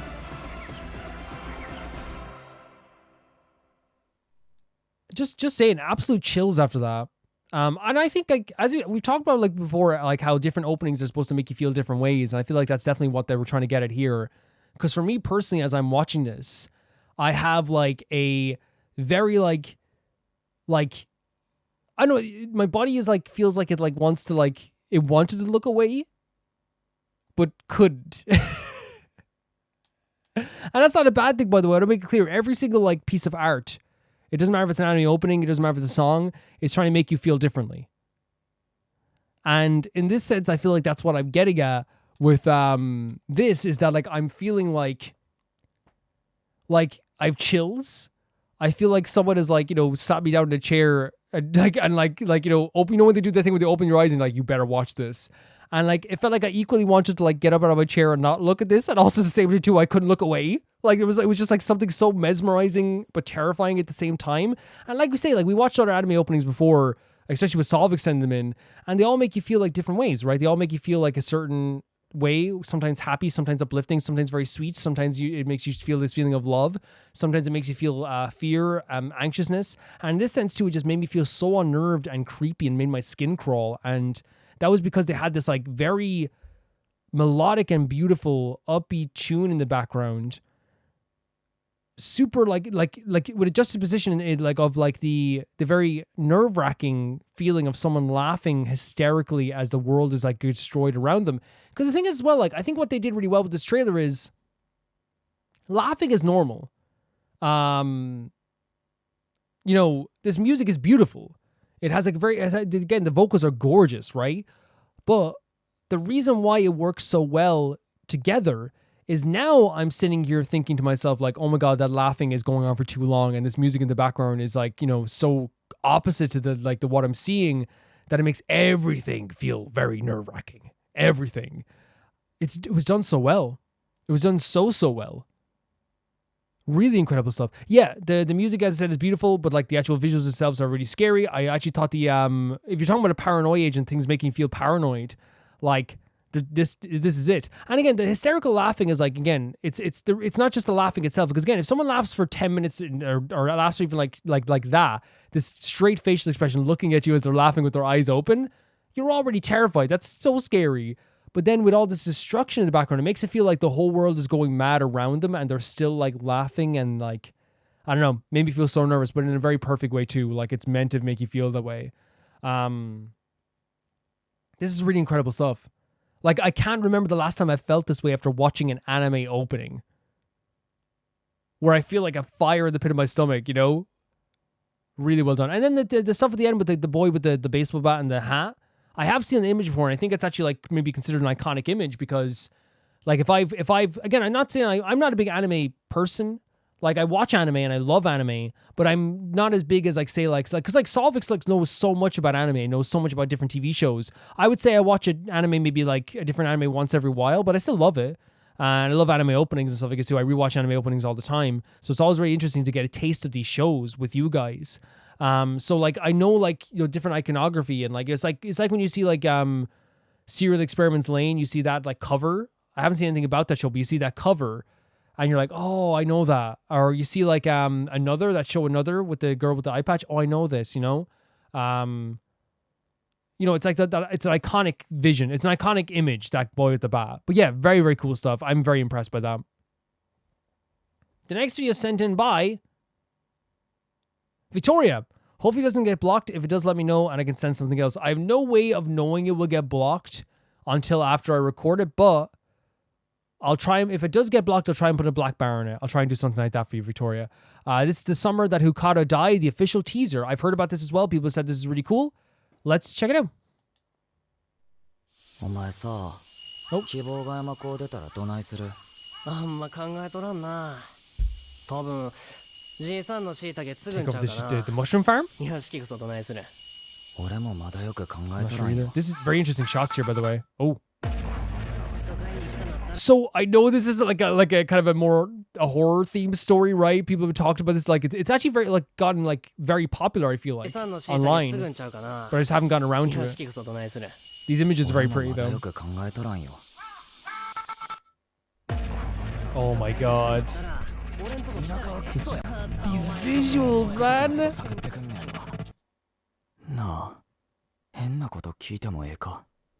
Can I see something strange? Like, this is beautiful again. Like, look at this image. The artwork is gorgeous, right? This is gorgeous. But what we just saw was clearly not gorgeous, intentionally so. Is that the bell of a door when you go into a shop? やっぱ光ちゃうやろ。 Wait, what? Wait, what? Is that the concept? お願い。 What? What? 誰にも言わんといて。 What? What? Is that the concept? I thought it was. Can I tell you what I thought it was? Let me be honest with you guys. I thought that the summer that Hikaru died was legitimately going to be a story about like a character who I don't think it's gonna be like, yeah, that sounds about right. Of like their best friend who passed away and they're trying to come to terms with it. You know what I mean? Like these two people are like, because I saw these two guys before. But these two guys are trying to come to terms with their friend who died. Hikaru died, But no, it seems that the concept is his best friend or his friend or something that died. But he's not actually Hikaru, and he realizes this. And I guess like it's like maybe that's where the story's gonna lead. It's like his friend has been replaced by someone else. That's creepy. But also, like, I could see it being, like, equal parts creepy and also beautiful at the same time, too, if, like, they grow to, like, have, like, a relationship as well. But, like, I can't, like, you saw the fear in that character's eyes. Which one is Hikaru, by the way? Because I don't know. It could be the one with the white hair or the one with the brown hair, like, as well. Sorry if I don't know this. I'm not, again, I don't usually look into, like, shows that I'm not watching at the moment, if that makes sense. Because it's never something that, like, I'm really, like, I like to do. Because I like to always, like, keep everything kind of, like, a surprise for me mostly, and also like if something's not on my radar, I won't watch it. By the way, I hope it doesn't sound like I'm saying don't send these trailers. I love seeing anime stuff, I really do. But But the concept is really interesting if that's the case. It's like a body replacement story where this is supposed to be his friend, but it's not actually his friend anymore. I think that's a really interesting idea that they've set forward here. I don't know how it works. I don't know what's else is going to happen in the story, but like it looks really interesting. In terms of the actual trailer itself, I think they did a really fantastic job with making it feel kind of like uneasy throughout, but like also showing us some very beautiful visuals. Like I think like the when it changed and like warped a little bit, I think it's actually a really perfect idea to do for a story that is a body double story or a body replacement story, because this beautiful landscape, this beautiful area in Japan that is really, really gorgeous. There's something wrong with it, right? There's something a little bit uneasy that all this colors going in the background, and that like really showcases like that as well in a very, very interesting way. So I wonder if that's exactly what they were trying to do with this, is like showcase a very like something is wrong, something definitely is wrong going on here. And if that's what they're trying to do with that, then it's honestly like very, very impressive, and I think it worked really, really well in my opinion. And I imagine that's what they were definitely trying to do, right? That's what they were 100% trying to do, was like trying to make you feel this way in a certain way. And I thought that like the way they did it was actually really, really fantastic. I am so impressed with that. The visuals were really cool. The teaser didn't reveal a lot. It just, again, it's a hook, right? Because this is what a teaser is supposed to do. It didn't reveal everything, but instantly when I found out the concept, I was like, what?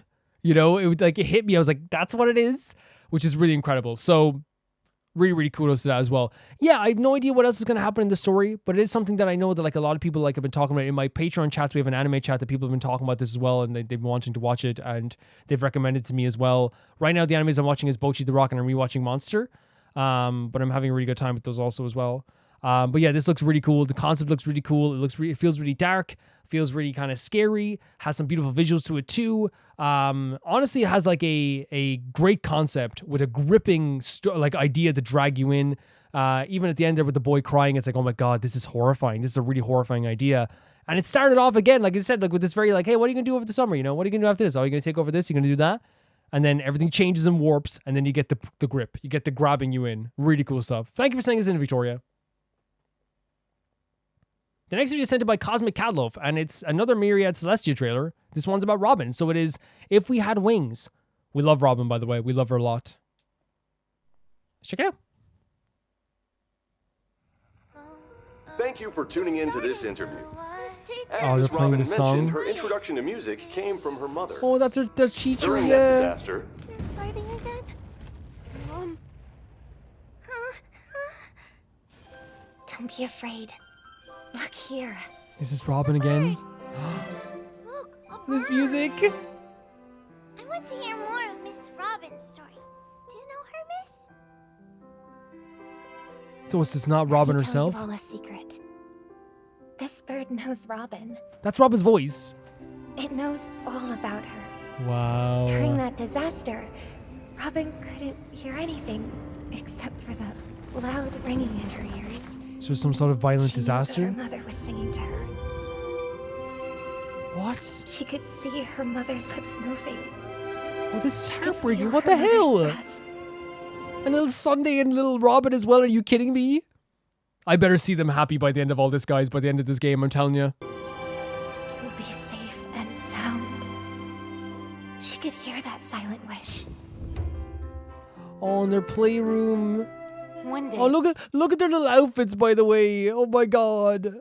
you'll step onto an even bigger stage. Even more people will hear you sing, and they'll sing with you. But she said their favorite time for singing was with him. Was it Sunday? Look at little Robin. I'll sing with both of us, brother. Tell him. Right. Oh my God, that's the boss battle image. She wanted to spread that wish through song Yes. and weave in even more wishes. You know what's so oh my God, look at this scene too. You know what's so funny about this too? Robin, to me, even amongst the darkness that was coming in Penacony, she was always this blinding beacon. She was the one thing about Penacony that felt like it was always real, right? Was Robin. Like legitimately, like I felt that like in terms of a resident of Penacony, the one thing that felt real about like this idea of this being a paradise was Robin. I really felt that way.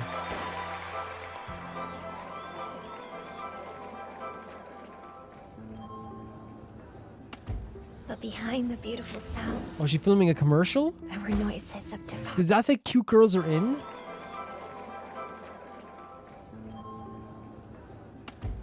behind the beautiful sounds.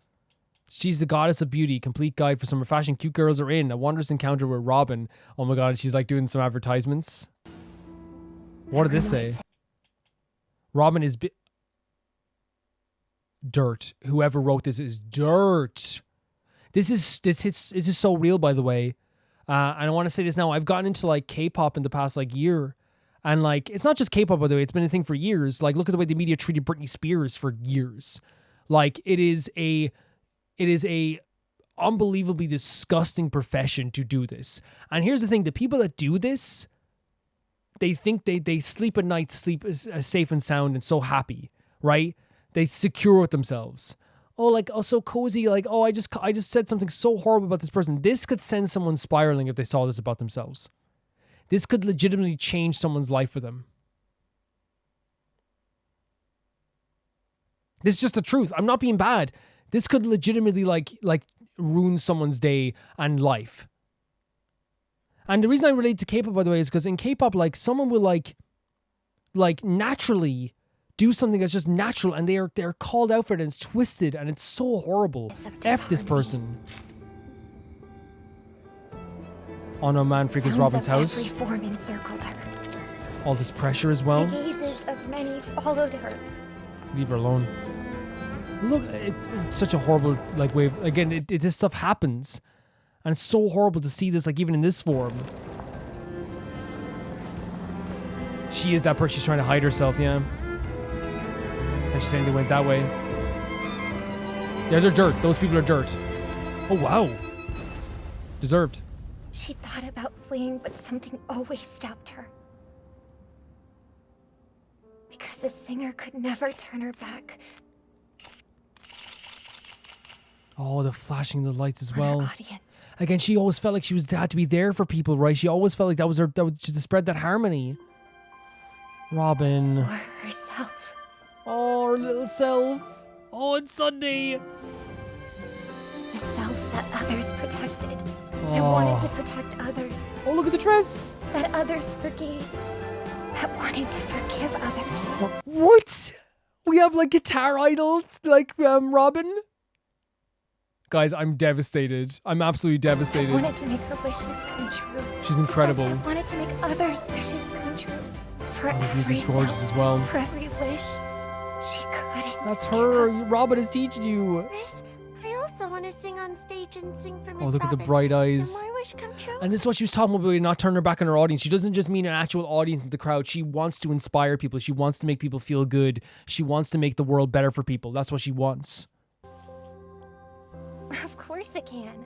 Let's start now. Oh my god, Robin. The songs you sing, she will absolutely love them. Oh, and they're humming that song. Thank you, Miss Robin. Oh, look at them in little suits. Doctor. I want to keep singing when I grow up. The fighting's almost over. Brother, our wish is slowly coming true. The wish for happiness, right? This is the end of our interview. It is reported that Miss Robin has now left for Penacony. Dear friends, we hope to see you again on the planet of festivities. For the Charmony Festival stuff, yeah. Oh my god, guys. This hits so hard for a number of different reasons. That ending there was exactly the representation of what Robin wants to be. Robin is a character who truly, and I mean this, truly believes that in the idea of supporting people and giving people a future. And because again, she feels like in a way, I guess that the future was also given to her as well. I think it is a really beautiful sentiment to have, but again, she doesn't owe anybody. I want to make that clear. She doesn't owe a single soul, but like, I think she still like, feels that way, where she wants to impart happiness onto everybody. And again, she talked about her goal at the end there, when she was talking to Sunday, Sunday we almost achieved our goal. They both wanted to achieve happiness from a young age, to get to a place of happiness, but they both went about it in a different way. Robin saying in this whole story that she's not going to turn her back on her audience, like I said, is not her saying a literal, like, I'm not going to turn my back on my music audience. It's legitimately her saying that she doesn't want to, that she feels like her calling in life is to spread joy and happiness to everybody. And she sees this with the result with the kids that she was teaching, right? Outside of Penacony, like, and wanting them to sing and sing their own song that people will love as well. Even at the moments where she wanted to quit because of all these paparazzi, who by the way are dirt. There's no two ways about it. Absolute dirt. Here's the thing, if you make your living off of harassing people, regardless of what again, they try to we make you stars as well though. Nowadays, it's literally not even true with paparazzi anymore. It's not even true. Back in the day, yes, you could say there was like because again, some people did pay paparazzi to show up. Like celebrities would tip paparazzi to show up at certain places. Nowadays, with like the way the internet works, you can go viral without the paparazzi. You know what I mean? An idol, a K-pop idol, literally falls out of their chair in a live stream, and they get like, 100K likes, and 4,000 retweets, 40,000 retweets, just from falling out of their chair now, because that's what social media is now. Like, even back then, though, the way they treated, like, I'm sorry for going off on a tangent, the way they treated Britney Spears, the way they treated all these celebrities, they thought they were morally justified.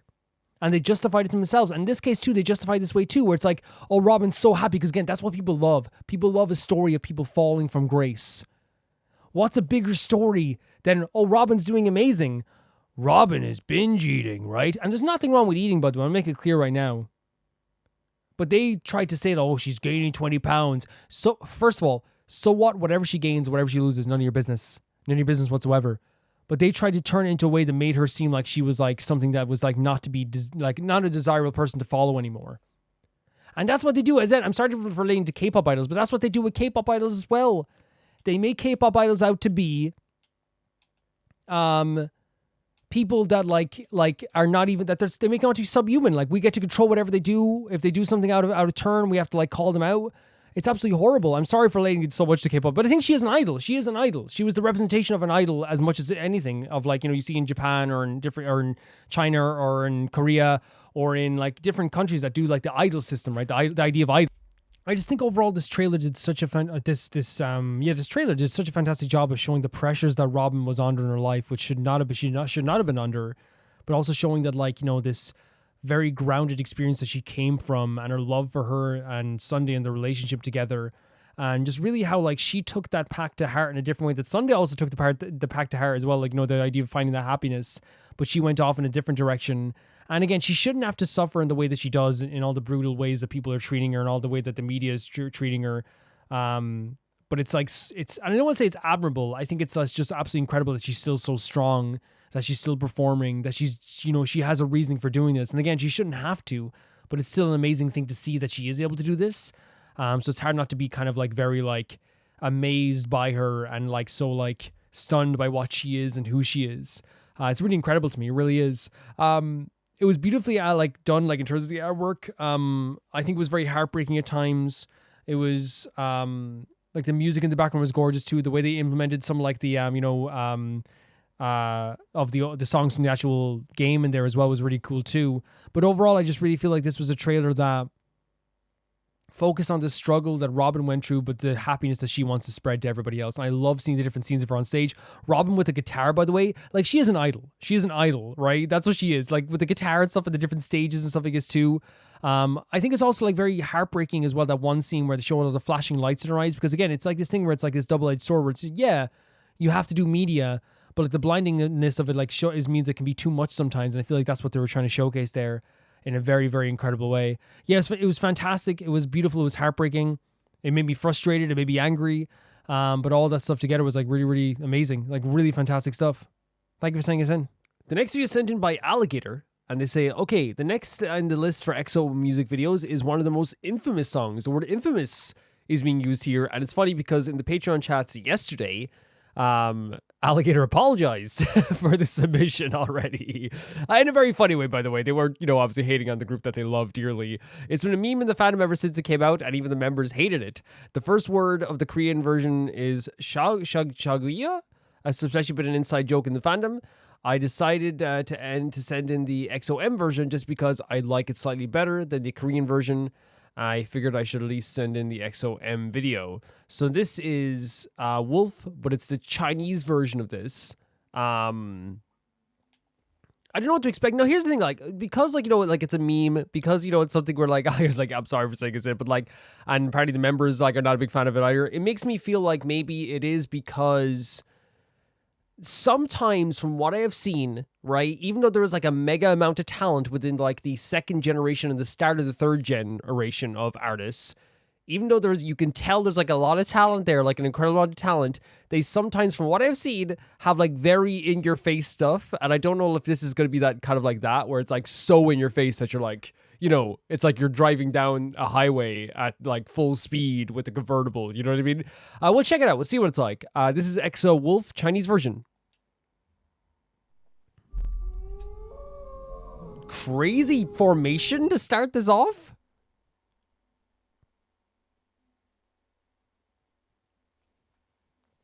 Yeah, if anything, like, you know, the one thing that they do really well across these EXO videos we've seen is, like, you know, the actual visual presentation of the music videos is always really great.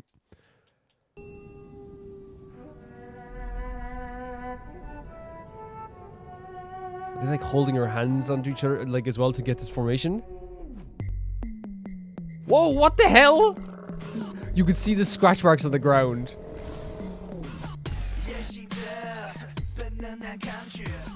Oh, they're doing like wolf symbols as well. That's what the claw stuff is.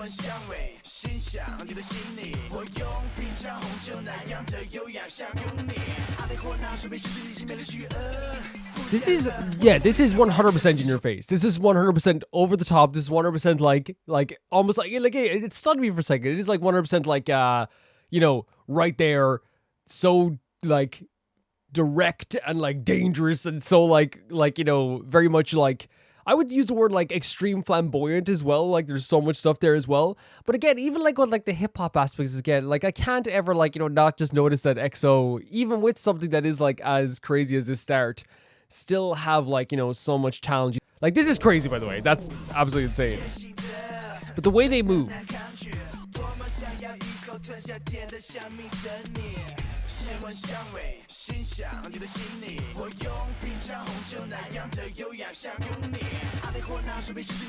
They're all like taking turns coming out here as well. What? What was that part as well? Like again, like there's like, it's so interesting to me because whilst like maybe like this is a meme for the audience, like for me, like I'm just like, it's like I'm watching like this is gonna sound so bad because they're not even old, like, but like it's like I'm watching like something like a documentary. I'm like, oh, this is what people were doing. This is what like different generations were like, even though like this was just like what, like third gen, the start of third gen.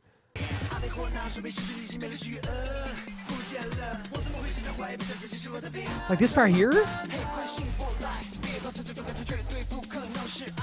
The outfits are crazy, by the way.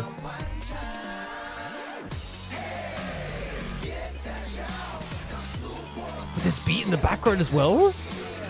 They're doing a lot of wolf motions. A lot of wolf motions. The outfits are... Wait, they're doing howls as well? His hair's cool. His hair's really cool.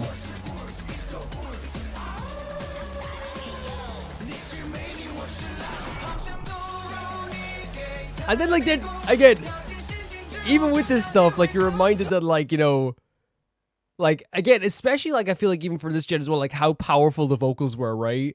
And we've seen other stuff from like second gen, third gen and stuff as well. And it's almost like a mini opera sometimes when you're listening to some of the music. Like this sounds great. Now, I know a lot of people left EXO as well, so, like, there's probably people here in this group as well that, like, not a lot of people, but there's a few people that left EXO, right? So there's probably, like, a thing where, like, some people aren't in the, like, weren't even in that killing voice thing, I guess. The white outfits are very good. They're very, very good. So powerful, the vocals. So powerful. This is crazy. It is crazy.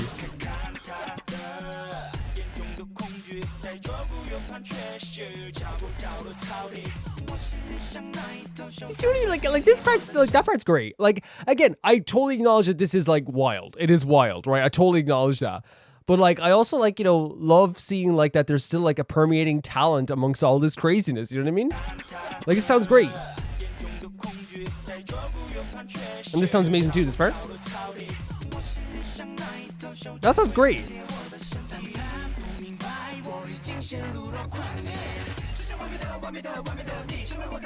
The speed of this rap as well.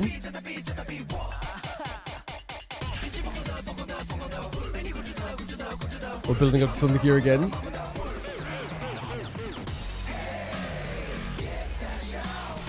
Did he ever perform this live anymore? Because this part here as well, the hey, like I can imagine like for a fan base, that's awesome to say like, hey, like the whole crowd at one time.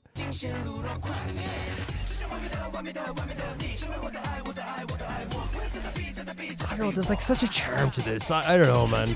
I'm just charmed. I really am.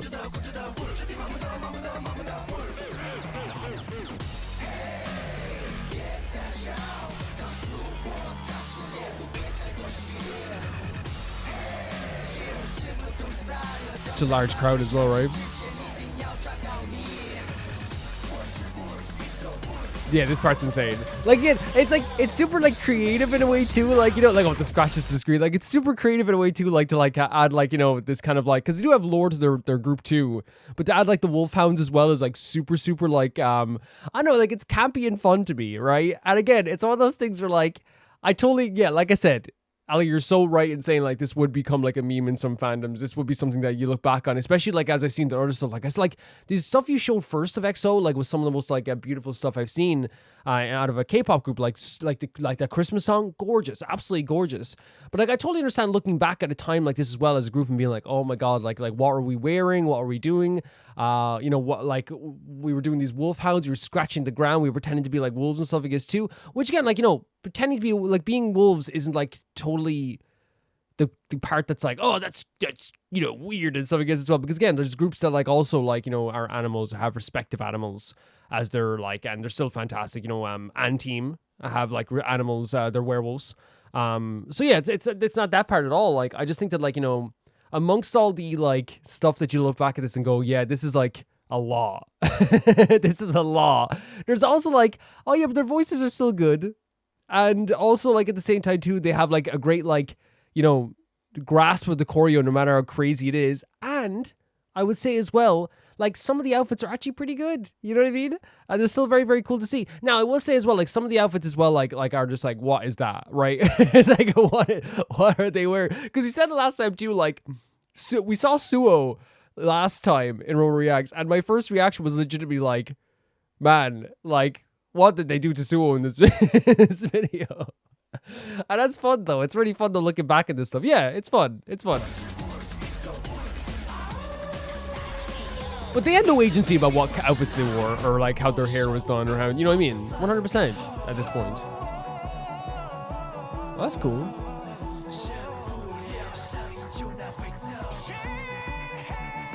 Gorgeous vocals.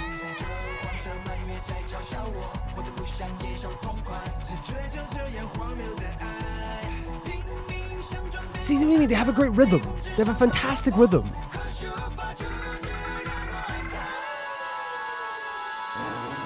That's gorgeous. Gorgeous high notes.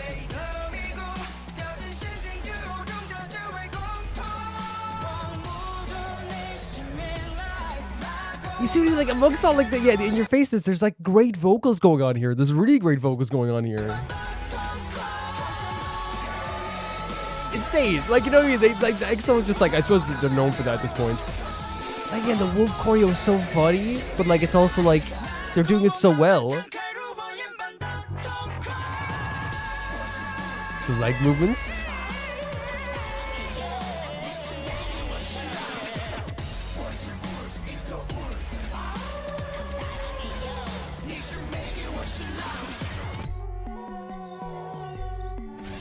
In the pose together. Oh my god. Yeah, like I totally get what you're saying. Alligator, when it comes to like, you know, them looking back and being like, oh, this is embarrassing, or this is kind of like something that they're not very like proud of. 100%. And like I totally like get it, right? I want to say I totally get it. But I also like would say that, and I hope like it doesn't sound like I'm being like, I'm like, because again, I'm outside the fandom, so like for me to be like, oh, this is like, you know, this is not what that is. I'm not saying that, because 100% it is something that if I was in this group, I would look back and be like, oh my god, yeah, remember we did this? You know what I mean? Remember we did this? But I also think what's really great about them is that they have like such a, to me, such a like, I was gonna say go-getter. It's like they have such a they're dedicated to it. You know what I mean? It's one of those things where, again, as I said last week, the reason why like you can still appreciate a lot of their performances and a lot of like their vocals is because they don't like shy away from it. They're not like, like, oh, I can't believe like we have to do this in this video. You know what I mean? Because again, at this time as well, I want to make it clear as well with this group. Their outfits, their choreo, all this stuff. Now they 100% have a say in like that stuff as well. Not always, but I want to make it clear, not always, because they still have stylists and stuff like that too. But EXO have gone to a point I 100% believe that they could legitimately be like, hey, I don't want to wear this. I don't want to have my hair like this. I don't want to dress like this and all this stuff. 100%. But at this time, like, especially for any and it's the same thing now when a K-pop group starts off, any group starts off, like, if anyone goes, let's say 5 times one of the new artists says, I'm not wearing this, I'm not wearing this, I'm not wearing this, they will replace you. They will literally say, get out, go. So they didn't have much, like, agency, like, with what they were wearing here. Some of the outfits were cool. Some of the outfits were, like, absolutely insane.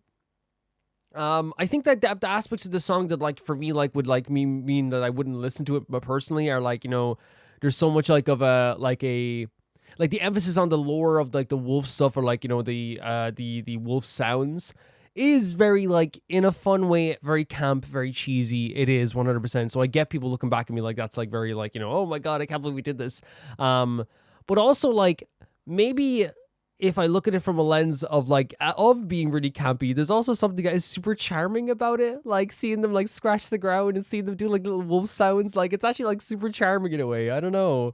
But yeah, I get it. I totally get it. I do also like really like the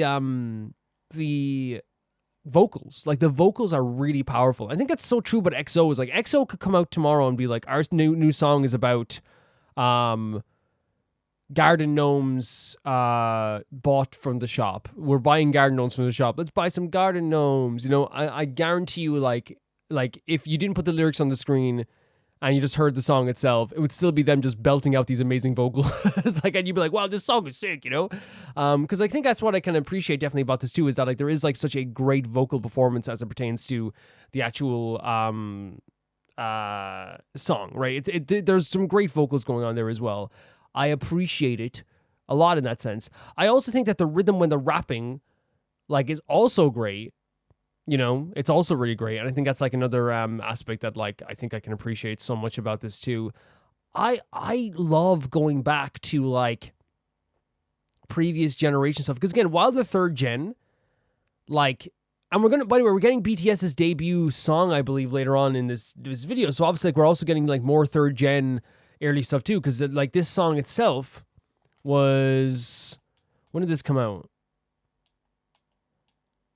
It came out after the BTS song as well. So like the BTS song is even older, I think. So like what you're going to have is like, a very like, I would say it's a very, it's third gen, but it has a second gen. It's like it is third gen, but it has like a second gen permeation in it. And I love looking back into stuff. We saw, was it 2NE1 recently in the past few months as well. We saw we've seen some other second gen stuff as well, I believe as well. Like I don't know if we've seen first gen stuff. We've seen second gen stuff as well. And the thing is about the second gen stuff is that I think all the time it's like, oh well, this is the way I look at it. It's like I wouldn't always listen to this music, but you can't deny the talent that's going on in the video. Because we saw, again, we had 2NE1. It's like, yeah, this is a song I would listen to every day, but you can't deny that like the rhythm is great. They're so dangerous and their vibe is so cool. And this video, I feel, is the same thing as well, where it's like, I wouldn't put on this song maybe to like listen during the day. But what I will appreciate always is that, like, there's these belting vocals, this great rhythm. They fully commit to the choreo, which makes it like actually work. And that's why I think the Wolf choreo works. It's like, while I'm looking at it, it's so charming, is like, they're still using their talent to like express this in a lot of ways. So I think that works too. Yeah. Like I'm actually like very like, I appreciate it in a way, it's nice to look back at this stuff too, because I started listening to K-pop in like the 5th gen. So like I came into the K-pop, and I think you would say it's to Alligator and anyone who listens to K-pop. I came into K-pop when it was like very much like, I think the easiest time to get into K-pop, because all the music is kind of like more like about like it's less crazy, I would say. It's still just crazy concepts, but it's less crazy than it was years ago. So obviously, like, it's always fun going back and seeing this stuff as well. But yeah, like, I don't know, like, I hope that makes sense to me. What I'm saying is that, like, whilst it's like, I see it. I see why they're embarrassed. I see why they look back and they go, this is like, you know, something is not what we are. Because I know it's not what they are today. I've seen them do the Killing Voice. I've seen their music videos. Their music videos are emotional, impactful. Some of them can make you cry. Some of them make you feel so like so hurt in your heart. But what permeates through this is their talent, as usual. You know what I mean? That's what permeates through this. It's like they still have so much talent and so much amazing stuff to offer that I feel like even if you went back and watched this, you'd be like, oh my God, these guys are fantastic. Yes, I understand the song is like not like, it's not perfect in terms of like, you know, this song you listen to every day, but there is some great rhythm there. There is some great parts there as well. Some great vocals, and they commit to the choreo in a way that like actually makes it like work better than if they didn't. It's fun. It's campy. It's over the top. It's in your face. It's you know, second gen mixed with third gen K-pop. I definitely 100% appreciate it personally. So yeah, I hope it doesn't sound like I'm shit on EXO, because I generally have like so much respect for them. I do. Let's check the who's who, by the way, because I want to see who's who in this as well. So who's who? Let's see here. If this is okay, so the first one we have is, oh, that's Shanyol. Okay. Then we have Chris. I guess he's no longer with the group. That's Kai. That's Kai?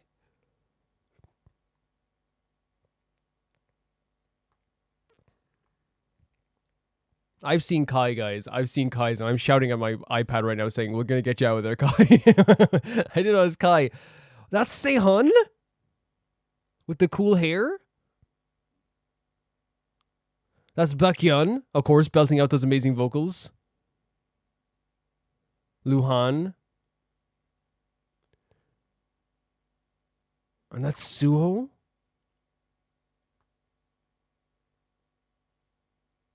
That's Dio, of course. Okay. Kind of got the Dio stuff. Lei.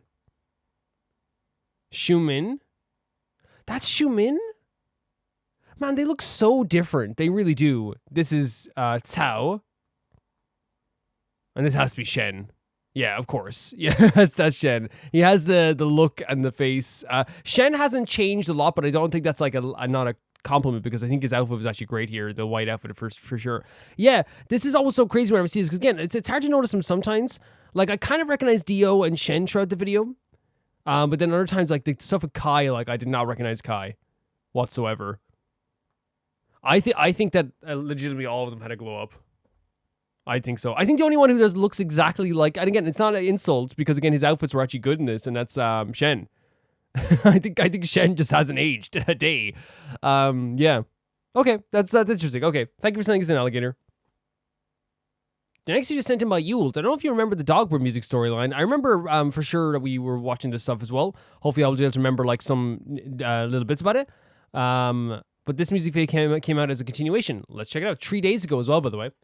Let's go. I might not be able to remember everything, just being completely honest. Like, but I remember it was a story about someone coming to terms with themselves and who they were as like a person who was in like a LGBTQ plus relationship, but it was very difficult for them to like be themselves in public, which was hurting their partner as well, who was staying for too long with them. They were kind of hoping that the partner would like say something mean to them or want to hate them, if that makes sense. Yeah, I think that's what it was, right? Yeah, and it was a very, very beautiful story, and at times we were very emotional about it. Yeah, let's check it out. I remember the beautiful animations sometimes too. Concept without proof, by the way. Love the art style. Is there subtitles, or did they work? Kind of.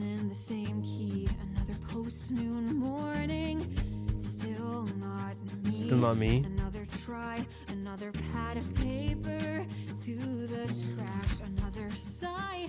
How much more can soon last? Interesting, because it's starting off already with this idea that like it's like, you know, I don't think that the subtitles are probably going to be more confusing than anything because they're not actually official subtitles, so I'll turn them off, but we can still talk with the lyrics. So like the idea of talking about like another day, like another piece of paper, you know what I mean, and asking how much can soon last as well, because I'm going to get there soon, I'm going to get to the place soon. And I wonder if it is like this like mundane life that they feel isn't really exactly them, they're not being themselves fully as well, possibly too. Or at least like it feels like maybe this is not meant for them.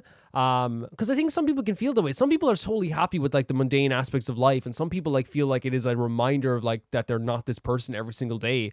It can be very hurtful.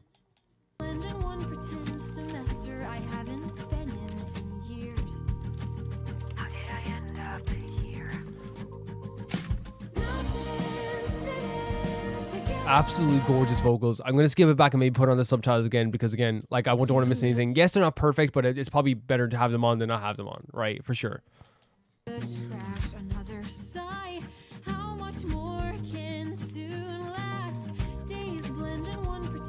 Oh, they seem pretty good. One pretend semester. Oh my god.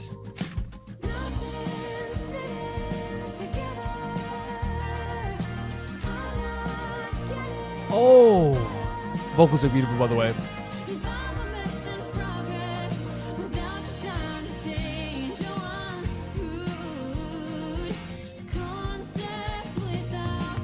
Concept without proof. Again, it does. Again, I'm gonna try. I'm so sorry that I'm ruining the video with the subtitle stuff. I wonder if the lyrics are actually in the.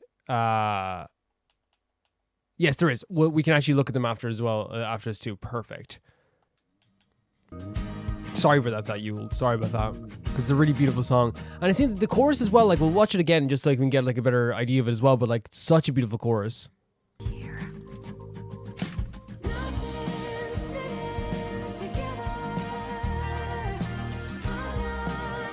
I'm not getting better. It hurts. Hurts.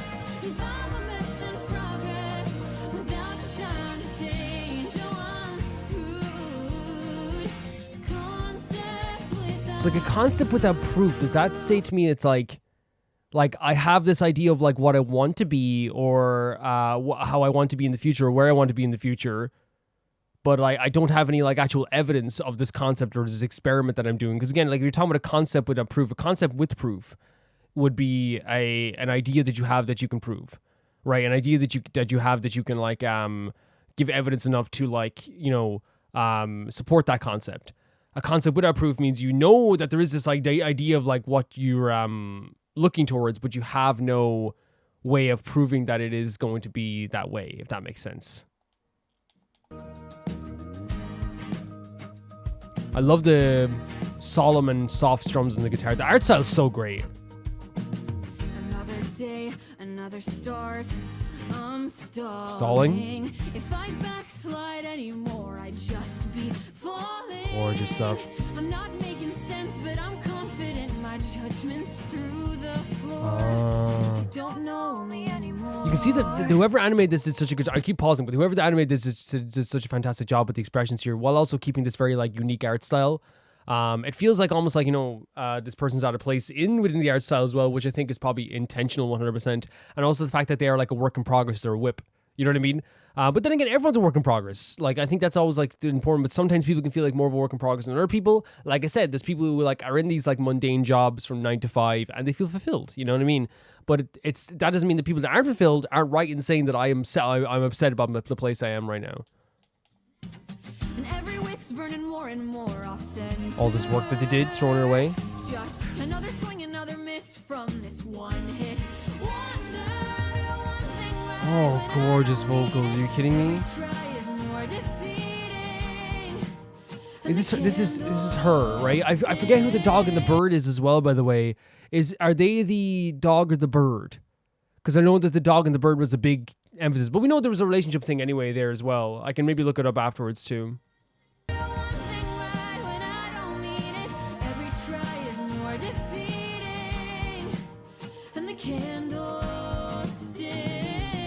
Oh my god. With this award as well? Oh no, man.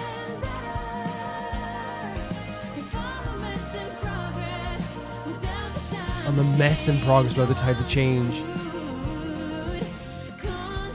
All this work done as well, this photography work as well, it's like it doesn't matter to her anymore. Brutal stuff. Yeah, the art style and the animation is so good. Oh, she's seen herself as a kid.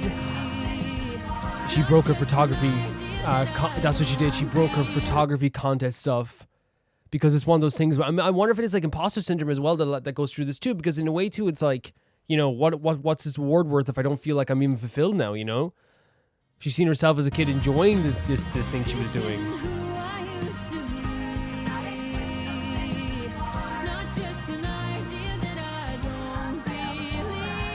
Oh, the broken angel wings, or the bird wings, I guess. So they're the bird.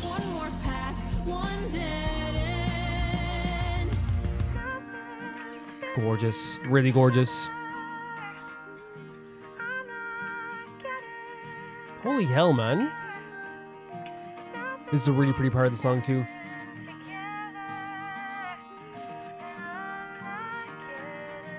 Oh, a bit of sunlight. Oh my god. Wait, did she build her a studio? Are you kidding me? Is that what's I'm gonna cry? Did she build her a studio? Is that what they're getting it here? Like, was this a surprise? And there's the bird as well. The lyrics are very hurtful, by the way. They're very hurtful, but oh my god. I like the light there being there as well, by the way. The light shining as like she's in her life, and now like here as well. Look at this. It just gets dark again. The injured bird too. Some beautifully symbolic stuff. Oh no.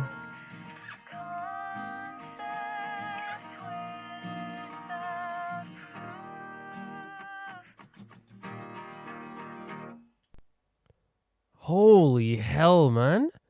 This is like first of all, Mads Buckley's really good at writing emotional stuff here as well. I gotta commend him for this. First of all, this already was emotional.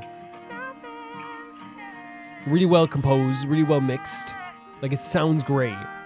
The head down, the sun shines through. This is beautiful. I'm tearing up again.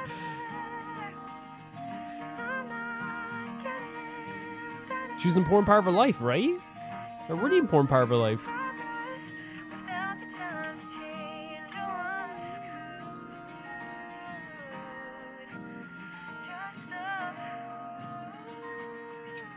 Really sad stuff. This one I want to commend them for. Listen to this. No build up again. No big heavy chorus again as other songs might do. No, we're letting us wallow. We're wallowing. We are wallowing in the sadness here. I'm going to check out the channel again just because I remember there's other videos I saw from Mads Buckley too. And I might want to see like just a little reminder. Yes. Okay. Yes. It's obviously the same characters. I knew that already. But is there a way to see the... So there's Dogbird is the first one there as well. Right? I remember this like, oh my god, like this is like, I'm trying to see like as well if I'm right about the bird and the dog stuff. So, okay, I need you to understand something here now. I can't believe I just by chance to check out to get a refresher on this stuff as well. I saw this. Look at this. The photo is there. Look at that. Right there on the right. The actual photo itself is there. The photo is there. Yeah, this song was very emotional too. Yeah, so I was definitely right about the bird and the dog concept. I'm glad I remembered that. I just wanted to make sure I remembered that because again, I like, because it was a really beautiful story as well. So let's look at the lyrics as well of the song too, as we're going forward here. Yeah. We have another day, another song singing the same key, another post noon morning. Still not me, another try, another pad of trash, paper in the trash, another sigh, and I'm working this last. So again, it's like that mundane life. Days blend in one pretend semester. How I haven't been here in years. Nothing's fitting together. I'm not getting better, so everything's not working anymore. If I'm a mess in progress without time to change. Oh, I'm screwed. I'm a concept without proof. So again, like it's if I backslide anymore, I just be falling. I'm not making sense, but I'm confident. My judgment's through the nothing I'm doing is any sense, but like I have confidence. I'm confident at least in one thing, and that's that my judgment doesn't work anymore. And every week's birding more and more off the center, just another swing and another miss and one hit wonder. I do one thing right when I don't mean it. Even try is more defeating. And the candle sticks. So even to try feels defeating. Nothing's fitting together and I'm not getting better. If I'm a mess in progress by the time to change, I'm screwed. Concept of proof. And then we have like this isn't who I used to be. Again, the idea of like they were much happier before. Not just an idea I don't believe in. I'm spilling as it seems and running out of thread. And one more draft, one more path, one dead end. And then the actual ending to this as well is I'm screwed, just a fluke, a concept without proof. To me, this is a song about someone who is I guess after their past relationship, they're moving forward with their lives. We know that like previously they left the dog in this story because they couldn't handle the kind of like lack of public emotion anymore and couldn't handle the lashing out that they had. Again, they understood it for a long time, but eventually they kind of like couldn't just handle it anymore. They couldn't handle that relationship anymore, which is totally understandable. But now as they're moving on with their life with their photography stuff and their job and all this stuff too, it seems like life is more mundane. It feels kind of like meaningless. It feels like they don't know where they're heading. It feels like they haven't made a good decision in a while. The idea of being a concept without proof to me is like, once again, it's like I have an idea of what I want to be, but I have no proof that this is even like, doable for me as well.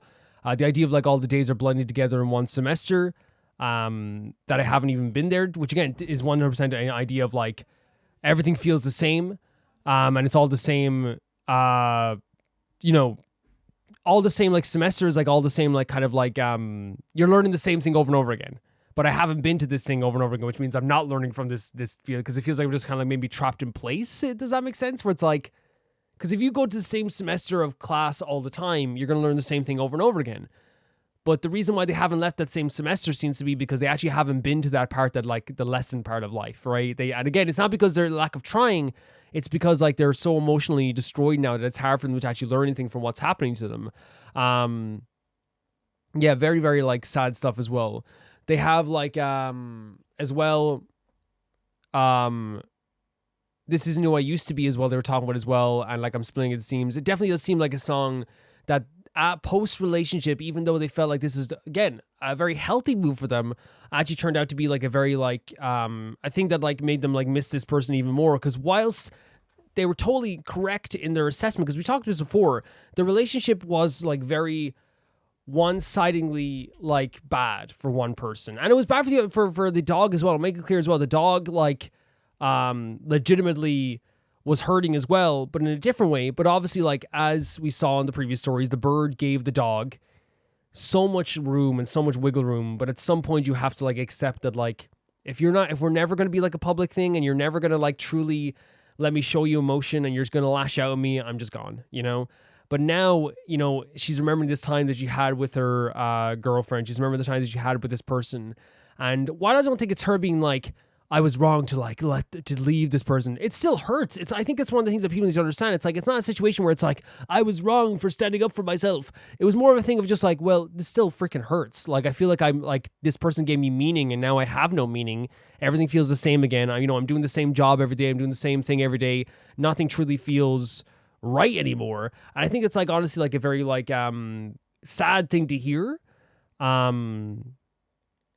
But yeah, it's like, I don't know, it's very dark to me. It's very dark in a way that like is very personal, right? It's not like dark in terms of like, oh my god, like everyone's dying or someone's like getting killed or something like that. It's dark in a way that's like, we're all like 10 steps away from feeling the same way that this person is feeling. We're all 10 steps away from being this upset with ourselves and feeling like we have no future, feeling like every day is the same thing, feeling like we would like that we're in a dead end, feeling where we're not actually like getting anywhere with our life, feeling like the part of our life that used to give us meaning is gone, feeling like that like there's there is something there, but it's just, again, it's that we can't even access that. You know, the idea of like the semester we haven't even been to as well. The idea of stalling all the time as well. So you're not just trying to like, so you're not actually getting anywhere. Again, that's like such an emotional thing because we all can relate to that idea, at least on some level, either a very extreme level or like not an extreme level. The idea of like stalling so you don't actually have to like come to terms with something. It's all like very like, to me, relatable in a way, but also at the same time too, obviously I haven't been through what this person has been through, but I do think at the same time too, it's like, again, we're all 10 steps away from feeling like this. We all know what it feels like to feel lost, but imagine multiplying that by 10 and having to feel that every single day, feeling like there's a dead end in your life, feeling like the person that gave you meaning is gone, but also knowing that like at the same time, that's what hurts more, by the way. It hurts more, I think, because I think it's easier to leave someone you don't love anymore and that you're kind of like hate now because of what they done, or maybe they did something wrong. That's easy. It's still bad. Let me be clear. It's still bad. It's still so hard. But I think there's something much more difficult about leaving someone you still adore, but they're not treating you right? I think that's still that's really painful. That's like excruciating. And obviously, I'm not saying that it's more painful than when someone is like being I'm talking about like, you know, very bad to you. But you know what I mean? It's like if you fall out in love with someone and you're like, okay, we should break it off. It's that situation where it's like, well, maybe like in the future I can like find something better. I can find a different relationship.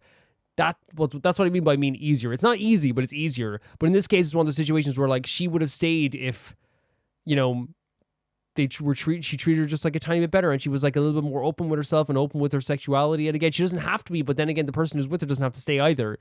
So that's why I think it hurts even more, because like she's in this dead end, she's in this rut, but the thing that made her feel like she wasn't in a rut was also making her feel very sad most days too, because she loved her so much. Very impactful song once again. Thank you for saying it's in Yule. Thank you so much. The next video is sent in by Jackal Sniper, and it's so I animated Ultron as Metal Sonic. This is crazy. Okay. Since Metal Sonic will be the main antagonist of the Sonic movie 4, many people have wondered if he should be silent or have a voice. The video shows that what Metal Sonic could potentially sound like. That's pretty cool. Okay, let's check it out. I haven't... I watched was it Age of Ultron like 3 years ago, maybe 4 years ago. I liked it. I liked it.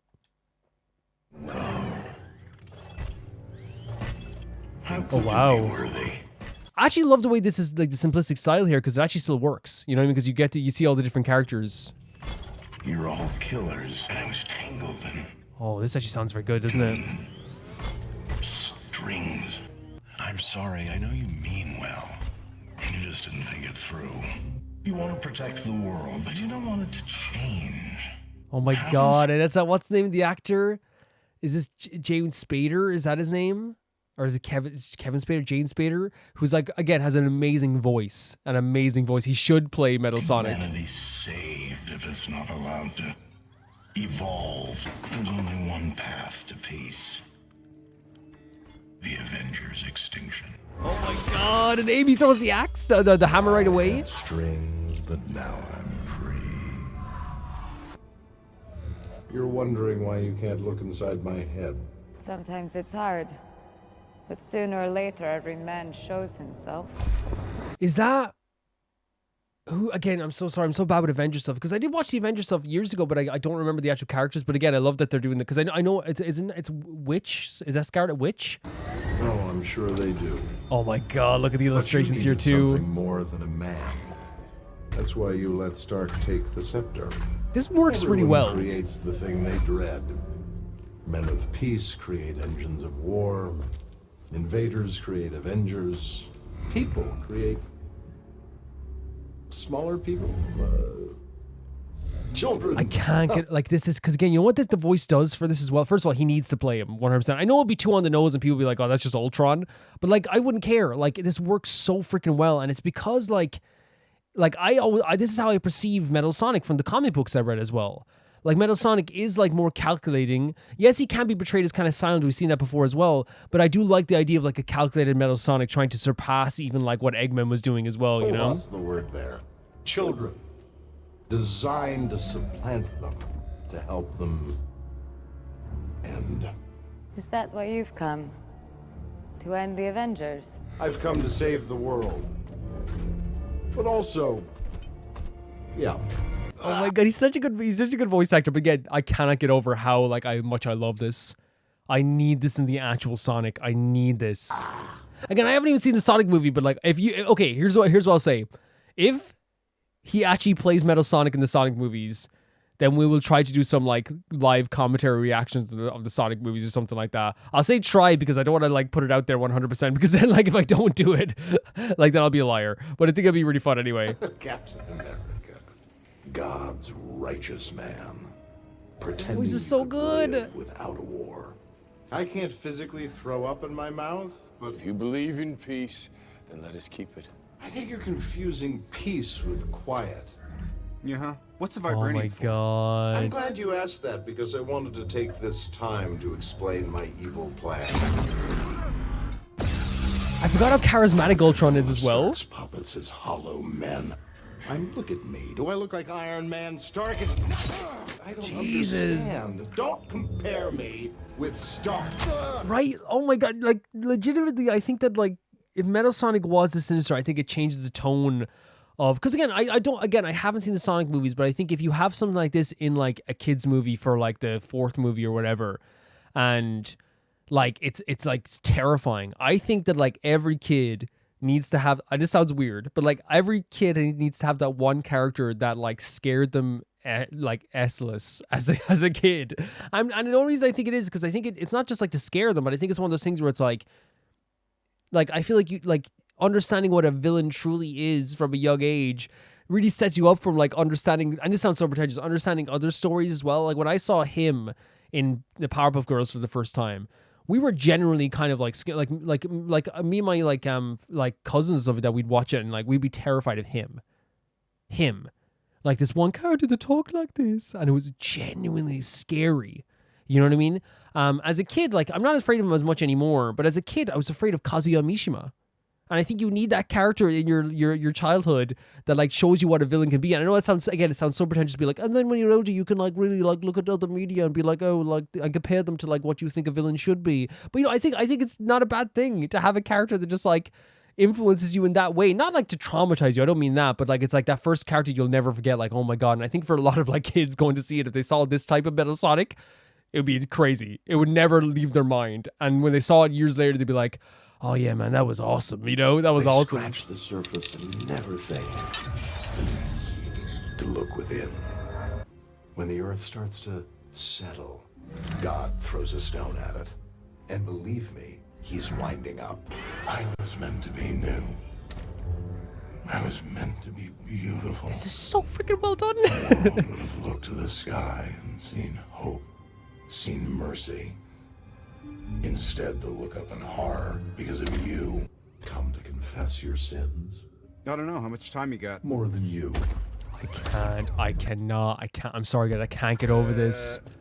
I'm feeling the tension this here. Is the best I can do. This is exactly what I wanted. All of you against all of me. How can you possibly hope to stop me?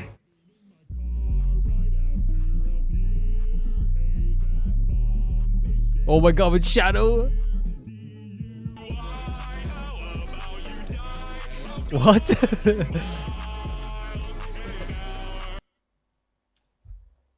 Into the Loona. Yeah, so I can't praise this enough. It's crazy how like much it works, right? It's crazy how like it infiltrated the actual like this in a way, like it infiltrated this in a way that just like works way too well. Like when I first saw it, I was like, oh, this is probably gonna be like a really cool like animation, and it went from being like, oh, that's like really interesting, to being like, I am like gripped thinking about. And there's moments there you can probably hear where I was like a little bit silent, being like, this is actually like, you know, really tense. Then I'm like, oh my god, this is like Sonic, you know what I mean? And Sonic can be tense, don't get me wrong, like it has some very like impactful and terrifying things that they do in Sonic, and some very like scary characters and some very villainous characters in Sonic. But that doesn't change the fact that like also like it can be very comedic as well and funny too. This was just like pure tension to the point that like I was like, they need to do this. They need to do this. And like I know like they probably won't get him to do the voice. It's probably going to be, judging by the way they've done it so far, I think they have done great casting, but it's probably going to be like an actor who's like super relevant right now. You know what I mean? Maybe. And you could say, well, Jim Carrey wasn't quote unquote like in a lot of movies at the time, But the thing is about Jim Carrey, he's eternally relevant. He's one of those eternally relevant actors that, like, if you mention Jim Carrey, that, like, you can revitalize his career every 20 years. He really can. You know, and, you know, and all the actors. And again, I'm not saying they have to be relevant, but I'm saying, like, you know, maybe they won't. Again, I don't know how they cast. I don't want to say, like, oh, they only choose relevant actors when they've actually, like, when I've seen the cast, and the cast is actually, like, pretty great. So I hope that didn't sound bad. But yeah, this was tense. The animation was really cool. The way they did the art style was really great. So, like, there's no complaints there whatsoever. And, like, whoever, like, came up with this idea, and again, I might read the comments actually, because whoever came up with this idea is very smart. Like, is an absolute genius. And obviously is a huge fan as well, you know? And there's comments here saying, like, yeah, Metasonic would fit perfectly with Ultron's voice. I agree. Let's see as well. I'm trying to read some of these comments as well. Yeah, people say it fits too much. It fits so much. Yep. Yep. Legitimately, everyone's like, yes, this is, like, perfect. This is absolutely perfect. Yeah, honestly. Really, really cool stuff. There's, like, also, like, so just, like, yeah, the way it's animated, the way it's, like, done, like, I feel like it's, like, the, some great, like, character design here without, like, you know, doing it too, like, crazy. It's very simplistic, but also, like, keeps the character designs intact. Yeah, I'm so surprised how as much this worked. And again, like I said, I'm not, like, somebody who's seen the Sonic movies, so I can't judge it that much. So I don't want to judge it that much. I've only heard Metal Sonic in the comics, and to me, Metal Sonic in the comics, this fits the vibe so much. Because again, as I said, if you want, like, to really create something really memorable, I think you could do Metal Sonic, and he could be, again, they could go two routes. I could see, like, them do Metal Sonic that's a very comedic henchman type thing, where, like, he's so tough and so powerful, but he still does stuff that makes the audience, like, chuckle a lot, which is fine if they do it that way. Or you could have Metal Sonic do this, which is be a memorable character. Like I said, that character that everyone remembers forever. The hymn of my childhood, the Marek Ishtar that I will never forget, the Pegasus, you know, these characters that, like, you remember for absolutely the rest of your life. The Bakura. Like, and again, it doesn't have to be, like, something that traumatizes kids. I'm not saying that. But, like, because again, adults watch Sonic too. I want to make it clear too. But I think it would be really cool to have this memorable moment where it changes maybe, like, everything for whatever it is in the franchise. Again, someone's going to say, well, actually, it already has a serious tone. For sure, because Sonic already has a serious tone sometimes too. You know, Eggman is a villainous villain. He is a villain who has, like, you know, tried to destroy the world. So it doesn't surprise me that, like, you know, they also do, like, maybe villainous stuff in the Sonic movie as well. But you know what I mean? Like, I think it would be a really great idea to have this here too. I love this stuff. Thank you so much for sending us in. The next tweet is sent in by Flowerbit, and they're saying your final Loona subunit, but it's actually the first one. Loona 1/3 is here. It's Hyunjin, Hasul, and Vivi. Hyunjin isn't in a subunit because she was too young and wasn't doing well in school at the time. Wait, because, oh really?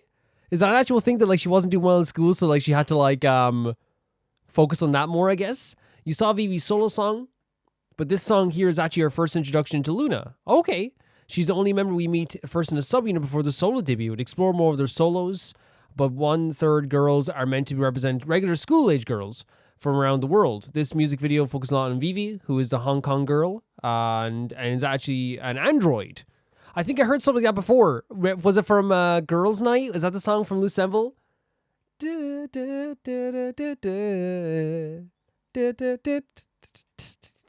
think that's, yeah, that's how, because I think someone was like, yeah, she's like an android or something like that. The MV was filmed in Hong Kong and New Zealand. Jesus Christ, these gals got to... They were traveling everywhere. What's more than they deserve, honestly, for what happened here. Anyway, I clicked on the link by accident on my phone. Don't want to get any spoilers from that. Hope you enjoy Loona's 1/3 debut. I haven't actually, like, seen anything from 1/3 at all. But the combination of Hasul, who is, I think, I'm not even joking when I say this, in terms of K-pop, I think she is probably, like, you know, a top 5 vocalist in any group. Like, she's incredible. But I haven't, like, seen a lot from Hyunjin and Vivi, but obviously I've seen Artemis stuff for Hyunjin. I saw Vivi's solo debut, which was also a very dreamy debut as well. And with Hyunjin, all I know about her is that she's, like, the original weird girl. You know what I mean? That's all I know. But also, I do know, I have seen clips of her belting out, like, into the unknown. Like, so I've seen that. So she does have, like, a powerful voice. So we'll see how this goes. Let's check it out. I'm excited. Always excited for Loona. Always. I don't think there's a day when I'm not excited for Loona. I think about Loona a little too much nowadays. We have a running sequence at the start. The 1/3 on the floor there as well. Oh, like track and field? Oh my god, that baby Heejin. With all my heart. Look at this shot here. You can tell she kind of looks out of place for the other girls a little bit, right? For sure. Like in terms of the android aspect, I suppose. Stop. She's a baby here. What the hell? She's a freaking baby here.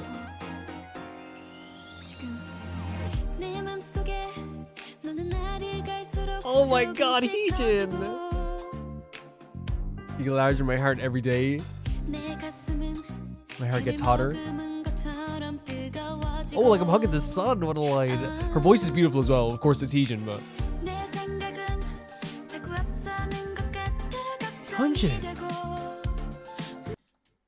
Her voice gave me chills. It's so soft and like delicate there, but like it had like a 2% raspiness to it that like makes it kind of like a bit fuzzy in a way. Like it sounded really good. And of course, you know, vocals of a generation. I can't hold it anymore. Oh my god. Great melody. Oh my god. The question of you is the big assignment. I don't want to solve these. They look so adorable, though. They look so sweet right now. Vivi as well. Like I know Vivi has like such a great voice as well from her solo too. And also like I know that she is like really good at like, you know, carrying a pop song.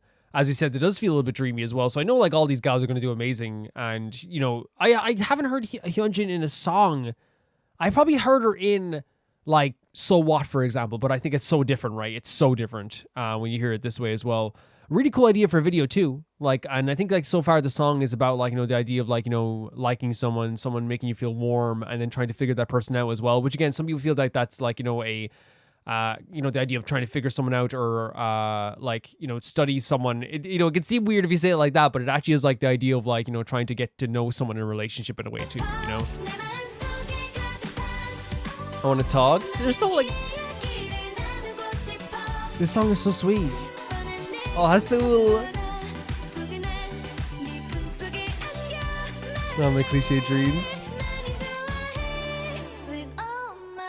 With all my hair. It's a very sweet song. Look at this, these shots. The shots with Vivi are fantastic. And again, if they're trying to showcase the idea of like, because I remember there was a shot with her in Girls' Night where she's standing up looking at the sky and she like has a similar pose. So I wonder if they continued that in Lucemble, that idea as well, you know, like with the poses and stuff like that too, because it definitely seems very similar. But even here, like it does feel like, you know, she is like feeling like maybe like an outsider in some ways too. Great shot again. Oh my god, oh my god. Heejin notices. Let me see now. Even the choreo is so sweet as well.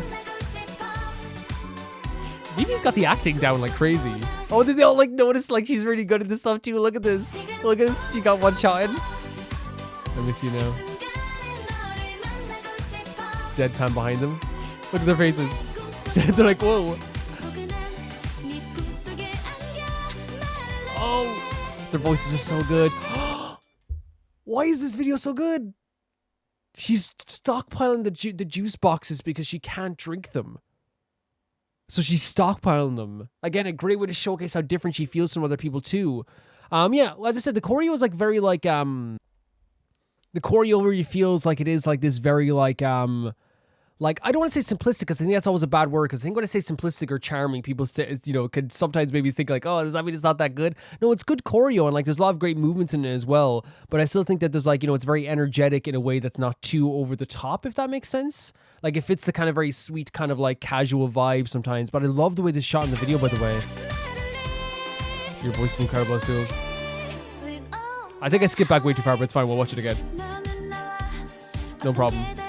Like, these scenes are great. Like, I wonder if you're like me.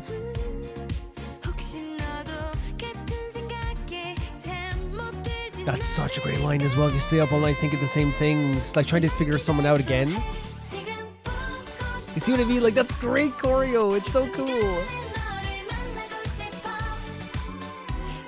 This is a great moment. Can't get over Baby Heejin. I'm never gonna get over it. Great voices. Gorgeous vocals. Reaching with my hand. Heejin killing it. Wait, what? Stop. Oh my.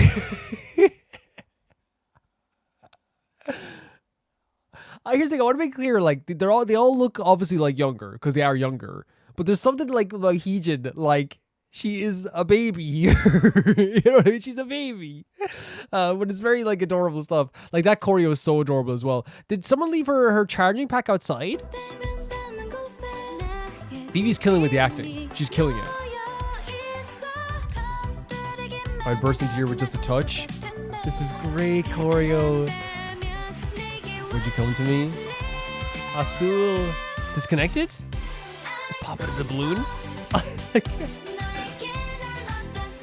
The choreo is so sweet. It's so sweet.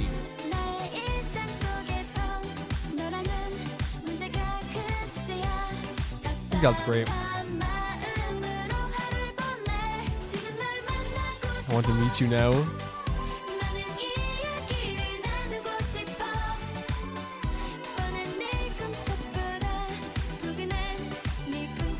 And not my cliche dreams. That's a great line too. I want to be in your arms, not just in my dream. Like cliche dreams, which is like, you know, if you're dreaming about cliche stuff, it's again, it's very normal to dream about cliche stuff, which is like, you know, the idea of like, oh, they're gonna pick me up like from school, or they're gonna like, you know, carry my bag, or they're gonna like hold my hand on the beach, you know, like all these, like again, it's cliche, but like, you know, it's something you think about all the time. It's just like, I want you to actually hold me, not actually be in my cliche dreams. Hasul, by the way, like is such a fantastic vocalist, and again, the vocals on display here in this video are so great in so many different unique ways. But like, I can't stress enough how, like, I genuinely think, like, for me, like, if you talk about, like, amazing vocals, I'd love to do, like, I think at the end of the year, talk about, like, my 10 favorite vocalists, my 10 favorite, like, music videos for K-pop so far and all this stuff. Hasul would be there. Like, there's no doubt, like, Hasul would be there. Like, you know, the other artists there would be, like, Mion, like, from Idol. But, like, there'd be no doubt, like, Hasul would be, like, top 5 easily. She's so incredible. So she disconnected the charging thing? Gorgeous vocals. And that's Heejin, of course, great too. She's such a... She looks so young.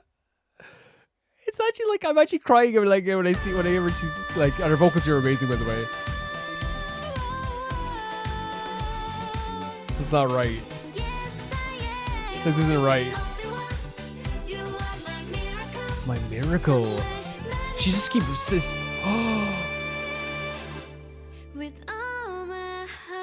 She ran out of charging? I don't want this to end. This is such an interesting, like... I feel like maybe you disagree with me, Loona fans. Maybe you... Oh, don't end yet. Don't end yet. We'll talk about it after this. So I'm just saying, love and live. Love and live. So she disconnected from the charging, so she's maybe going to, like, become a bigger part of the world itself? Possibly? Oh, this is really cool. It's almost like... Stop. Stop. Stop. Oh my god. No. Okay. This is very, very, very, very, very, very cute. This is very, very cute. This is very, very cute. Is this like behind the scenes, or they do it just for fun? So, because you can hear the kind of the director in the background. I love that they put this in, because again, they didn't use it in the video, I think, but it's a very sweet idea. Can I say as well, this isn't an insult to anybody, because I'm not good at sports either, but like I used to, like, you know, obviously, like, be friends with people who are good at sports. Hyunjin, like, has the form of a freaking athlete. and Azul actually looks like she's done maybe like some stuff that before 100%. And that's not my... I hope it doesn't sound like I mean like the other girls, like, these girls have got good form. I'm not a sports star either. But it is like one of those things where, like, you know, I just know it's with Hyunjin and Hasul. Hyunjin looks like an athlete, and Hasul looks like she's done this stuff like before as well. which is very funny. But all of it's adorable. Like look at Heejin, like you know, putting so much effort into it, and then like Vivi at the end here, like, you know, the little taps, you know, adorable stuff, really adorable. This is a great ending.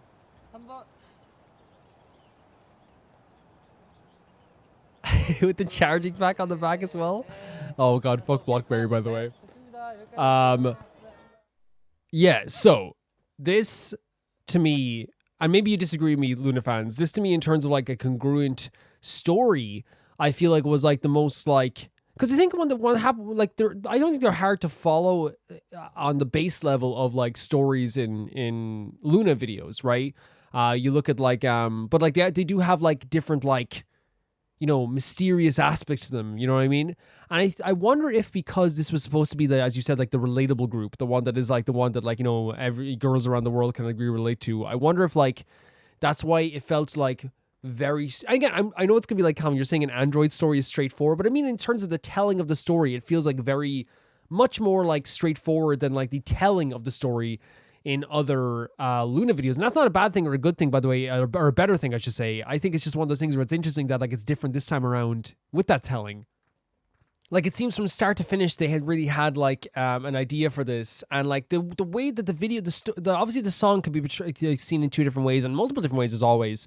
But I feel like the story of the video itself was Vivi was an android. She probably felt like she was like kind of an outsider from the group. Because, you know, they were drinking their juice boxes. She was looking at them all having fun and laughing together as she had to stay inside and charge her pack. Heejin noticed this as well. You know, and maybe I think possibly one of the only times she really felt like she was part of the group and part of everything there was like when she was running. Because like, you know, it's, you know, when is an android going to really, you know, be able to embrace the human aspects of life? And that's when they're able to do stuff that like humans can do, but like they could do better and really interact with them in like a very, because again, you know, you have an android on your team for sports, you're doing pretty well here. But it seemed like, you know, Vivi's acting was superb here. While it seems like she's just doing deadpan stuff, like it's the way she did deadpan had like this kind of lifeless look to it, but at the same time too, you could tell there was like a little bit of longing there too, in my opinion. Where like even when she's walking behind the gals, you could see like there was this like feeling of like you know, I'm kind of different from them. I have to hold this juice box. I think, you know, the being really good at sports aspect is like obviously like a very funny thing too, because like, you know, she got that basket and won, and all the girls like, what? That was a really, really fun aspect to that too. But the video itself is like just really, really adorable. It has like a lot of like really interesting scenes in it. I think the scene at the end where she like gets rid of the she like runs away without the pack and keeps running. She's not just running on the track anymore. Because again, that's the thing. It's like, while I say that like she feels like she's part of a group maybe when she's doing track, I wonder if like track is more giving her the feeling of like feeling free for a moment, and her running off the track means she's no longer on rails and she no longer needs the pack with her, because it said like live and love, right? Love and live. So what if it is trying to be like, hey, like, you know, you be able to move forward and like be yourself in this sense too. The track itself like was also really sweet, and I hope, again, I never try, you guys know this by now with Rome Reacts, I never try to downplay anything by saying it's really sweet, right? Because I feel like sometimes it's like, oh, you're saying it's good or it's bad. I'm saying that like it's one of those things where like it's like a really like beautiful, adorable, sweet song that I feel like was going for like a little bit of a relatability aspect too. It had like a really great beat at the start. The chorus itself is so like magnificently like magical, right? It feels so magical when you're listening to it that you can't help but just smile as you're like watching them as well. And the verses have like a really like beautiful longing to them, and like a very beautiful vocal performance for all the gals. I feel like all the gals like really contributed so much to those verses as well, because like the chorus is like, you know, a kind of like an arrangement of like a lot of their vocals. There's like high notes from Heejin and Hasul and stuff like this as well. But I feel like during the verses is where like this song shines even the most to me, because of that longing feeling in the verse, the sweet like tones that they're giving off here, the very soft tones they're giving off here, sound so pretty as well. And I feel like that's a really cool aspect that they were able to accomplish here with the song as well. The like really like showcase that these gals were like so talented, like from very early on when it came to all this stuff too. Yeah, I love the choreo for the actual song as well, because like I said, it's not choreo that's like over the top. It's not something that's like, oh, like really strenuous or crazy. It's not, you know, it's not like the love forever choreo. You know what I mean? It's more like, it is still like involved, but it's more like very direct and very fun. And you can see like, you know, the smiles on their faces are the stars when they're doing this more than even the choreo, which I feel like means the choreo is like, you know, less strenuous for a reason. And again, if you're going for like a relatable aspect, I feel like this is definitely like the most like, you know, apart from the Android aspect, of course, but I think even the Android aspect is supposed to not just be like directly like, oh, you don't know what it feels like to be an Android. I feel like it's also like maybe an allegory for feeling like being on the outside of things as well. It's like a representation of like feeling like you maybe like an outsider, that you can't really participate or you don't feel like you belong in this world. You're trying to find your place in this world. So that fits too for me as well in terms of like a very big like relatable aspect to that also. The locations they film in are always like really amazing, but the shots in this video were fantastic. And again, Vivi's the star of this video, right? The gals all, again, I was going crazy seeing Hyunjin and Hasul and all this stuff too. And of course, seeing baby Heejin was like such a shock that I was dying. But like the shots with Hasul were incredible. Like the shot looking through the window, the shot with her like head down on the table as Heejin looked in on her. I feel like even like, you know, the shot of her walking behind the gals too, like they did a really good job of like making like, you know, this whole Android thing really work because like I've said before, if you're not dedicated to the concept, then it's not going to work. I'll just say that straight up. If you don't have like, you can do a concept that's really out there and really weird, but the reason why this feels very grounded and relatable is because they actually like commit to the idea of this and have some very sweet moments to the point that I feel like even if you're like just a regular person, I feel like a lot of people are relating to Vivi here too. I think a lot of people probably relate to Vivi the most out of this video. You know what I mean? I feel like an outsider too. I feel like I'm on the outside of this stuff also. Yeah, but it's really, really beautiful. Yeah, and I can't praise like how much like the verse of the song is. I know I already said it, but like it just sent me into a trance the most time when they were singing it. And again, it's really adorable. It's really sweet. It's really cute.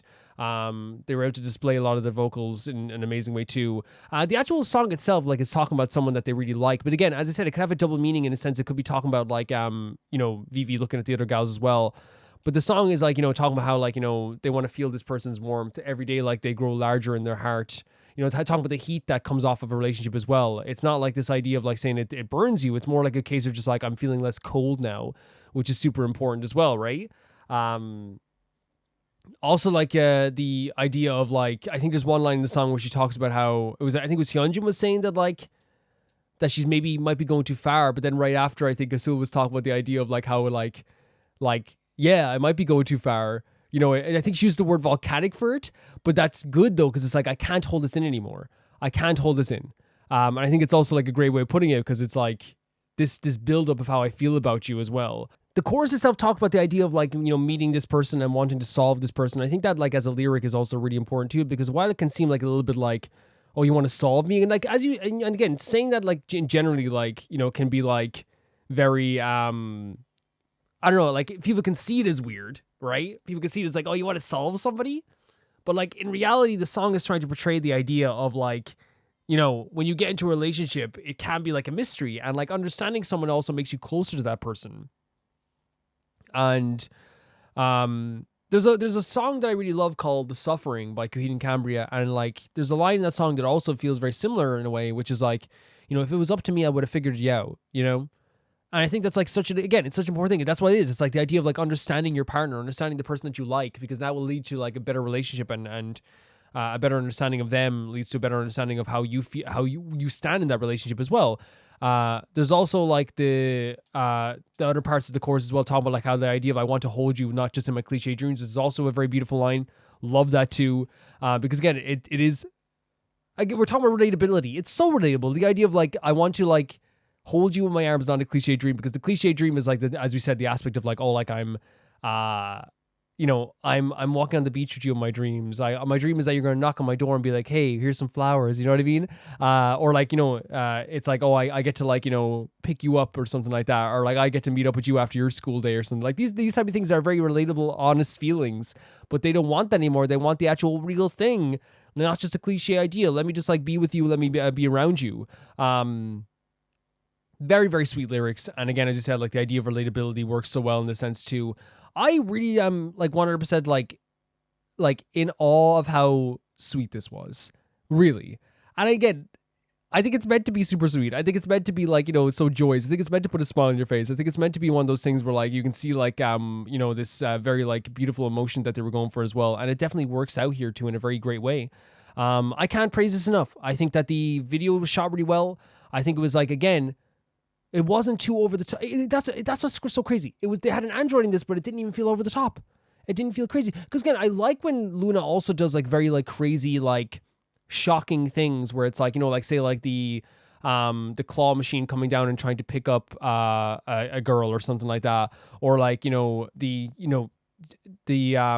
or Jinso holding a fish in the air or something like that as well. I like those things because it's really cool to decipher those meanings and those feelings. The idea of the burst of color and like Sweet Crazy Love and stuff like this too. The idea of like, you know, a character in Loona's song showing up for just 1 second. I love all that stuff. But I do like that they took it like a step back and kind of had like a more straightforward aspect to this too. I think it works really well for this type of song and for this idea and this choreo and all this stuff. Love seeing the gals. Love seeing baby Heejin. How old was Heejin right now? Because she literally looked like she was a baby. You know what I mean? Not literally, but you know what I mean. Just compared to what like how she looks now. Yeah, very, very sweet stuff. I really enjoyed this. Just to end it on this, vocals, incredible. Yeah, the video was shot well. It was performed well.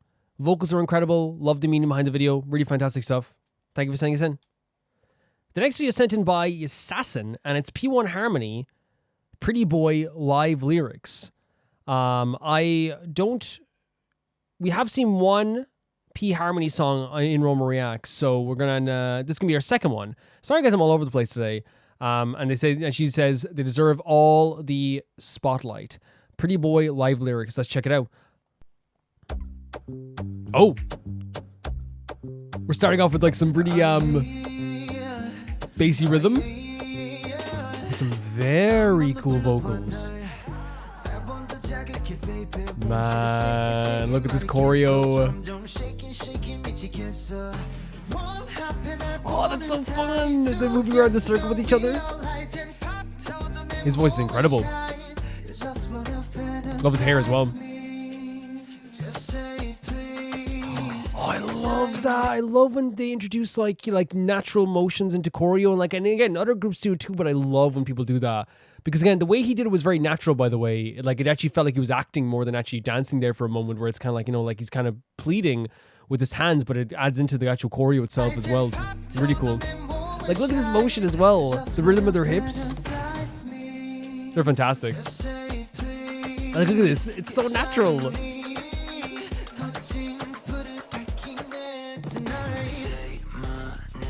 Oh. Whoa. Whoa. It's a very self-confident song. The choreo's so involved.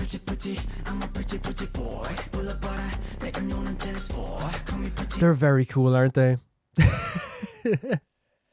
They're very cool. I think we could like say that right away, that this is like a very cool group. And I think as well, like, you know, like to do a song like this where like you're calling yourself pretty, you're saying something to say your name, like you need to actually have, I don't think there's subtitles on this. Yeah, no, they're usually not on like dance songs, but I sometimes I forget though. Sometimes I actually miss out on this stuff too. But yeah, really, really, really, really cool stuff. The rhythm again, like with their dance moves are so cool too. The choreo's already like really, really involved with each other also.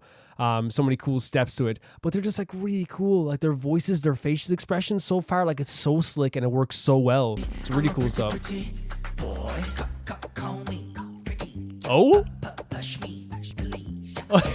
He's really cool. The rhythm of his rap too.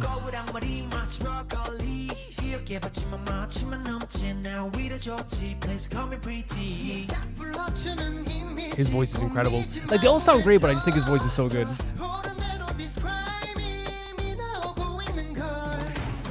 Before we go any further, the guy who was rapping there, he had a rhythm to him that like is so interesting that I feel like, you know, sometimes if you do it wrong will not work. And that's like kind of like this line of like offbeat, skipping every second kind of like tone to kind of like create like a very off rhythm kind of thing, like a rhythm beat.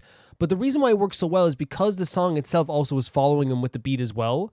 Like it creates like a really cool thing where he almost is like one with the song.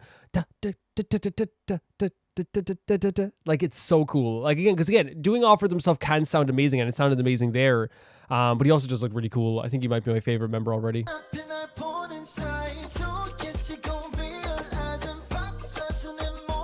They all just like the outfits look really great too. Oh, he's cool too, though. I mean, they're all very cool.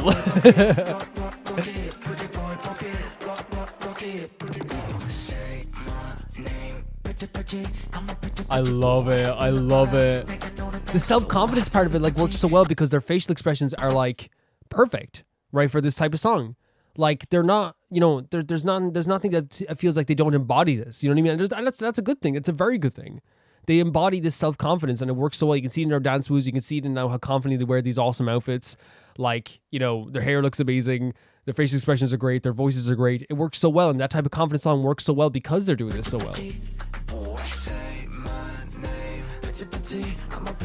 I love this chorus.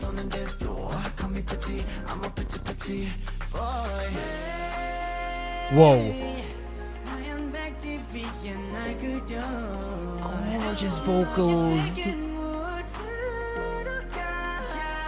I feel like I'm watching the guy in the front here because he sounds amazing and he's moving amazingly too. And like there's so much stuff still going on in the background as well. The choreo is very involved.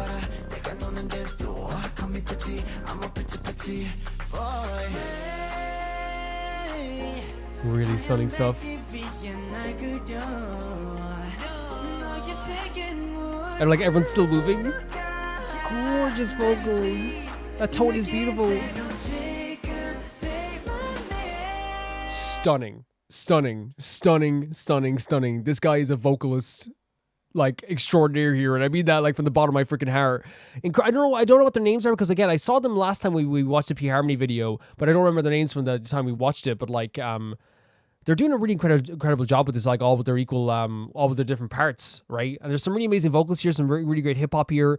But I think like the thing that they, as I said, that works so well because like of this type of song is that I think that they are, even in this moment here, this is more of like a slower kind of like I know what you call it, this type of moment where it's kind of like more of a low down kind of like let's slow it down type of moment. Again, it works so well because they embody this. They're embodying this with their facial expressions, their vocals, their dance moves. It works so well in that sense. Stunning tone. Stunning tone. Oh, with the drum beat in the background, so good. So sick. What? No, sorry, we're going again. Sorry, so sick. Look at this. Look at this movement. It's almost like they were completely still, and then like it just came to life. Look at this. It's like he just comes to life. So sick. It's very cool.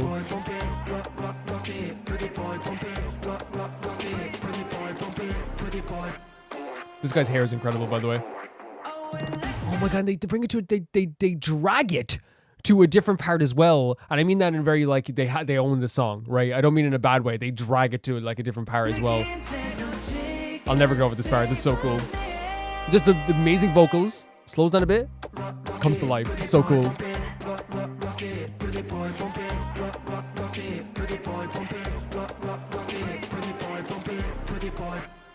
His hair is so good. And see again, there's like another like crazy different beat here again.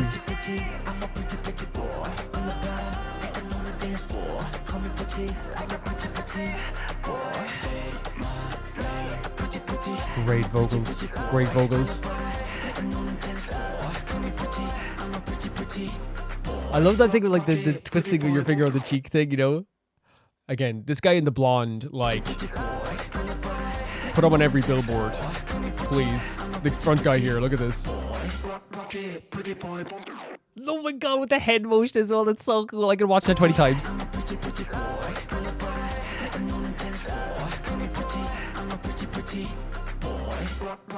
Look at this. That takes so much work. This is like legitimately just like a group of like really pretty people. This is like they all like got together and said, okay, how are we gonna be our best selves, guys? We gotta figure this out. And it really worked. Yeah, the outfits are incredible here as well, by the way. Like actually, I think that like is something I always like really love seeing in like K-pop as well, is like how like good the outfits can be too. I love the lace. I love the kind of like almost kind of like black leather. But there's also like a very like there's like a softness to their outfits that lets everything flow like with the dance moves too. But it also feels like there's like a very the darker tones make it feel more serious while also giving like a very like cool motion to like the way that they're moving, because like there is more of like loose aspects to their outfits as well. Really, really cool stuff. Love the lace on the arms here on the guy on the right. Then my favorite outfit is the guy in the front here. Like that's such a cool idea. Like the kind of netted vest over like an actual vest as well, with the kind of like suit pants. Like a really cool idea. Really cool stuff. Let's see this again here. I didn't see it before. Let's pretend I didn't see it. What's gonna happen here?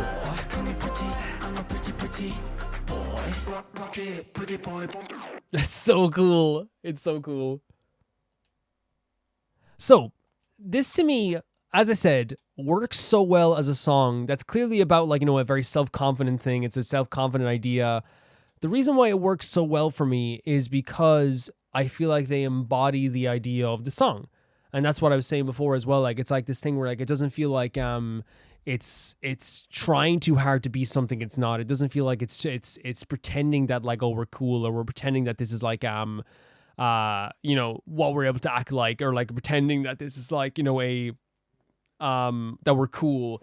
It feels like, again, with their facial expressions, which I think, you know, like, they probably have worked on that for years. Like they've been around for a while.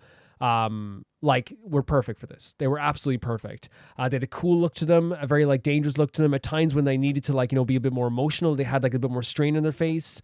When he was pleading, you know, there's like the squinting and the wincing of the face. Like they did really good facial expressions. I think for this song as well, that confident look, like that, the guy who was in the rap, for example, when he looked at the camera, like it felt like he was like staring right into me. It really did. And I think, again, like I said, like I think the worst thing a K-pop group can do, or any artist can do, is to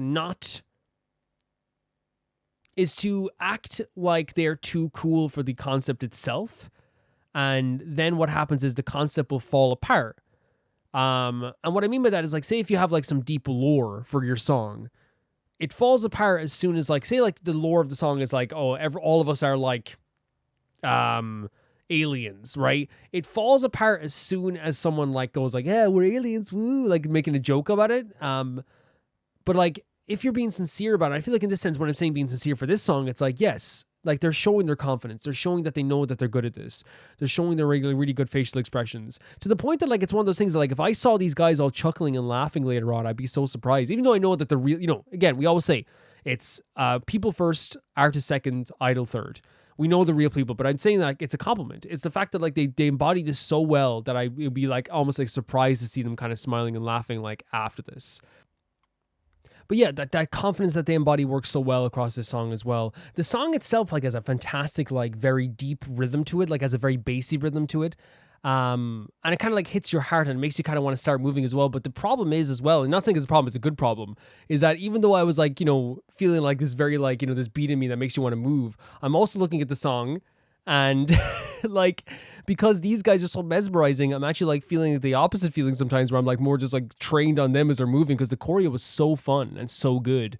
Whereas them moving around each other, their leg movements, like the moving around the circle, or like the movement like during the chorus where they're like touching their cheek, like saying, I'm a pretty boy, you know what I mean? Which is very sweet. Like it's in, you know, that's like the whole thing of like, you know, I think people do it like more in a fun way now, but like in this way, it like feel very cool and very dangerous in that way too. They had like very good rhythm in their movements too. Whether that being like the way they moved their arms, the way they moved their legs. Again, even later on, we saw that really cool motion from that guy in the blonde, which twice actually in the song. The first one being when he awoken from being like kind of like it was like they were all asleep, and he kind of like awoken. He moved his hand and like, you know, started dancing once again. And like, to me, there was something so fun about that and so cool about that. It really felt like he just came to life and like started moving around again, looking so cool, looking so cool. There was the motion at the end as well with that same guy where he like moved his hand to the side and everyone in sync moved their heads as well at the moment too. Like, I think this just works so well with the choreo. Like, the choreo is so cool. And I think it helps as well. Like, there's like a lot of like, yeah, I loved like the choreo in this. I loved the touching of the cheek movement, like I was saying, and how like it went into like a really cool leg move as well. I felt really dynamic in that sense too. They like have this movement, they're like clasping of their hands together. I love when they broke off from the group several times, like, because it really felt very natural. I think that's one of the things that like is so cool about this dance routine, is that it's not just like, you know, the choreo, like, you know, all in sync together, because that is there. But then when they break off from each other, they've done it a few times, like whether it be like, you know, we talk about the guy, you know, with his hands praying, or like later on, there's the blonde guy with the mullet, who kind of like moved in and out of the group as well. They break off into the group a lot, and it feels very natural, right? It feels very natural every time they do it. It makes it really, really cool as well. There's like a very like aggressive tone to the song, but not like in a very like scary way. It's more just like, oh, they're going in on this, you know, they're really going into this in terms of like the actual choreo itself. They really moved really well within each other as well, around each other, I should say, like really, really in a really pretty way. Like it never felt like it was like ever like awkward, or like that they should like, you know, that they were blocking each other off in any way in that way as well. And I think also like their bodies move perfectly within the song. I think that's such a good thing for any type of K-pop routine like this as well, or any type of dance routine, any type of song that has like a dance to it as well. It felt like when the song was, you know, had that like offbeat rhythm, you felt like there was like an offbeat rhythm to the dance as well. When there was a more of a bouncy beat to the rhythm of the song, you felt that there was a bounciness to the choreo as well. Even later on, there was like a when the guy starts singing at the end with the great vocals, the very soft vocals, he's doing like body rolls, like he's like moving in more of a freeway, while it was very direct and kind of like it felt like they were using all their joints to really like make this like very, you know, impactful boom, boom, boom, boom kind of move with their dance moves. He was like moving very freely, very loose, and I feel like it fit the tone of the song there too, which by the way, that vocal performance absolutely incredible as well. So like they were doing a lot of stuff here with the actual choreo that was absolutely like really fantastic, honestly.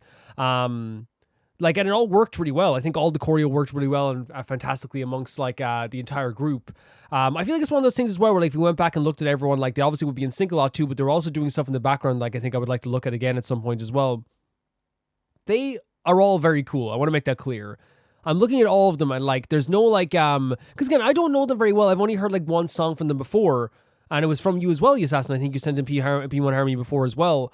But like instantly, this feels like a group that's been around for like a decade, right? This feels like a group that has like, that's so in sync with each other, that looks so cool, that's so sure of themselves, and you see this in the face of everybody there. Specifically the guy who was doing the offbeat rap, like he looked like he could take over the world tomorrow. He had so much confidence in his face, looked fantastic. It was really freaking awesome. Sorry if you hear me sniffing every once in a while, like I think I might be a little bit under the weather today.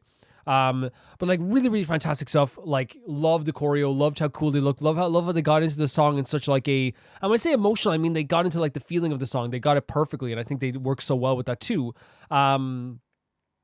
Yeah, the choreo was fantastic, and at times too the choreo was like did a lot of classic maneuvers like the leg kicks and the arm movements, but they made like these very like jaunty classic movements into like a very cool thing as well. Like the type of movements you'd see like in an old 50s movie, you know, like the moving the elbows up and like kicking the legs from one side to the other. But like because like the music was so cool, because they look so cool, because the outfits look so cool, because their facial expressions look so cool, it came across as very cool, less than jaunty, you know, in a very, very awesome way as well.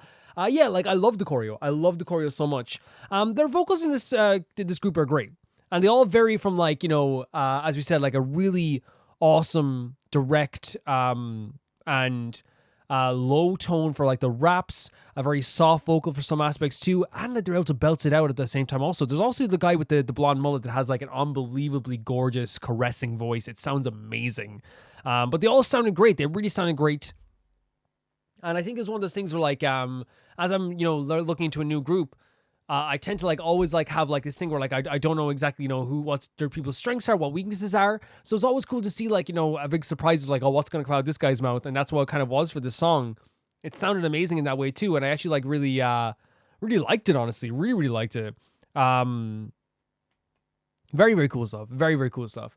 And like, I think that with the vocals, they were very like, obviously like, you know, they were recorded vocals, but it was the vocals in the song. And I'd really love to hear them live someday. I think it'd be actually really incredible to hear them like, you know, in the flesh, like, you know, belting out those vocals as well. Yeah, the rap was really cool. Whenever they did rap, it had a very serious tone to it. As I said, it drugged you into this, or dragged you in, I should say. Drugged you into is a different thing. They dragged you into a different dimension and with them as well, to the point that you were in this like era, like this area where like it felt like everything was super, super cool. Everything was super slick. It was, again, like I said, like it makes you want to dance, but I couldn't dance because I was so mesmerized by everything that was happening on the screen. It was really freaking awesome. Honestly, it was really, really great. I think that's just what I get from this group. And I've heard only good things about P1 Harmony, but from other people too. But what I get from this group is that they are confident in themselves enough to make a song that is this cool, that is this awesome, that works so well in this way because of that confidence. And again, I'm not saying that they're like, again, because like I never, when I say confidence, like some people might see it as like, you know, maybe like arrogance. I think there's a difference between that as well, because I think that like a little bit of ego is always very, very good for a performance, right? It's very, very good because you want to portray something. And in this say, it's like, you know, them calling themselves pretty boys. And it's one of those things where, like, even if I didn't know what they looked like, the way they sounded in this too, and if I just, like, you know, if they blocked out their face and I just saw their choreo, I would just be like, yeah, you're pretty boys. I can tell you're pretty boys. And it's because of those confidence. But again, the facial expressions are such a big part of it too. The outfits are so incredible. I really, really, really thought this was slick and cool. Like, I thought this was really cool. Yeah, I'd love to see more P1 Harmony in the future because honestly, like, this, like, really, really surprised me. And not surprised me that I didn't know they were good because I saw the music video before and they were really cool there. And I think I even called them cool at that time too. They had a lot of cool stuff there. But liking this too, amongst all the cool like aspects of the song too, great vocals. So that's going to be like a common thing maybe with P1 Harmony. But yeah, like not that the Assassin has to send a P1 Harmony, but I definitely would love to see some more P1 Harmony in the future because this was really, really, really good to me. Yeah, P1 Harmony has great vocals, great rap, great rhythm, great rhythmic dance moves. They work so well with the songs. They're very cool, great facial expressions. I think that's the whole package with these guys, honestly. Thank you for sending us in. The next video is sent in by Malcolm Kunde, and so I wanted to share one of the best fan animations for a manga I've ever seen. It's for One Punch Man, and with all the controversy with the budget cuts and loss of popularity, I doubt it will ever get to be animated. I'm amazed at the talent some people have to create these fan animations by themselves with such incredible details and visuals. I'm sharing because I really like it and I think the animator deserves recognition. Fantastic. For context, OPM spoilers. If you follow the show, you can skip this entry if you want. I actually don't follow the show, and like, just being honest, like, I don't know if it's something I will watch personally, especially now since, like, it's not just you, Malcolm, by the way. I've also seen other people talk about how the animation is getting really bad for season 3, and people have talked about this online to the point that, like, it's actually like, you know, I see the tweet and all those tweets and I'm just like, man, this feels bad. This really feels bad. So this is Saitama forgets to hold back and almost destroys Earth. Crazy stuff. Let's go. Flashing images. Thank you always for putting this at the start. I don't blame people for forgetting this, by the way, but like, I would say if there is flashing images in your video ever, like, always letting me know beforehand will be good. I usually catch it, but sometimes I don't, and I you know, I will feel bad. But it's not your fault, by the way. It's up to the creator always to find out. But if you can, let me know. Please let me know if there's flashing images in your thing. Did you say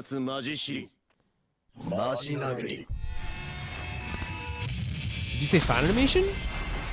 Because already we have a really sick art style here.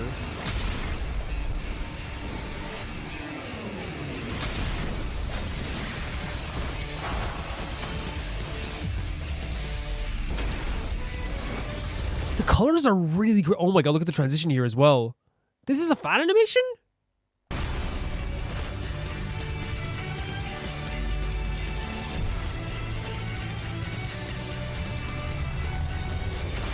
Wait, did I just pull the Earth up? Or I did push it down? Since you underestimated Earth? We'll lend you a hand. The art style here is impeccable with the colors as well. How is this already like almost over? Like, again, it's actually like really, really well done, like in terms of, like, again, like I said, the art style, the colors as well. But I think it's going to set off something pretty crazy here as well, isn't it?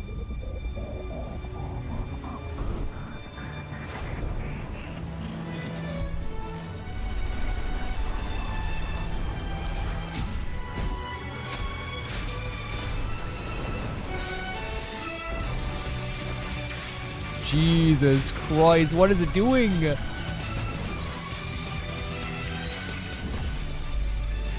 Huh? Was that the moon?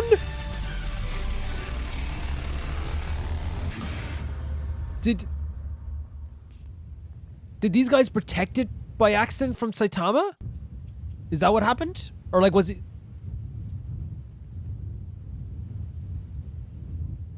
Who knows how far they could have flown from the recoil?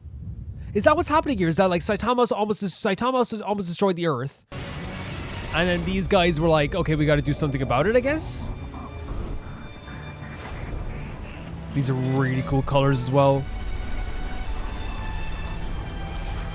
I definitely want to check the comments after this as well to see some like look, that looks so cool. That one, I'm gonna try and pause here on that one illustration because that looks awesome. Yeah, I can't get over how cool the colors look.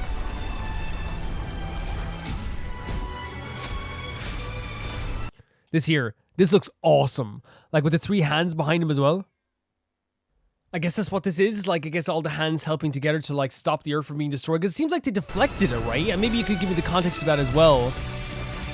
Because it looks like that was the power that was going to destroy the Earth, is it? And they kind of, like, absorbed it in some way? And deflected it with the recoil. Let me see just here as well, like, what's happening here at the start so we can see this again. Love the art style here. It's really cool.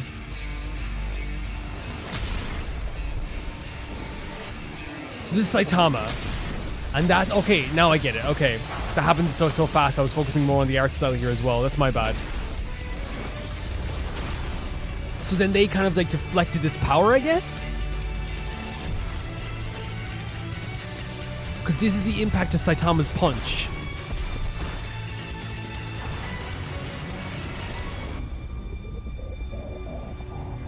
And then all these people came to help as well. We'll lend you a hand. That's really cool, right? That they need this many people also to like withstand this power too.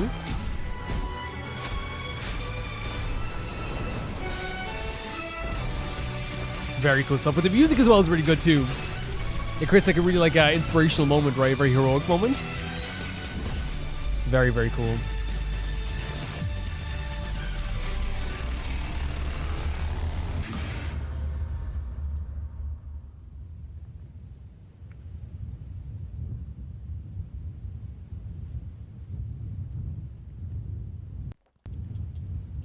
With that kind of energy, he knows of, yeah, the recoil as well. Absolutely insane way of showing power, by the way. Right? Like an absolutely like insane way of showing power, just like literally showing like colors, right? Using colors to show power here too. I'm gonna check the comments out as well. I want to see what people think about this also, because I think this is actually like a really cool idea. Brother, create season 3 for yourself. We'll watch this. I'm here just to wash my eyes after. Oh my god. Okay, maybe we shouldn't read this. If this is a fan, imagine what the air conditioner could do. Okay, that's a pretty good one. This could make all season 3 if he has the budget. Oh my god.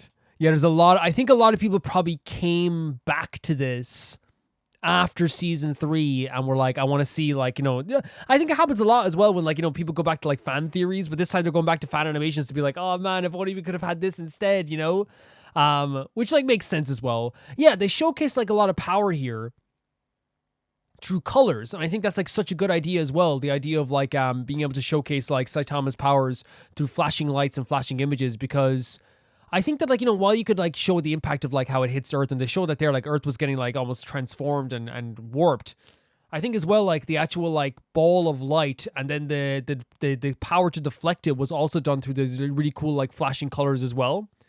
Because I think that's one of the things, like if you see something that's so fast or something so like that's something like an explosion or like even like, let's say like an atomic bomb, there's a bright like, and it's not colorful, there's a bright like light to it, right? There's a bright like essence to it. Like it has like a gigantic, like massive amount of energy, and it showcased that really well here too in this fan animation.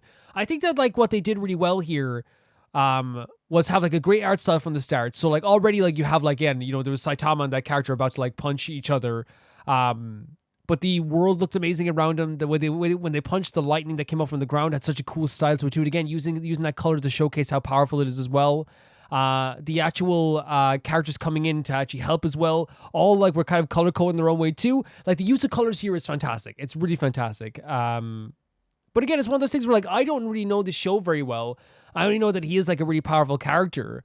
And it seems here that there is like an idea with this character that he actually like is so powerful that one mistake in the use of his power and something absolutely insane can happen. And this artist showcased it here very well too. I think, like, you know, I always like look at fan animations as like the lifeblood of like a lot of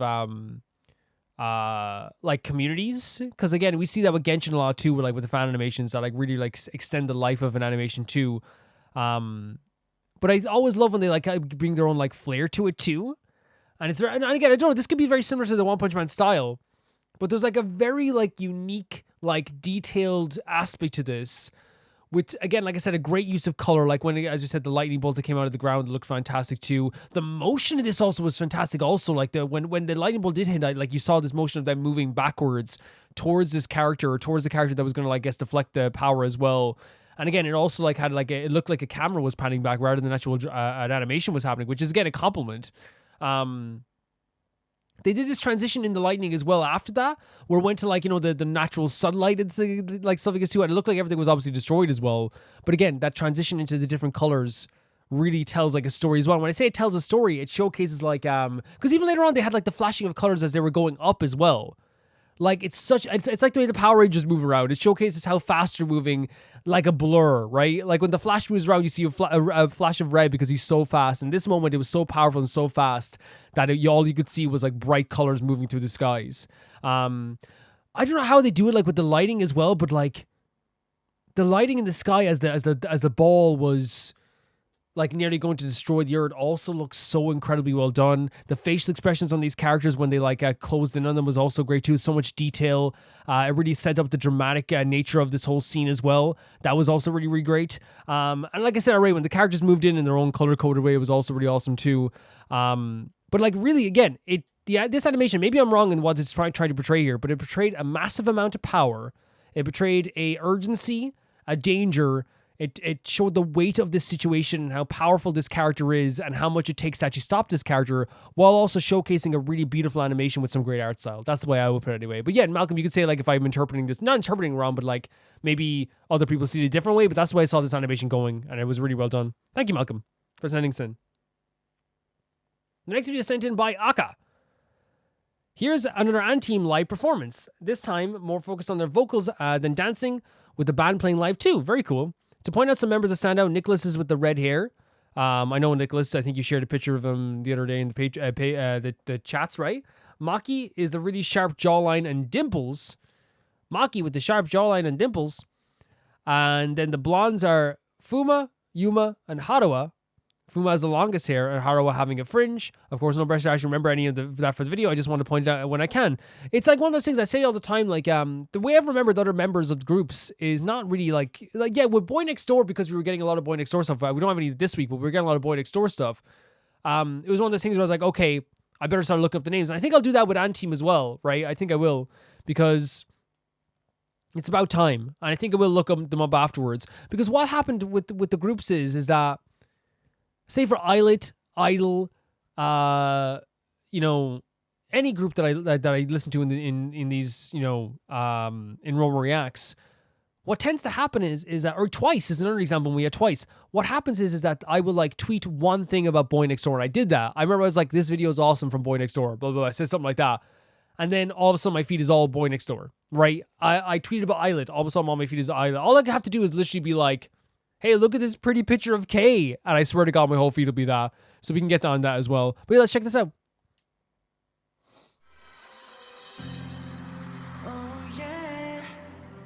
Look at this crowd here. So okay, hold on a second. Let's do it right now. Let's get these names right. If I get them right, gorgeous vocals. If I get this right, everyone who's watching this right now has to give 20 grand to the Patreon. And then I have to give you 40 grand for the Patreon. So it balances out. So you said the blondes, for example. There's 3 blondes here. Fuma is the one with the longest hair. So that's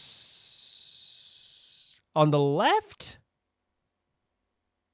I guess. No, I guess the one on the right has a bit longer hair, but he's also moving his head back a little bit. So maybe it's on the right or the left. With Haruwa has a fringe. So that's the one in the middle. So is the one in the one, okay, so the one on the right with the that's shorter with the blonde, that's Haruwa. The one beside him is Fuma. And if I get a close up on the other guy, I should know what Yuma looks like, but I've never seen this hairstyle, I don't think, on Yuma. Maybe I haven't. Then that's Yuma. The one with the red hair, Nicholas. The one with the sharp jawline and dimples. Where do we have a sharp jawline here? We'll have to get a close-up look, won't we, with some dimples. We'll see. We'll see how things go. Let's go.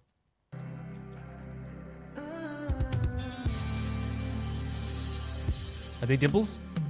Is that a sharp jawline? Oh, right away. There we go. Sorry about this. So that is Maki. Hey Maki, how are you doing?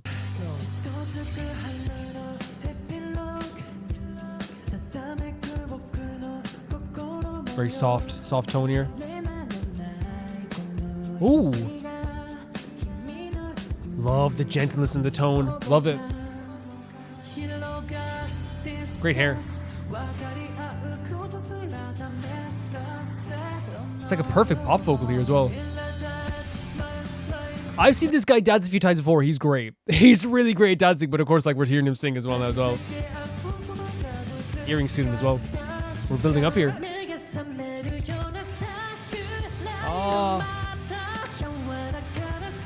Hearing this live is so cool. Okay, you're great.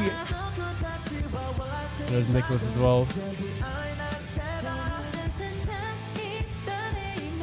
Oh my god, that's Yuma. This is a really, really cool chorus as well.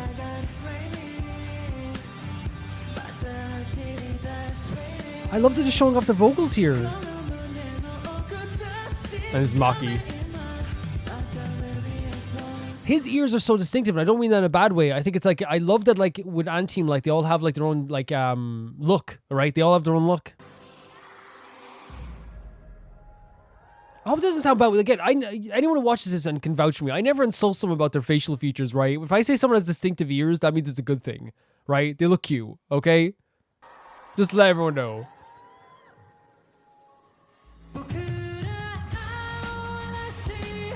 Okay. He's actually really pretty, isn't he? These vocal performances. It's so cool hearing them live. It almost sounds like that's to be honest, like, that's one of those things where it's like when you go to a live performance, like, you want to hear like a very natural tone. There is a natural aspect to it, but also, like, if I close my eyes and you said this was like pre-recorded, I wouldn't even, like, you know, I'd be like, oh yeah, like, that sounds like it is like just like very like perfected. But like, I don't think it's a bad thing because there still is that natural aspect to it. You know, it's live, but it's still like pretty how do I say it? Like, it's still pretty nice to hear. It has that mixture of being like really, really well done while also feeling very live at the same time too. Nicholas.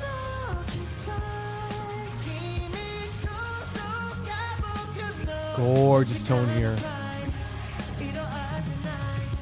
That guy's so tall. Oh, the fan chant. He's adorable.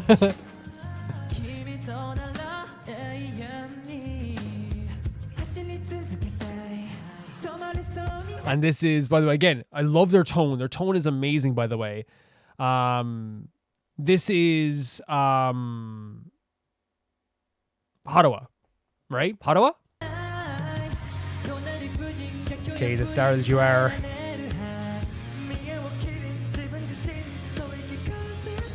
Love is like very, again, there's like, I always say there's like a percentage of raspiness in people's voices, but there is a raspy tone to his voice as well that sounds amazing too.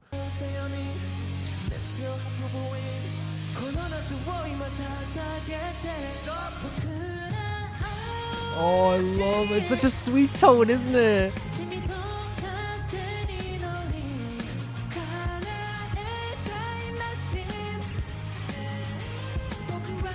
They have a very perfect mix of vocals here, honestly. Oh.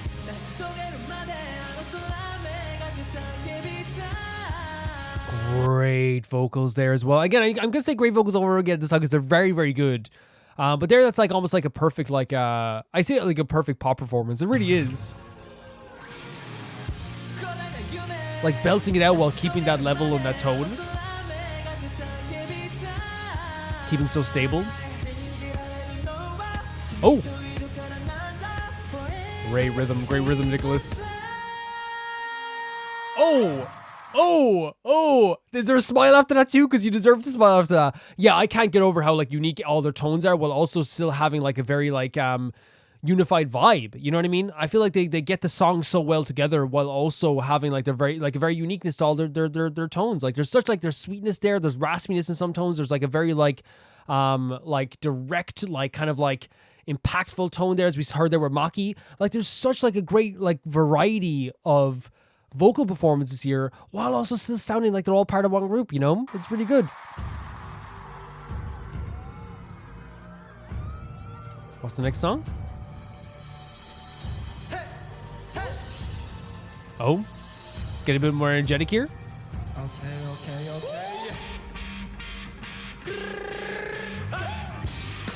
Oh my god! Oh my god! There's literally they're on the floor. they're literally on the floor. Look at this! They're literally on the floor. Loved it to play with a band, by the way. That energy is on, you know, MASH. It's so good. What? Where'd this come out of? Where'd this come out of?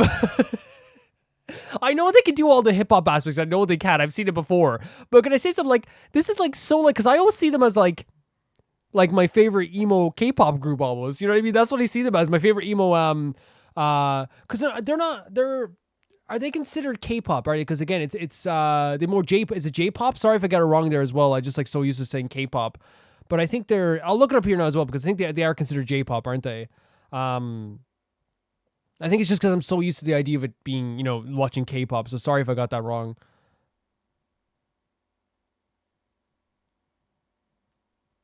Yeah, sorry about that if I did get it wrong here. They're a hybrid group, okay, but they're primarily associated with J-pop, which yeah makes sense. But yeah, they were like again, I'll rephrase myself then. They are like my favorite like emo, and I say emo, but before anyone says it's bad as well, I was an emo kid. I'm still into those emo bands. I still listen to them all the time. But I mean emo in terms of like they had such emotional tones to the music. It was so like impactful in that way too.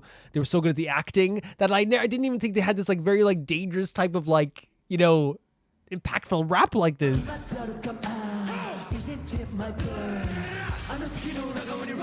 Like this is slick.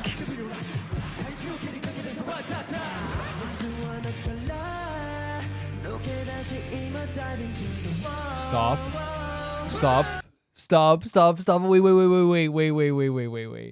Wait. This is perfect. This is a perfect transition.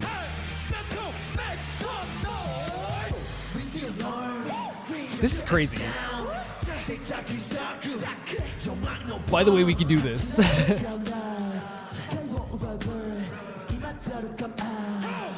And also the emotion of like looking directly into each other's eyes are doing this too. This is a great pause as well. Look at this, very cool. The transition into the vocals here is perfect. It's perfect. Gorgeous.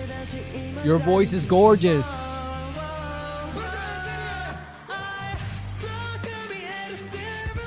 Stunning. Okay, the star that you are.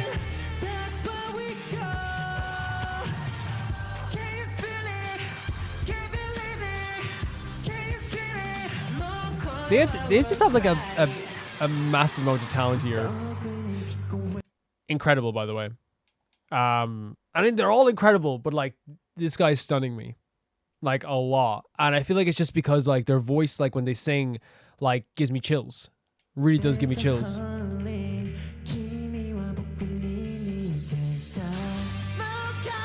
The emotion coming from Nicholas as well is really impressive. Even earlier on in the rap too.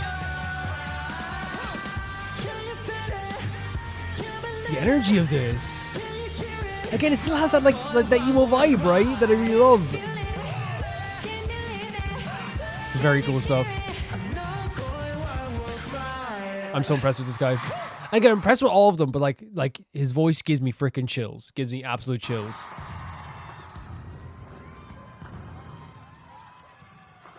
What song is this?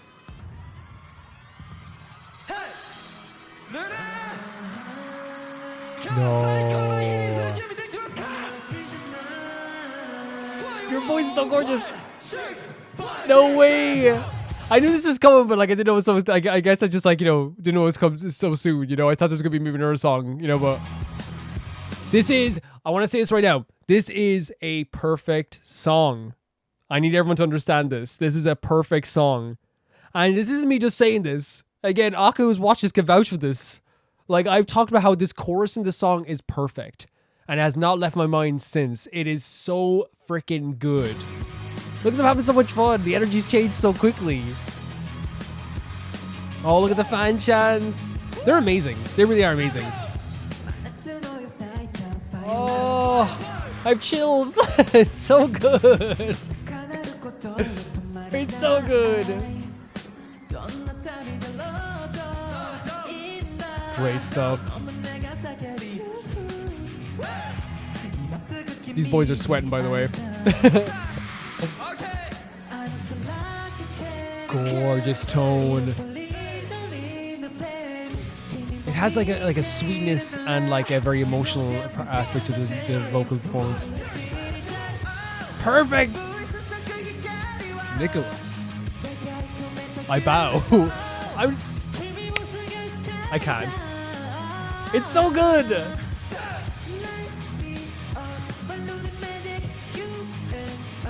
Oh my god.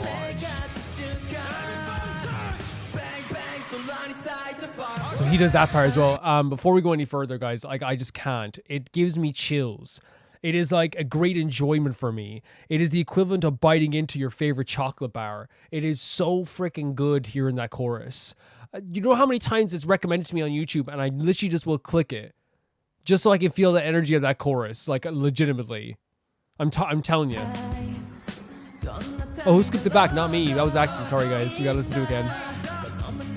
Oh, my finger slipped. And like, it's really cool, like putting voices to faces as well, because you don't always see that in the videos. Yeah, love the mixture of the sweetness and the emotion here as well. Let's go. Great stuff from Nicholas here. Get a K. I have chills again. How is this? I've heard this a million times. I think it's just the live aspect too. He's incredible.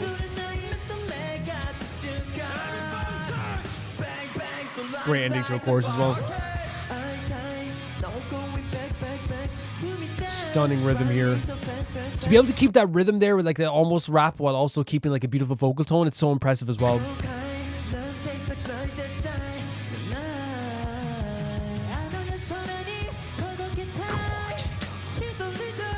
I can't. Did you? Sorry. So again, okay. I gotta pause again. Listen to this here. First of all, look at Hikaru is it being like adorable on stage here. Yeah, I love his tone. This is his. Oh. Maki. Okay, I need to take a year-long break. It's just like this, like I don't know. I'm sorry. I'm going like I'm really getting like crazy here. Like I mean it when I say this is like a perfect chorus. This is a perfect chorus. The energy of it, the emotion in it, the vocal performances, and hearing it live is just a different beast as well. Even the start here with K into this chorus as well. Love that. Love the tone. It's so good. Like even the way he stood there as well, look. He has a very silky voice, doesn't he? Okay. Oh my god! I can't.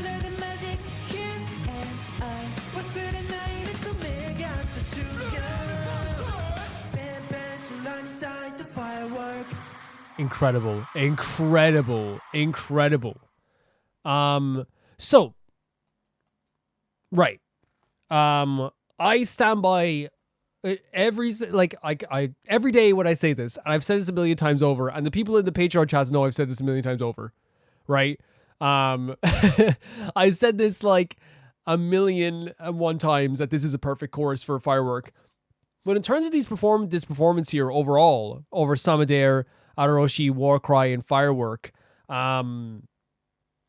this is like, to me, a beautiful showcase of how much talent is within Anteam. Like how good they really are and how great their performances are as well is like so stunning to me. It really is.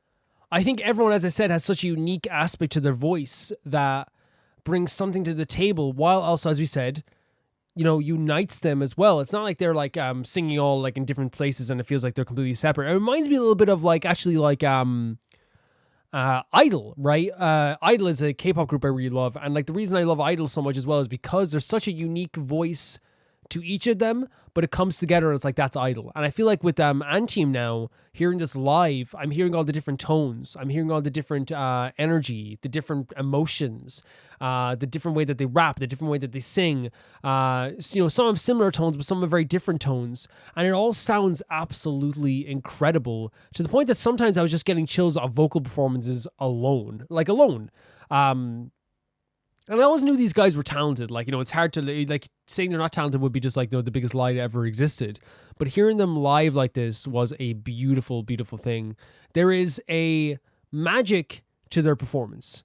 It's magical. It gives you chills. And it was from all the songs that we heard as well. Even at the start, here's Over Samadare, like, which is, we saw the video with that as well. And like the idea of Firework as well. And all these other songs too.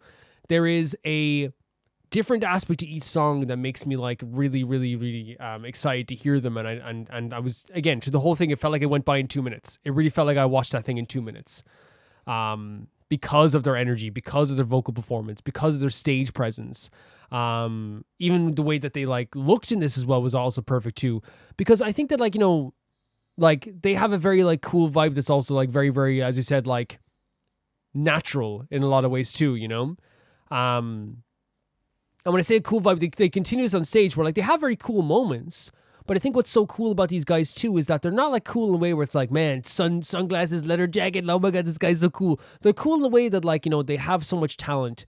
They have so much like emotions and so much energy and such great, like, and again, as we said, we talk with the vocals as well, that like the cool aspect that from them comes from like their unique ways that they perform on stage. Cause like, it's, you can say, how is it cool, Calvin, to have someone like, K extending his hand to the sky as like, he stretches his body out, because no one's going to say that's cool, but it's cool because again, it like feels unique to K, if that makes sense. It feels like everyone does like their own unique thing with these performances as well. I think it started off like obviously with Samadare, right? And it had like a really beautiful vocal performance, like a really, really gorgeous, like a way of like showing off like, what they can do on the bass line of things. While also like, having some very powerful, that song has some very powerful tones as well. But you got to kind of focus on each singer as they were singing these songs as well. And I think even like, it built into like the chorus as well, seeing how much energy they put into I keep saying the word energy because like, K is like looking at the camera. He's fine. And again, there was, I didn't say it at the time, but like, there's like this really, there was this moment there, like he kind of locks eyes with us. And I was like, this guy is a mega star. I think I said he was a star at that moment, but like, he like really felt like a star in that moment as well. Really, really fantastic stuff with that as well. And with the, was it Aroshi? It felt like kind of like a very like an anthem, right? It felt like them together, like kind of like, giving off these powerful vocals as well. Again, like there was a moment there as well. I think that Kay was also finding the camera in a way too. But I think that also showcased like Maki's like amazing voice as well, which again, they all sound really freaking incredible. They really do. And I'm learning obviously some of the names now as well. I think it was Yuma who has like such a beautifully like gorgeous tone. Nicholas as well also has this very unique tone to him as well. That like the only way I can really describe it is like it is cool. It is kind of slick in his tone as well. It is kind of raspy in its tone, but it's like a really, really beautiful way of singing as well. I'm just like very excited after hearing this. I really, really am. And in the song after that was what was called, it was, let me get the name of it again. It was War Cry. They had a rap part of this song that like was very surprising to me. Not because I don't think that they can do it or that they can rap, but it's more of a case of just like the vocal, like the tone that they got with their vocals and like the deepness they got with their vocals and the dangerous vibe that they got with as they're performing, while also again still keeping the Anteam vibe intact. It was like really, really well done and surprising. It like stunned me for a bit there as well. And of course, again, you still get to hear all the vocals there after that. And of course, Firework, guys. Like Firework is, to me, as I said, a perfect song. And it's the verses, well, it's not just the chorus, the verse is amazing too, the build up to it. Hearing all their performances together in one go, like, and like the transition into Firework as well, like also showcases their stage presence, because I think stage presence is not just like I'm cool on stage. What Anteam does when they're on stage is that they embody the personality of the song while also like having this like, connection with the crowd and the camera. Like, and again, I keep talking about Kay like looking directly into the camera. It's a moment where you're like, oh my God. But like with Firework, the transition happened where they went from Warcry into Firework, and they turned into like a different group, not in a bad way. They were still Anteam, you know what I'm saying? I'm trying to like explain this in a way that doesn't sound very silly, but like they were jumping on stage, had these smiles on their faces. They knew this was like, you know, like almost a pillar song of one of their tracks as well. And we got to, I think it like even like opened with Harawa singing in that song too. Is it Harawa? Harawa is what we said again? Sorry if I keep having to look back. It was Harawa is the one with the fringe, yeah. Who again, Harawa is so casually just like effortlessly very good. Like Harawa just like will just like be standing there like singing this amazing vocal performance, and he's just standing there like, you know, casually with his arms by his side, and I'm like, okay, yep, that's fair enough, Harawa. But like Firework impressed me so much.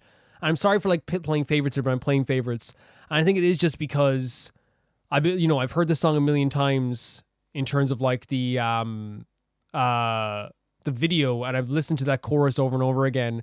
So to feel that energy, at least through the screen of that live performance as they're jumping around, as they're singing, as you can tell that they're feeling the energy of that song too. You know, Nicholas is belting out those vocals in the chorus as well, and then Kay is coming in as well. Like, you know, all they were just like really like performing at their peak here, and it sent chills down my spine. I'm gonna look up the members here because the guy I keep saying is, I think you've mentioned him before, Akka, as well. The guy you keep saying, like, I think you said him before that he was really good anyway. But the guy who I think is just the best singer, one of the best singers I've heard in pop. Let me just see it now. Anteam. So I have them all over the place. I'm just very excited here. Anteam members. Let's check this out. So is it...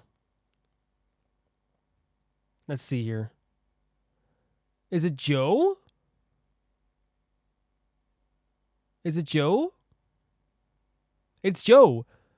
J-O? Joe? Joe is, and it's not to downplay anyone else because I talked about how amazing all their performances, how unique they were. Joe is incredible. Joe is like naturally, effortlessly incredible. And again, I hope it doesn't sound like I'm downplaying the other members because I will always compliment everyone else too. But the guy named Joe, who was, oh my God, he was born in 2004. How do you have this much talent when you're, oh my God, what are you talking about, Joe? Where did you find this talent?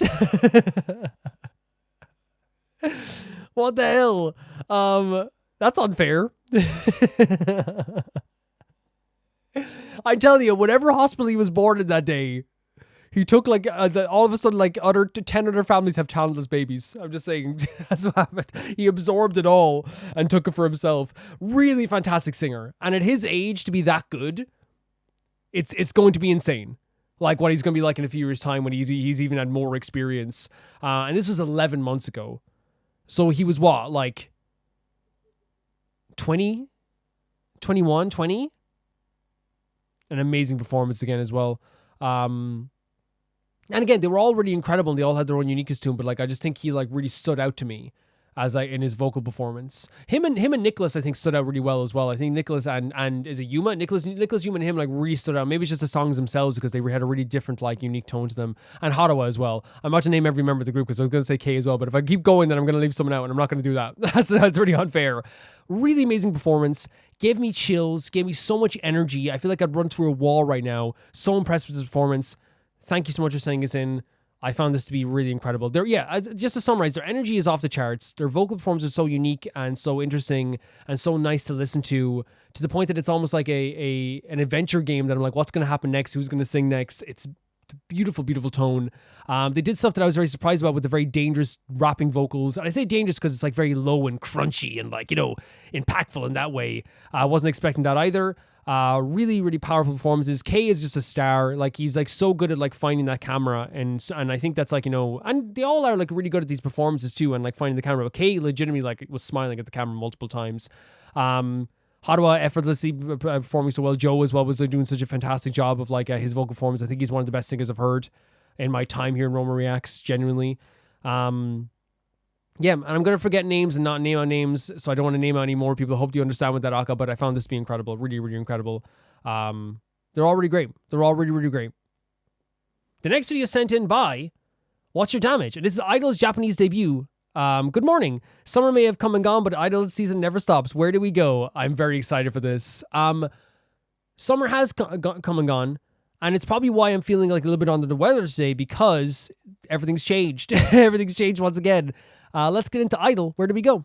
Oh my god, the aspect ratio already. Are you kidding me? And this grainy vibe. Are you joking me? Is that Soyeon? Oh, and you can hear the like cicadas as well. Oh my god, this is gonna be incredible, isn't it? This is gonna be great. Oh my god, Soyeon, the outfit! Oh, she looks incredible, doesn't she? Love the hair. She's turned that hair into something. It was already iconic with the blonde, but like it's become even more iconic by the day. It really has. This is so realistic, dragging the suitcase down the steps. That's so good. Where did we go? Whoa. Whoa. This is definitely different vibe for Idol, right? Mion's voice. Oh my god, Mion! Mion at the fish market? Gorgeous vocals as always. Oogie! Oh. I wasn't scared of anything anymore. Sorry about that, guys. I just to skip back just a second here. I didn't get any further in this bar anyway. I think she's incredible, Woogie. And of course that distinctive voice. She's like looking at them performing on stage as well. Mini Shua? The time has come. Oh my god. First of all, sorry, that scene was so cool there, by the way. The transition, like, vocals. The way they did transition between scenes back and forth. So it was Minnie and Shua singing. In this really cool rhythm towards the Dream Island. Woogie, your hair is gorgeous. Make it hold the board days. I love that. They're transitioning scene to scene. Pushing through the waves in the wind. Look at Woogie on her bike. What should I do? Soyeon, this look.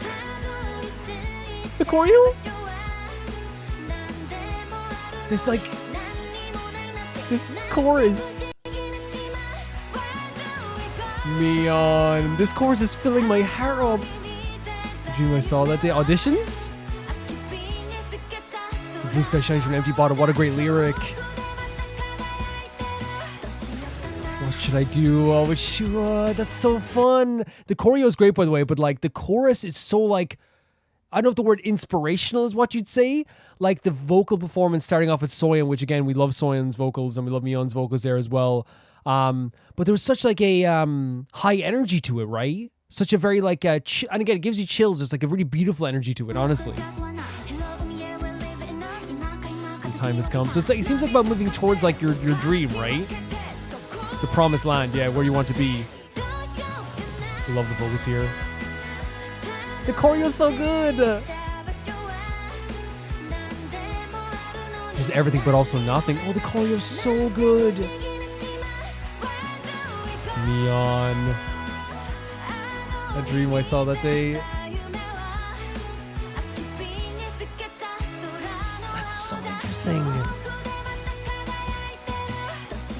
Do you think the idea of like the light shining through the empty bottle, if you're talking about the idea of like dreams and like wanting to live through your dreams, do you think that's an idea of like, oh, maybe it was an illusion? Is that actually where I have to go? Was it just the light shining through the bottle? It wasn't actually like this promised land I want to get to, this strange island. I love this, the way this video is shot, by the way, as well, is so fantastic too. The dream I saw that day. Like, this is great. Like, every shot is fantastic. I think they actually went to Japan for this, right? I love this. What should I do? The choreo is so fun. Look at Woogie. Mini this outfit. With the gacha game. This is great. Oh my god. They're all getting together. Gorgeous vocals. The choreo is like so like different from other Idol choreo, which isn't a bad thing either, because I think like, you know, Idol love doing that. They love like basically like taking their usual stuff and turning it on its head or doing something completely different. I don't think Soyeon ever likes to rest in one place. I don't think she's, and again, the rest of the members too, I don't think they're people that like to just like sit there and rest and wait and kind of like have, like, does that make sense? They don't seem like the type of group to wait for inspiration to come to them. They chase inspiration. and they chase new things. And sometimes for some people, I've heard it before, sometimes for the fans it doesn't work entirely, sometimes it does work. For me, like I just like, even if like it's like, you know, I have different eras of the idol that are like my favorites, I love that they're, oh, why is it almost over? It's like only like a minute and a half left. Sorry. But like the I love them always trying new things. And this choreo is so different. It's almost like a, I don't know, there's like a sweetness to it. There's like a kindness to it. Does that make sense? Like a gentleness to it. There's something so interesting about it that's like so different from like their other choreo. I mean, you know, there is like, you know, you could say that like, you know, Klaxon is also different from their choreo. Yes, it is. And that's why I think it's so great about Idol. With the claps as well. Look at these different Shalugi. Making yours is about following your dreams, it seems. Look at Minnie. These gals, I swear to God. In the fish market. The place I finally reached, Woogie. There's everything but also nothing. So that's like, there's everything here, but there's also like, for being also nothing can mean like there's also I have to make it for myself. Everything is here, but there's also nothing. Or it's like the idea that like I have to like try and, or like since there's nothing, I have to like work towards making something for myself, or it's so vast and empty that I have to fill it with something. We're in blind with the stars to shine. So we don't know where we're going, but the stars are still shining to guide us there. Look at Minnie dancing. Look at these gals, I'm telling you. The choreo is so fun. You get what I'm saying? There's like a sweetness and like a gentleness to it. Oh, that's such a good idea. Whoever shot this video is a genius. Minnie. The dream I saw. The fish stuff as well. Minnie. I love that part of what should I do. It really feels so natural, right? Because it's like this big performance of like talking about like this island that you're going to go to, like where there's everything but there's also nothing, you know, where do we go, like following your dreams. And at the end of it, it's like, what should I do? You know, asking yourself a question, very introspective, really cool stuff.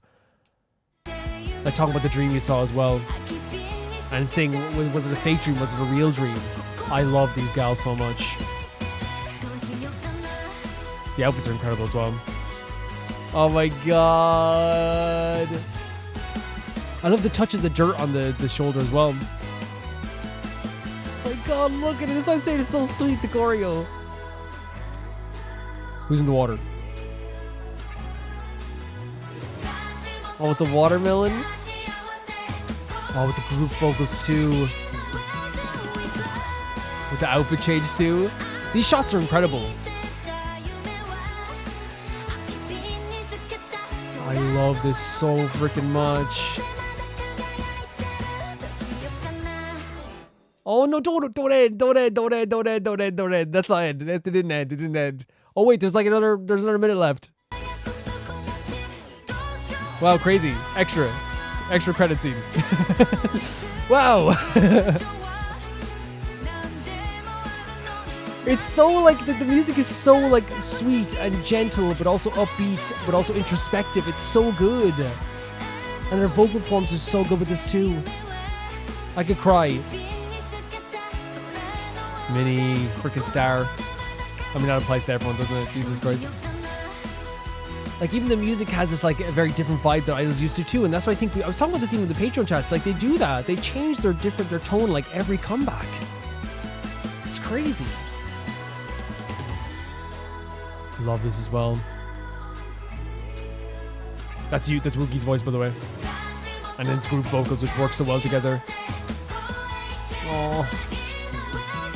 I would pay millions to see a TV show about this. These gals just together.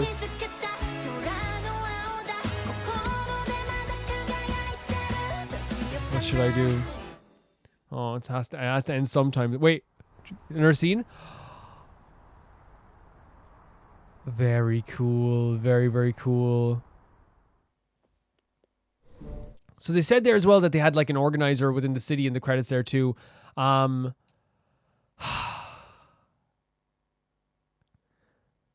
I am so freaking happy that I got to witness this. This was so freaking good. What's so fantastic about this song is, again, like, I adore Idol taking risks every time I see it, because I've seen like a lot of their stuff now, from La Ta Ta to, you know, Tomboy to, you know, Nude to Allergy to Queen Card to freaking to Wife to like Super Lady to Good Thing, like to Klaxon to you know, to this, like all these different songs, and there's more songs that we've heard as well.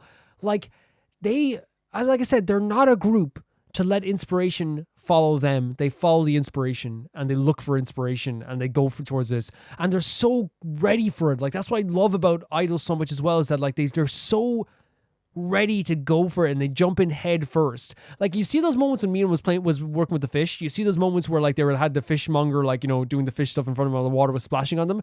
There's no doubt in my mind that they had no problem. Obviously they were like, oh my god, this is disgusting, but like they go for it. They go for it, and that's the thing. Like it's, especially since Soyeon like does a lot of the stuff here too. But I know on this Japanese debut, Soyeon actually said a lot of the girls like did a lot of their own stuff as well, in terms of like directing, in terms of like marketing and all this stuff. They all did this stuff.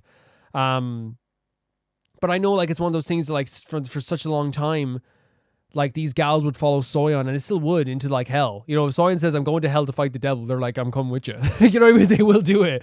Because like one thing I think is good to know, and sorry, before we get into talking more about the song, these gals are all set for life.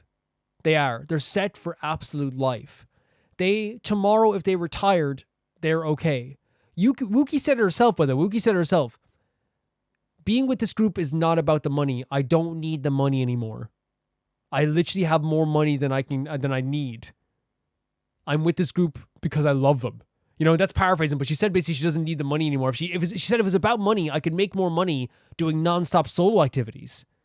She loves being with this group, and that's what they love, and they love this, and they all do that. They love being with this group. Yeah, this song is so inspirational.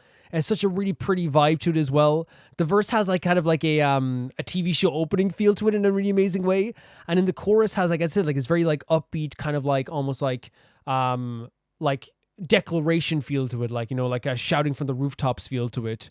I love the rhythm of the pre-chorus doing that. It's so like gentle and spirited, you know what I mean? It feels so good to listen to as well, and it's so good in the ears, especially when they did the transition with the cameras back and forth. It sounded really good too. Their vocals are so amazing too for these performances, for this song as well.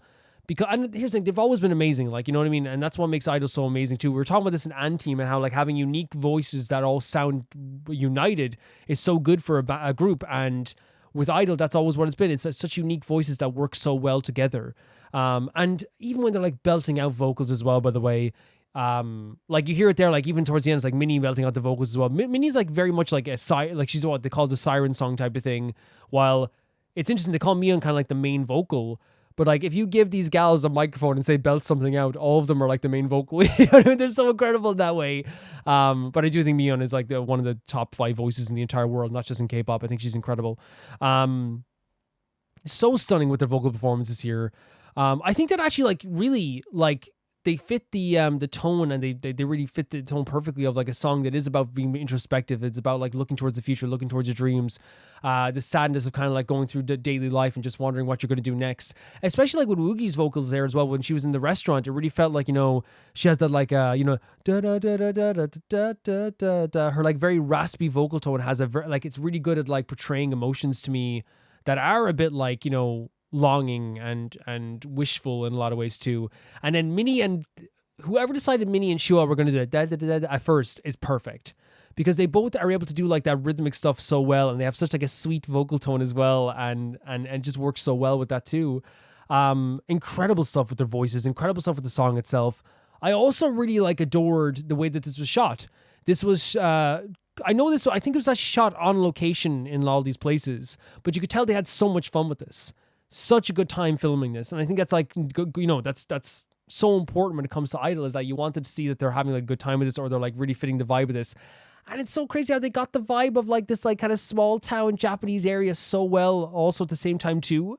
But like they had such great shots, the panning shots in the background, the kind of like zoomed out shots where you see them all dancing on like the harbor, them dancing inside of the fishmonger place, them walking through the city, seeing like different things like the posters. And like, you know, there's a moment there as well where like Minnie is looking on these two kids at the gacha game and she looks fantastic, and it's a really sweet scene as well. Minnie working at the fish place, Shua tried to get like some air with the fan. There's all these great scenes that they're all involved in, like, you know, the bookshop that Soyeon works in. They're all like very natural, very great scenes that they're all in. I think it's what makes this video so good, because they're trying to talk about the idea of like daily life, looking towards your dreams, that dream that you wanted to like get to as well. And the vibe of the video fits that perfectly. I think the aspect ratio being that way as well also was like a really perfect idea as well. Whoever came up with that idea too, because again, if they're giving the vibe, I think you know, Soyeon herself is a self-proclaimed like fan of like Japanese media. She is a really big fan of Japanese media. So you can tell like there's a lot of stuff here where like she's watched TV shows, whether it be animes or like live action shows, and there's a vibe here of that here too. Because there is like the idea of like the mundane lifestyle of looking forward to a big dream, which again, from the Japanese shows I watch, there's a lot of that in there, especially with anime as well, which Soyeon is also into as well. Love that idea for the video. Love the whole energy of the video. As I said, the different places they're in, the facial expressions that the gals give, the shots that the camera got here with them as well. Like the reflection shot in the mirror of the truck, so freaking cool, so creative, so great. It's more than impressive. It's more than incredible. The actual lyrics themselves, like, again, are also like very introspective and inspirational. Like, I think it even starts off with like her, you know, Mion singing about how she was young and having the same dream over and over again as well, which they did see, like, you know, people performing on stage as well. Woogie was seeing that too as well. The idea of coming into a new world, a blue world. Woogie was talking about the idea of like not being afraid of anything anymore as well. Because, like, you know, she's heading towards like what she sees as a dream. Woogie was really fantastic with the acting too. Like at one point, I think she was like looking at the screen, and again, like I say, like she was good too, but they were all really good. Like Mion like looking at the fish and stuff like this too, or like and walking by the poster. Minnie with her little drink as well. You know, Shua there as well. Like as we said, like looking like she was like actually dying with the sun there also at the same time too, and like Soya looked like she was bored like in the bookstore too. They really performed this well too. But yeah, like there was the back and forth focus like about like, you know, the idea of like wanting to break free from all the stuff that that you're in right now. Is this the time for this to go now? And the idea of like pushing towards this promised land. And is this what we should do, or is this what like and I guess that was like the pre-chorus. And they talk about the place that they reached as well. What was the line of like there's everything but also nothing, which to me again portrays the idea that it is like an area that has boundless possibilities, but you have to make them your own. This is where we're heading to. And I think that sums up Idol as well. They started with like the crummiest company you could ever freaking work with. And they made themselves into like household names, you know, in Korea and China, in Thailand, in Taiwan, like in Japan as well, like all these places. They were like topping the charts, but they've made that themselves. You know what I mean? They practically own Cube now. And I feel like that, again, not to say like that's not what this whole thing is about, but it does really feel like that's what it is. It's like, it represents Idol more than anything. The idea of moving forward and following your dreams and really pressing forward in that sense too. It really, really, really fits that for me as well. And again, the idea of seeing the dream through the bottle as well. Because to me that says like, is this a real dream or is this just like a reflection like the bottle I was drinking again in those mundane days of just drinking through your bottle as well. And then they also think of what should I do? You know, at the end of the chorus, which is so good because again, it's like the rhythm of that to be so introspective because you're like, I know I can head towards these dreams, but like, what should I do? This was so amazing. This was so incredible. It really, really was with how like the lyrics went off. Because to me, like the lyrics are actually like, that's what they're about to me. That's what they're about. It's about the idea of moving forward. It's about following your dreams. It's about like, you know, getting to a place where you're happier, getting to a place where like you're really comfortable, getting rid of like doubts and feelings that make you feel like you're less than, which again embodies Idol, right? And I think like it's what like they had like so many like cute aspects to this too. Like it's not just because again there's like again maybe I can get up the scene again just to show you guys again, if I can find it. There's one moment here that I was actually like going crazy how cute this was. Let me see. I think this is it. Yeah. This is great too, by the way. This right here, look at that Woogie Woo fight, look at Mion dancing. It's so cute. This is so cute. And they know they're... Look at them as well. This is what I'm talking about, belting out these vocals, yeah. Yeah.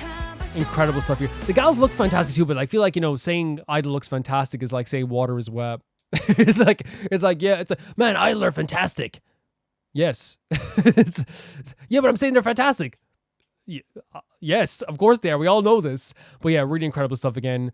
I can only say thank you for sending us in because I could talk for you for hours. I would talk for you for hours. I don't want to like get too crazy into this and like be here forever because I could definitely be here forever. Incredible. Absolutely incredible. Inspirational, introspective. Felt like it was very much an Idol song in a new vibe. Has the Idol energy and the Idol lyrics while also moving towards the future with different stuff too. Love this stuff a lot. Thank you for sending us in. This is so awesome. I almost don't want to leave it. I don't want to leave it. Really great stuff. Yeah, the gals looked amazing. Jesus Christ. The next video sent in by, it's Zevi now. And say, hi Romer, I hope the week is treating you well. I wanted to share the story of one of my favorite characters now in Identity. His name is Ithaca, also known as a Hunter Nightwatch. And I said you can read this context after the video if you want. That's actually perfect for me. I'll read it definitely after the video. Thank you so much. So Identity V Nightwatch backstory. Let's go. It's been a while since we have an Identity V thing, right? That night, the blizzard laid waste to the plateau of Lang. Plateau of Lang? She brought light before my corpse. Wait, the corpse as in the baby? That's pretty dark. She could have told me the bitter truth so that I could escape the intolerable surge of emotions. Wait, the truth? This is a great shot, by the way. It's really great artwork. She could have told me the bitter truth. So she was keeping the truth away from him? I could escape the intolerable surge of emotions. She could have gouged out my eyes so that I could not see the demons of hell in the skin of gods. What the frick? Or his ugly face.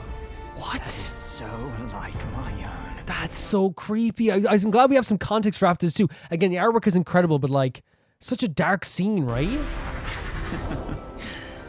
Dear Lord! It matters not, for the secret is forever Get him! buried. After all, corpses do not speak. We got him. But the price of it all... Oh my god. Her humanity fell into the bowels of the gods. Humanity fell into the bowels of the god. That is saying that humanity has been eaten by the gods, devoured. That is insane. Destroyed by the gods. Fret not, mother. The hunt of the gods. Oh my god. Ended on the night the blizzard laid waste to the plateau of Lang. Jesus. This is great voice performance. This is a really sick design. Look at that. This is the type of design that everyone's drawing, right? If this comes out when we're kids, right? Everyone's drawing this in school. You know what I mean? Everybody. Identity V as well. Very cool stuff. Zevi, very cool stuff. So, we'll read the context and then we'll get some more from this too as well. Thank you so much for giving me the context as well, Zevi.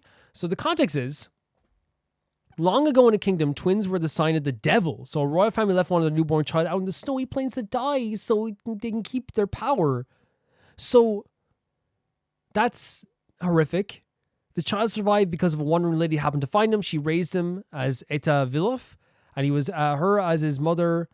And the day they lived peacefully in their small home in the woods. Years later, a purge for witches was being led by the royal son, and they were led to Eta's cabin, where they took his mother. Eta did everything he could to infiltrate the castle to save his mother, and he ended up killing the royal son. Good. Unfortunately, when he took his mother back home, her sanity was already gone, as she feared his face. That is so dark. Zevi, what the hell? Because he had the same face as the royal son who would torture her for days. That is so dark. What the hell? What can you even say to that? That's horrific. That was so sad. What the hell? For days, since then he vowed to hunt out anyone who dares enter his territory, protecting the only safe place his mother could stay, even if it means he can't show his face to her anymore. So his whole job right now is, I'm going to make sure no one ever comes in here again and does this. Isn't it crazy? Isn't it absolutely insane that even though she gave him a much better life than, in my opinion, than like he could ever have, because if he was going to be with that freaking royal family, he was going to become evil. In the end, he kind of became very vicious as well, but in a different way, because of the punishment that was given out to his family on behalf of that stupid royal family. Like, F them, man. That's so disgusting as well. That's so disgusting. Because you know what as well, like, what's so horrible about that as well? Is that, like, you have this life with your mother. She's brushing your hair. She's your real mother. She's who you care about. She cares about you. And then these people who have this like warped sense, and these type of people lived and existed, by the way. These people who like truly believed in the idea of like witches and women were witches, and if there was even like a thing where like if women had their clothes like slightly cleaner than someone else, you could accuse her of being a witch and people believe she's a witch. It's that crazy. And so they just tortured this woman to the point that like now she only sees in her mind the twin brother as her own son. Here's the thing. You know how harrowing it is for, you know, in stories and TV shows when someone forgets their family, and how heartbreaking that is for the family. Can you imagine this now? Not only does your mother not remember you technically, but she actually sees you as the person who tortured her. The look in her eyes as she looks at you, the screams that she has when you tried to feed her or something. The royal family, in the process of trying to kill a child, created another monster in this character. Such a unique character, by the way. I've never heard of a story like this. I never heard of an idea like this. It's actually incredibly dark, but in a very interesting way. Really insane stuff that like I wasn't expecting from this as well. Like, first of all, the customs alone are already terrifying, like already horrible, right? And then like it's one of those situations where I think that I'm glad he killed him, right? But that trauma that she had to go through. Insane. Absolutely insane. So dark. On the plus side of a darkness of this story, right? What's also incredible about this again is the art style. It's such an incredible art style. The character designs are always so cool. The visual designs of whenever they create monsters or different beings always look great too. Like that design with the mask was so neat also that it actually looked really, really great. I feel like it's one of those situations with this as well where like Identity V never really misses with character design. So like it's not like I'm like surprised that they have an incredible aspect to them, but it was really, really well done here as well. They had really, really how do I say, like really great paint strokes to them. Does that make sense? Where the art style, the color looks so good, but it looks very natural at the same time too, that I'm always like very, very impressed by what they do there. And here was no different. Like the character designs are really cool, which also drives home like the fact of like how like demonic they can look as well, how sad they can look as well. And because it has like a very like realistic vibe within its own world, you also like feel the impact of all those stories as well. This is very cool, Zevi. Very cool. Very interesting story. I've never heard anything like this before. Identity V is very, very cool. It is very cool. I love the art style of this stuff. Thank you so much for sending us in. Field sends in, the next video sent in my Field, and it says, time to tug on your heartstrings. This is a Star Rail music video if I can stop one heart from breaking. Let's check it out.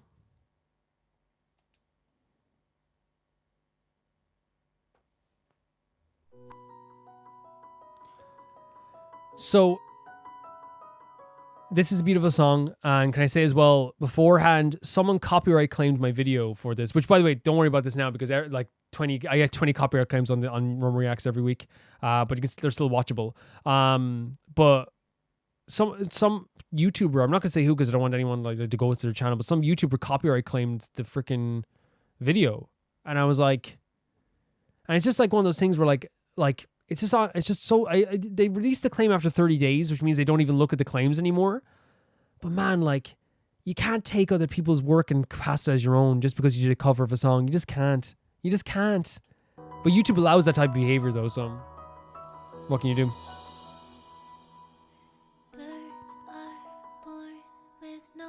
We've Acheron here? Acheron's hair is gorgeous, isn't it? Sorry, May.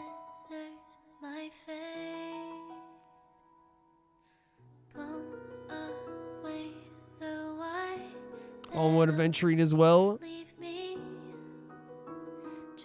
Holy hell, this shot here.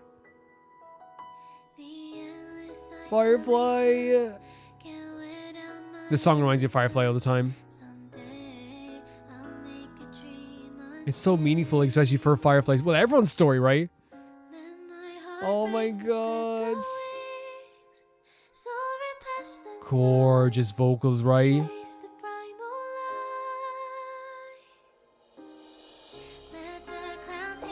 Oh my god, Firefly here as well.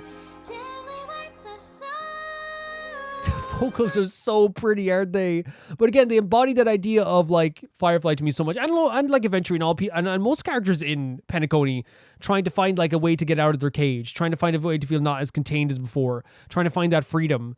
And Firefly definitely has the vibe, I think, who like it reminds me the most, because obviously we were on the rooftop when she was talking about eventually being yourself. But like it fits so well with that. But yeah, the vocal performance is so amazing. It's so great. And especially with Sam here as well.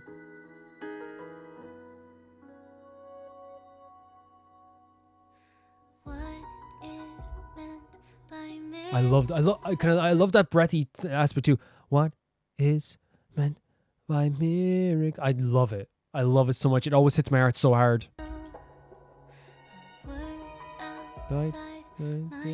So good. May.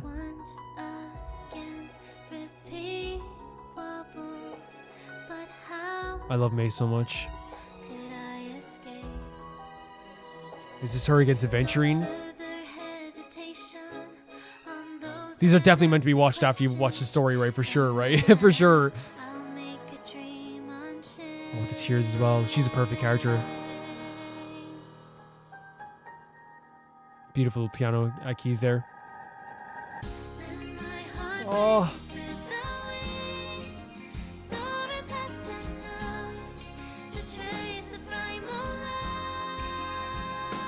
Look at the destruction as well.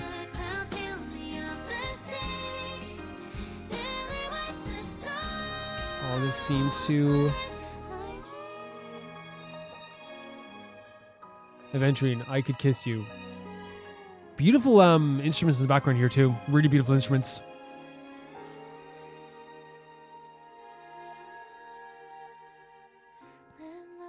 Gorgeous. Absolutely gorgeous.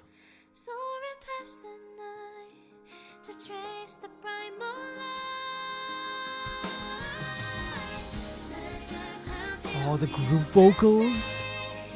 Oh, with all these different cuts. I'm gonna cry. Stop. Look at this. Look at this. All these different cuts in between all these different scenes. Incredible.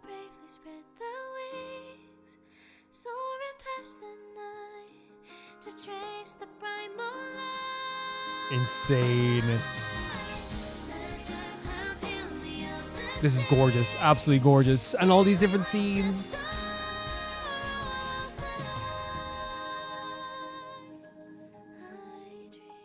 Oh, the wave. I'm going to stop it. Don't show me this again. You're all banned, every one of you. Get into the comments and line up. I'm banning you all.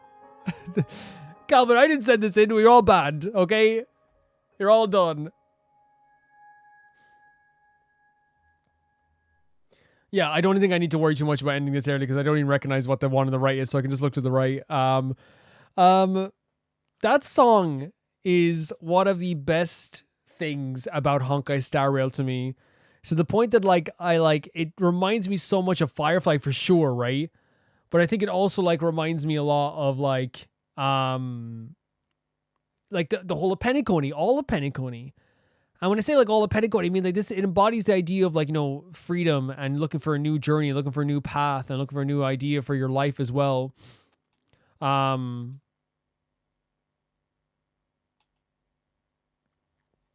It's really, really amazing stuff. It really is.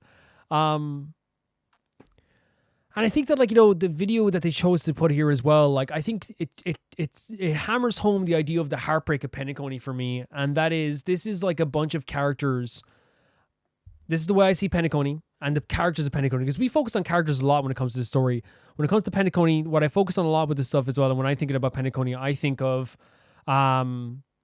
characters who were dealt an unfair hand in their life, right? Characters who have the desire for freedom and the desire to be something more than they're portrayed as now and that they are now. But there's always something that's tugging on their cape as they're trying to fly away. And you have characters like Robin that wants everyone to fly.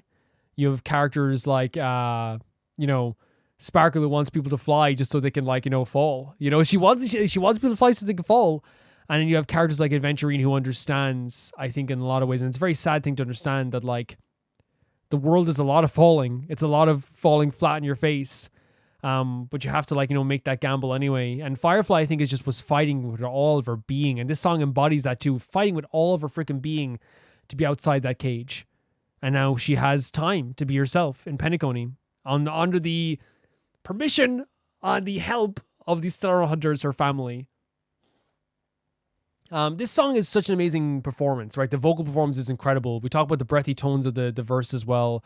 The beautiful, beautiful vocals and the belting vocals of the chorus. And then even like with the group vocals at the end with like this kind of choir-like vocals with like, you hear them all together with all the different intercut scenes together as well, which is so fantastic also.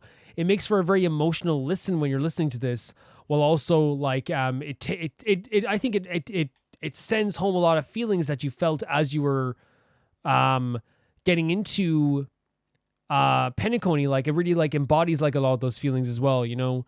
And you hear the lyrics as well, like that, you know, we've seen before as well, you know, like the idea of like leaving the cage, the idea of like the endless isolation, you know, that endless isolation, is that what, that's what you and it's like, can't wear down my illusion. And it's like, someday I'll make the dream like unchained. It's like, someday I'll get there. And I guess what this whole song is about, that's what Penacony is about. You know what I mean? The idea of spreading your wings, the idea of like being something more than that people think you are. The idea of like being more than you thought you could be. The idea of like letting go of like the things that contain you. And there's a line there too, was let the clouds like heal me as well. I love that. I love that.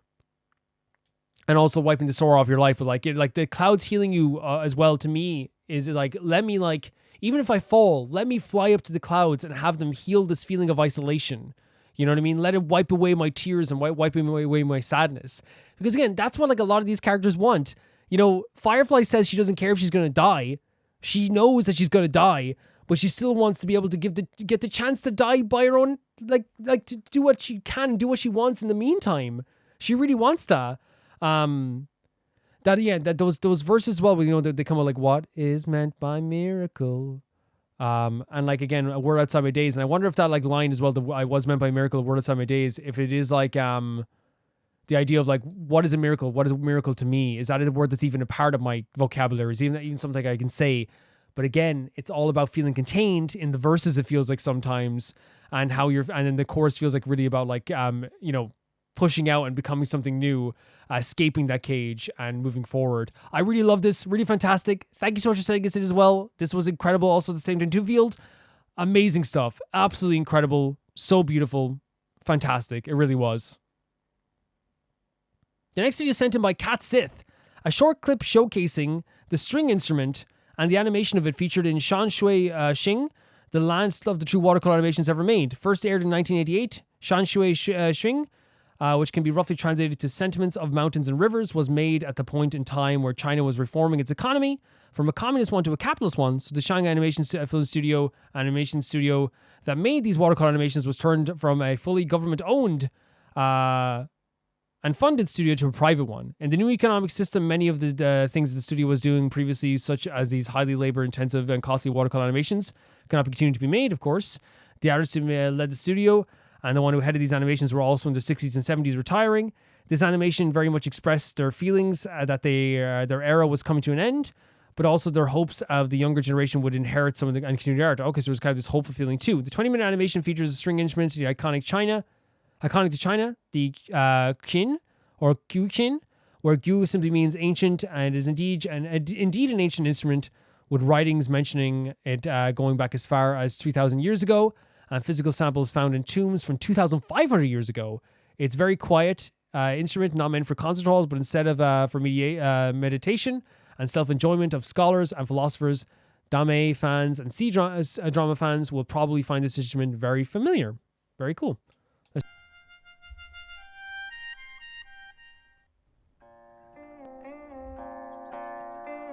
Really gorgeous stuff. Woogie from Idol plays one of these, by the way. One of my favorite groups. She plays this instrument and she's very good at it as well. I feel like this tune like has a very melancholic feel to it. It feels like it's a perfect backdrop for the scene as well, though, right? For sure. I feel so anyway.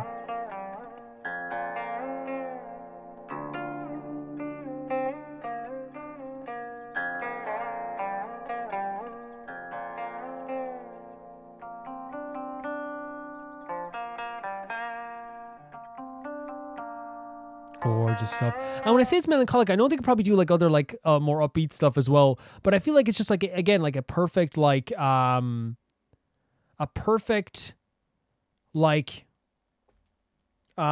backdrop for a scene where it feels like everything's a little bit quiet, where it's setting up something as well, where like you can kind of like feel the nature. There's like an energy around that scene that does feel a little bit more melancholic. But again, that's just this song itself. I know it can probably play more than that as well, because again, it's probably playing on the lower end of the strings here too. But it's a beautiful instrument, and it sets up like, again, that feeling. It hits your heart very easily, right?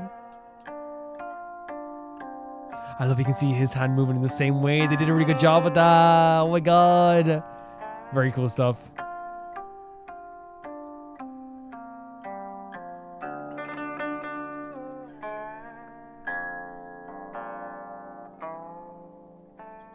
Gorgeous stuff.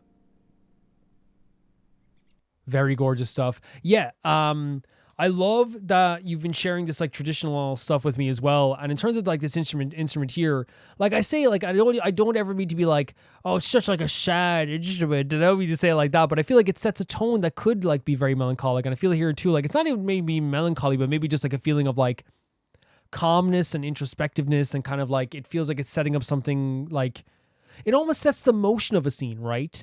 And other instruments can do that too. Like you can set like some high pace like guitars to like a very big action scene. But I feel like there's nothing quite like this sound here, as like the girl is slowly creeping into the house. The dude is like sitting there waiting for her to come over and sit over. She sits over there. It's a very slow, methodical scene, and I feel like the instrument sets that up perfectly. Yes, you could probably play the instrument a lot faster, but I feel like I'm just trying to say that it's able to set a scene very well. Like I said, I've seen Woogie plays before. It's a beautiful instrument. And as you're saying as well, this is an instrument that you were saying personally, let me get the actual date here.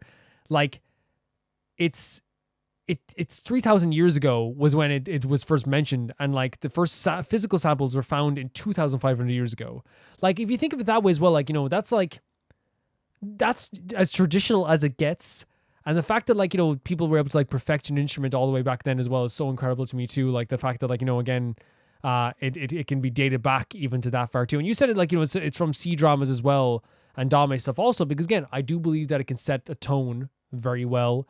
The only time I've seen it played live, like I said, was of Woogie from Idol, and she played kind of like how do I say it? She played it kind of like in the tune of like a song that we already knew, which was really fantastic. But still, she was able to do like a really fantastic thing with that as well, with that instrument. And it's always very impressive when you see her do it. It's like, what else can't you? What can't you do? But I love as well that like someone took the time to do this, because it's obvious that like this hits home to a lot of people, like seeing these animations and seeing this type of stuff here as well, to the point that like they had no problem coming back here and like, playing this instrument in the exact same way that they played in the song. I wonder if they learned the tune by ear, or do you think it was maybe finding the tabs, or was it finding like a, or was it, do you think, finding like, how do I say it? Like just looking at the video and looking at the hand movements, because the hand movements look pretty similar. Like, obviously there's going to be some inconsistencies in between, but like they looked very similar to me. And maybe that's just like to an untrained eye of like, who I am, not exactly, the most eagle eye when it comes to like new instruments and stuff like that as well. Like if a guitar comes on the screen, I'm going to talk about it like a lot, but like it's obviously a little bit different as well, but it is a string instrument. But yeah, I find it so beautiful. I think it sets the tone of that scene so well. I think it's just like such a, like, and if you close your eyes, I feel like you can fall asleep to it. I feel like it's like very relaxing, but again, as I said, it sets that creeping tone, not in a bad way, but I don't think creeping is the word I'm looking for. Maybe it's more like, gentle stroll. It feels like it has a gentle stroll vibe to it. But yeah, very beautiful stuff. Thank you for sending us in. The next video sent in by Blop. Some background info before the video. This cinematic plays a few years after Overwatch got disbanded. The war between humans and the Omnic man-made robots ended. The tension started to cool down. The character Winston, scientist monkey, dispatched an agent recall, effectively reactivating and concentrating all former Overwatch agents. The signal connects with the character Tracer, main face of Overwatch 1, who does the cinematic focus on. Chronologically, the cinematic plays right before Mei wakes up from her cryopod, and when Sigma is already stuck in the secret government facility due to the failed experiment. So there's some thoughts after the video as well, which is perfect. Thank you so much. I can read those after the video. Let's check it out here. The Overwatch animated short Alive. I'm alive. That's what it's going to say. I'm very much alive. These animated shorts are very good, though. They're very good.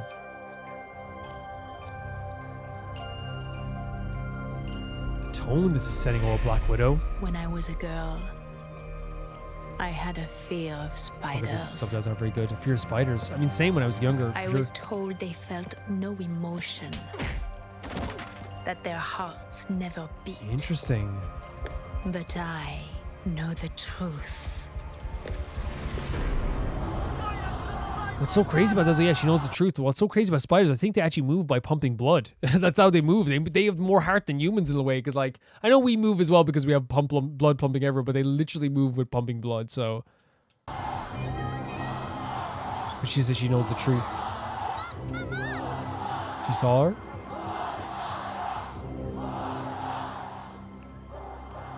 Look at these machines as well.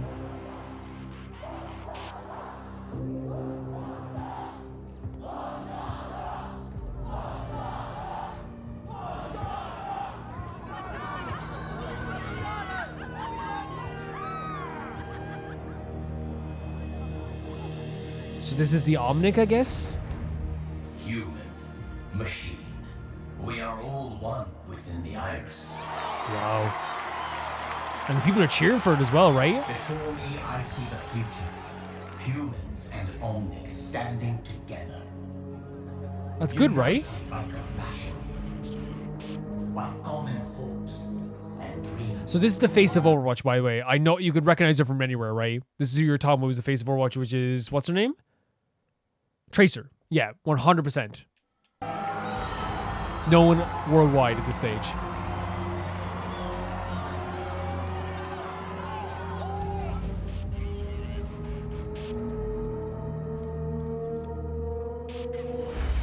Oh, wow. The tension here. Oh, my God.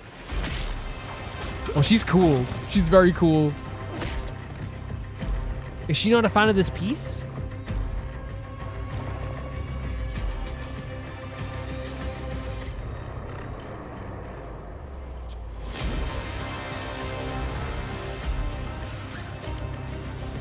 Look at this. Oh, my God.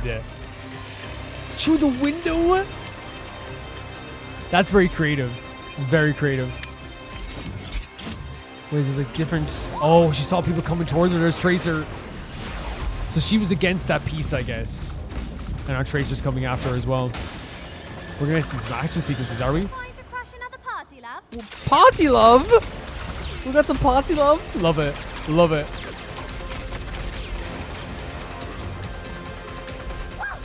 That was such a good voice before. I know it's so simple, but like the what? Listen to this. It's so good. It's so good. This is a secure channel. No one's... Identify yourself immediately. All rooftop teams, check and clear. Halo is leaving. Bro, you heard gunfire through the instruments. At least get him out of here, you know? Like, that's what I do first. Get him out of here, even if it's a false claim. Sir, there's been a breach. We need to leave Yes, now. exactly. Good man. Chariot, this is Team 1. Halo is coming in hot. Over. Because that's the thing. Even if it's like a fake call, right? Even in the real world, if it's... And he did the right thing, by the way. Even if it's a fake call. Like, oh, hey, there's a shooter coming in to kill you. You're the president. Like, genuinely, like, what would happen is, like, they would, regardless if it was fake or not, they would, like, hide the president. You know what I mean? Regardless if it was fake or not. Oh, Tracer, she left. She left, Tracer. Are they gonna think it's her? No. There she is. Oh, my God. These guys never stood a chance. They never stood a chance.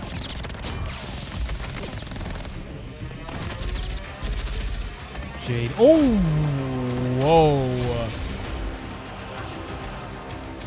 As you can see it through like heat signals as well.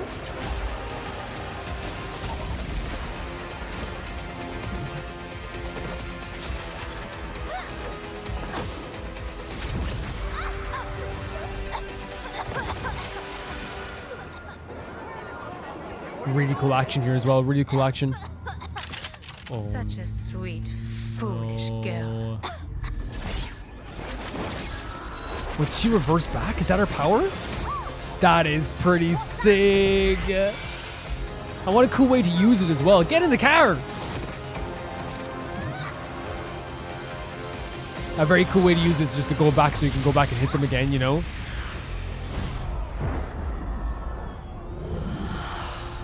Just use it again. Oh my god, mid-air? No! I'm getting into this. No, don't do it.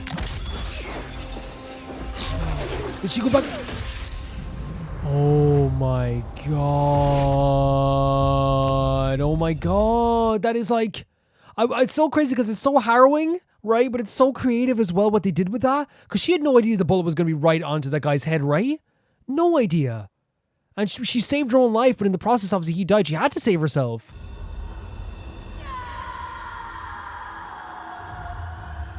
What the hell?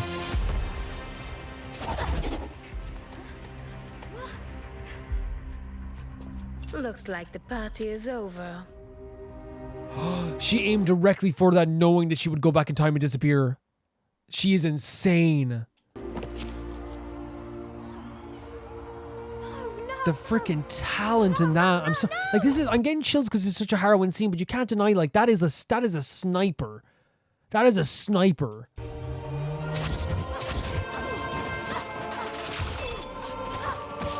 Why? Why would you do this? Just a laugh back at her. Adieu, chérie. Jesus. The emotions are impactful.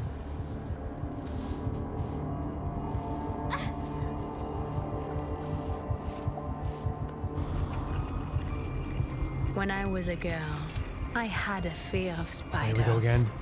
I was told they felt no emotion, that their hearts never beat. But I know the truth. At the moment of the kill, they are never more alive. Whoa. Because I thought it was going to be like, you know, that they have like, you know, more of a heart than anybody. I thought it was going to be that they had more heart than anyone, but it's actually in this case like that they're more alive, I guess. More alive. Such a creative animation, by the way. And I say creative because, again, you could feel the emotions. I was getting chills. I could feel like the sadness that some people were getting as well, like with all the stuff that's happening. Because it was clearly like a moment of peace amongst everybody. People were happy. It's one of those moments that like post-war where like people are more hopeful now because it's like this situation where like maybe things might get a little bit better, you know? And at least now there's like peace between these robots and these machines or whatever, these people or whatever. But what happens instead here is that someone obviously takes this for granted and is like, you know, I don't want this for some reason. I guess we're going to get the context now in a second as well. And it led to this like really creative like scene. And before I go to look at the context, like in terms of like the actual scene itself, I say creative because the action sequences are so cool. The way that they portrayed this sniper was really like magnificent in a way that like made you like, it's one of those things where like, oh, that's horrible, but oh my God, that was like really, really slick. And like, how do they do that? Like the aiming the gun through the window was so smart. Like whoever came up with the idea is such a genius. And then like the other thing with like that it was like that shocked me and put my jaw on the floor was seeing the bullet aim at the heart, and you think for a second she's gonna aim it at her, right? But it's directly in front of where that guy is. That's how good of a sniper she is. So she knows that Tracer is going to like erase herself and go back in time. And so she aims it right there. So freaking smart. It's a harrowing story and it's really sad and you can feel the emotions. The music is so amazing, but that moment is so creative and it makes you like fear this person as well because they're very dangerous in that moment as well. The action sequences, as I said, were great. I love the going back in time, but the utilization of the going back in time can sometimes be bad. It depends on how you do it. And in this case, I feel like they did it in a way that was like really, really magnificent. It wasn't something that was like, convoluted or crazy. It actually just like super worked. Like it worked really well and it was like cool. It was super slick to see someone go back in time just to go back and hit that character again. Like that's a perfect way of utilizing that aspect of like going back in time. Not just to do like, I'm going to change the future. No, it's like I'm going to change the immediate present in order to, I don't think it's back in time. I think it's just sending your body back in time, right? Because you don't go back in time. It just sets you back to a plane beforehand. And then you get to like slap around this character again as well, which looks so cool too. Yeah, I found the actual short to be incredible. The animation was great. Really, really fantastic stuff in terms of the choreo and everything there as well. And Blop gives some extra context here as well. I love Tracer, but I find it hard not to root for the villain when they're so badass and interesting. Blop basically said what I said. It's like, yes, it's horrible, but holy hell. Compared to Sigma, who eventually gets recruited into the same evil terror organization, Widowmaker, I've heard of Widowmaker, feels far less human and more terrifying. Short origin story about Tracer was a pilot chosen by Overwatch to test the new teleporting fighter. Oh, it's a teleporting thing. Okay. Something malfunctioned and Tracer suffered a coronal dislocation, causing her to phase in and out of time and disappear. So that's what happens. Okay. But it only happens sometimes. You can't control it. Widowmaker was a ballet dancer who got kidnapped by the terror organization Talon. They brainwashed her and tricked her eventually into assassinating her own husband. Talon enhanced her physical and medical modifications, which slowed her heart rate and made her skin turn blue. A lot to take in. No, it's not confusing at all.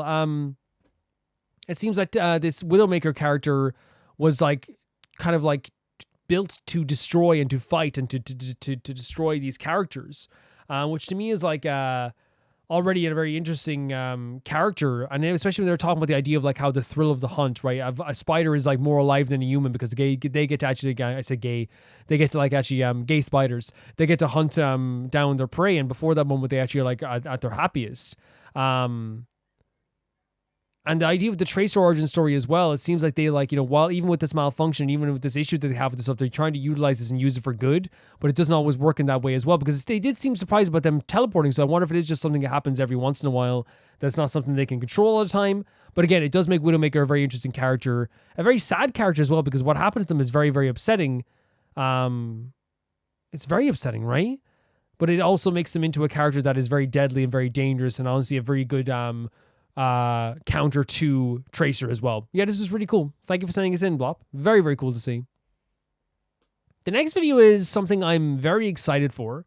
This is Bts No More Dream, and this was sent in by Pauline Grint. And Pauline says, this is their debut MV, and there were such babies here. I'm very excited to see this because, again, this was 12 years ago. So it was around, actually was the same time as the Wolf song we saw earlier was revealed. It was still an era where second gen and third gen were still combining and kind of becoming a thing. And I think BTS were a big part of like making third gen feel very different as time went on as well. So obviously this is going to, I think what I'm expecting from this, and maybe I'm wrong, is a lot of second gen kind of like dangerous vibes where they still haven't found out who they are and what their style is, who they want to be yet. You're going to see like, it's going to feel very different, I'm guessing. That's what I'm guessing from this. It's going to feel that way, but we'll check this out anyway. BTS No More Dream. Yeah, it's going to feel very different. It's going to be surprising. It's going to be shocking. But we're here for that. Oh my god. Already! Is there subtitles for this too? Can I say already? This is like instantly like, this is so different. Like, is that Suga? And that Jimin? You know what I mean? And that's what I'm saying. And RM as well. RM's like glasses are crazy. They're crazy and his hair is crazy. I think what like I said is here, I think I was proven true in the first minute, is that this isn't who they are as their styling of who they are personally, right? That changes over time. They find their own footing with styling. But I still think it's interesting to look back at this stuff and go, look what they were back then. Look what they did. Look what the kind of energy was of K-pop back then. And again, they weren't as massive as they are now back at this time. They didn't even get to that level yet. So obviously they were like, still finding their footing. It's so interesting to see them in this style. It is. Okay, Jin still looks cool. Jin hasn't aged a day.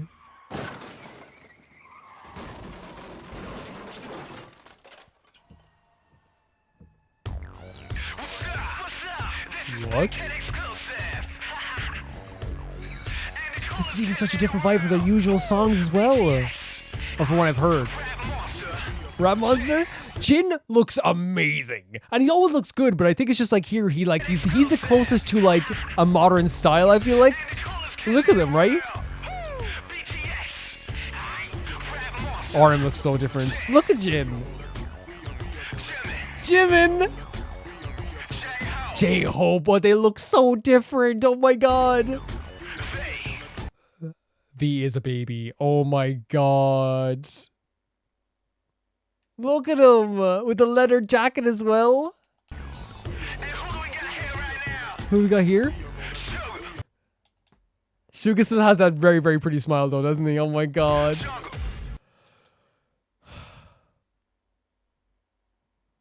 What the hell? What the hell?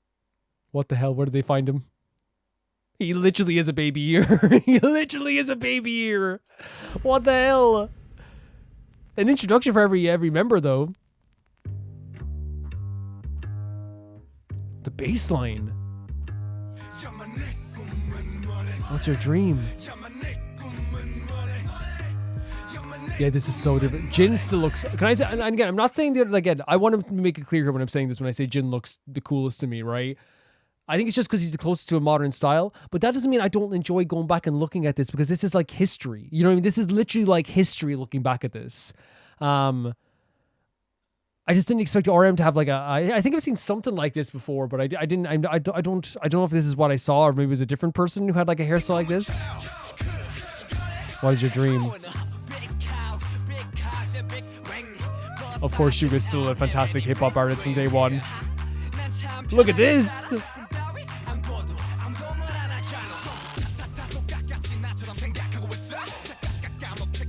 When we're still young, the bass line in the background. This video. I'm going to the library? No!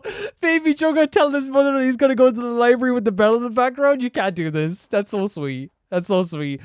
You know what's so crazy about this? While it's different in styling, right? Of course it is. Like again, you'd never see Jimin wearing anything like that again, right? And I hope it doesn't sound like I'm insulting him, because again, it's not not terrible. You know what I mean? It's just so different. Jimin, Suga, and RM rapping here, even if it is a very different era and a different style and a different energy to the rap as well, it feels like way more like underground in a way.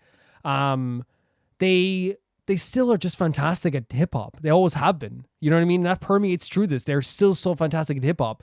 I think what's most jarring to me is Jimin and Taehyung for some reason, and RM. I think that's the most jarring thing to me. I don't know why. There's him having these big dreams. Making this money.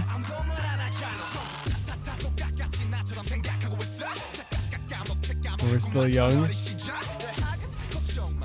This is adorable to me. They know he's the Maknae, like, you know? Okay. And again, J-Hope's just a fantastic hip-hop artist as well. For Weakness Away. They had Jungkook doing like fast. Does he still do that? Doing like fast rap as well. I'm sorry. I'm sorry for looking at this but equally as a song, but also like a history thing for me, because this is something I just didn't even know like existed. You know what I mean? This is adorable to me. I can't get over it. I can't get over it. Like, there's a good energy to this though, right? Taylor looks so different as well. And if you live, do something. So it's like kind of like pretty inspirational as well. You don't want to study, you're afraid to quit school, right? See, you're getting ready for school. Grow up and just don't talk. You have a weak mind, boy. Jungkook. So it seems like a song about, it is an inspirational song moving forward, getting, you know, kind of like, what are you going to do with your life? And I feel like it's even like more forceful than we're used to. And I'm used to with BTS as well. Because they have emotional songs. They have very dark songs. This feels like it is very like rap focused, right? Very rap focused. And even the song itself, it does have like an inspirational vibe to it. When I say inspirational vibe, it has the vibe of like, you know, what are you doing with your life? But it's also very like direct. Like, what, like, are you doing anything? I see that you're not doing anything. You got to grow up, you know? Which is so funny coming from Jungkook, because again, here he's a baby, you know? Jin here as well. Yeah, what is your dream?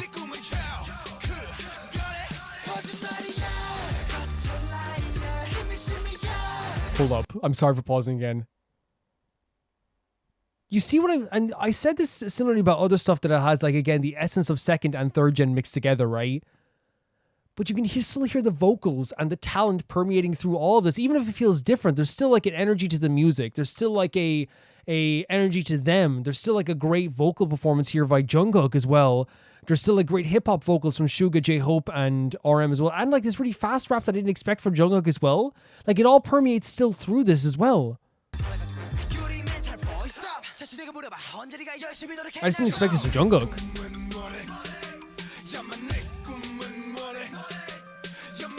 I know, by the way, the RM, Suga, and J-Hope are like really into like some classic. I'm sorry for pausing it, but they're really. I've heard that they actually are into like some really like classic underground hip hop. So like it makes sense that they would be doing this type of stuff as well, especially like RM as well. Like his voice still sounds great here. You're a hypocrite, and they're good choreo as well. Great dancers. Jin looks fantastic. That's your dream. Get it, Jimin. Get it, Jimin. I still look at Jimin and I have this pride. I have this pride when I see Jimin.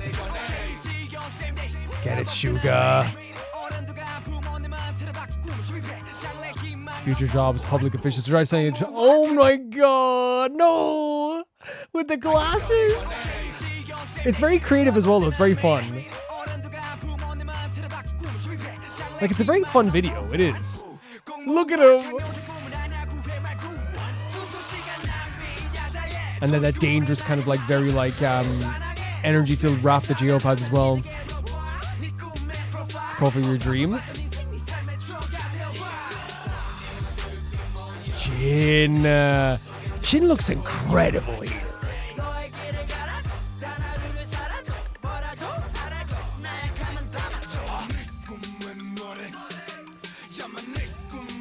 This is so striking. And they have like, again, as you said, oh my god, look at Jimin here. How can you not be? You guys get the same feeling of pride. I feel so proud of him just by looking at him. Anytime, and I'm just talking about any time of the day. Like I see him now as he is now, and I'm like still proud of him. I'm always proud of Jimin. And again, I hope it doesn't sound like because I'm like, oh poor Jimin. No, I'd be like, he's like super talented. He always is super talented. He's an amazing voice as well. But I actually heard something recently that he didn't start off as a vocalist. He actually started off as a dancer, which is crazy now because I think his tone is like so unique to BTS now that it's crazy that he didn't start off as a vocalist and he worked really hard to get there. This video is very fun, by the way. They have like really fun stuff, like with the stuff like, you know, Jungkook like scratching his head or like Taehyung having the glasses on as he gets them knocked off as well. The background is actually like really like obviously like very you know, crazy, and there's lots of stuff going on as well. But like there's like it's a really creative video as well, you know? Yeah. What is your dream? Like Jungkook's voice sounds amazing here. Let's get it, guys. Jimin doing this move, first video? First video, Jimin?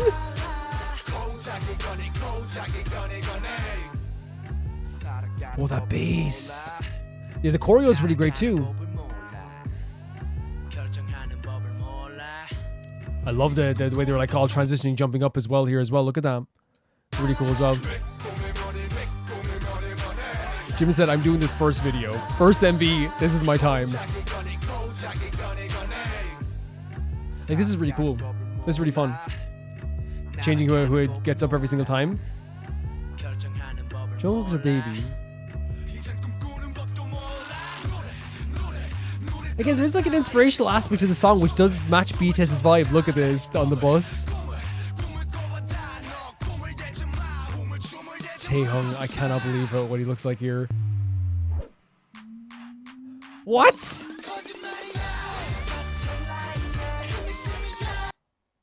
What? What? That is a crazy dance move. Insane.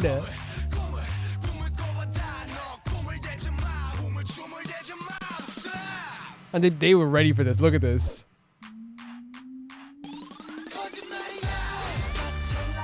That tone, it's so amazing. Why are you telling me to go another way? Do it yourself, don't push others. So it's like, worry about yourself. This is such an interesting song to me. This is so different from what I'm used to, but it still has such like has all their talent thrown throughout it. It still has the amazing hip hop, still has the amazing vocals. The video is super fun. I hope it doesn't sound disrespectful for me saying like I'm looking at this like as history as well. It does feel like history to me. It's like so interesting to see them from this time. Gorgeous vocals here. Oh my god, the deep vocals. Leave him alone.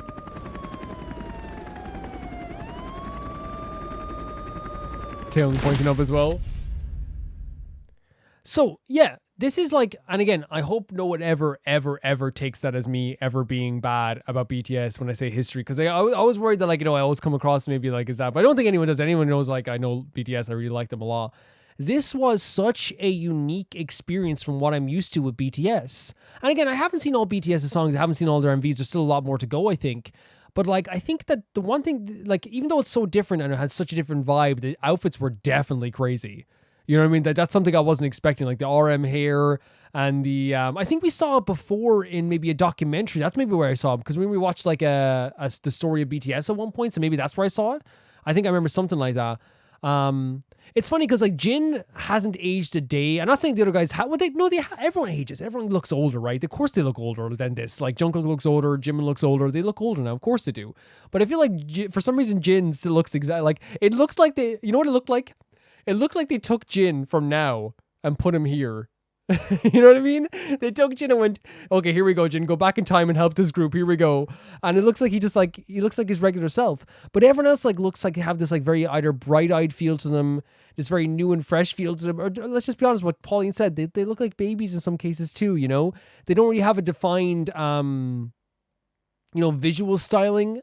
This definitely isn't like what all of their style is. I'd say at the time there probably was a feeling like, if they're into K-pop, this was kind of a similar style that a lot of K-pop artists had like at the time in terms of like the outfits and stuff like that too. But I feel like they found their style in terms of their clothing and what they like to wear as time went on. Because again, the most recent music video I've seen of theirs was the music video I saw first of BTS was Dynamite. And while that's not going to be the outfits they wear all the time every single day, I feel like that like is their natural, the fits they're wearing throughout the video feels very natural to them even more than this then. Because of course you find your style throughout the years, and with everything as well. Like, let's be honest here as well when it comes to like every K-pop group. They're not going to decide like, hey, today I'm wearing this. They were designed clothes for them, right? Of course they were.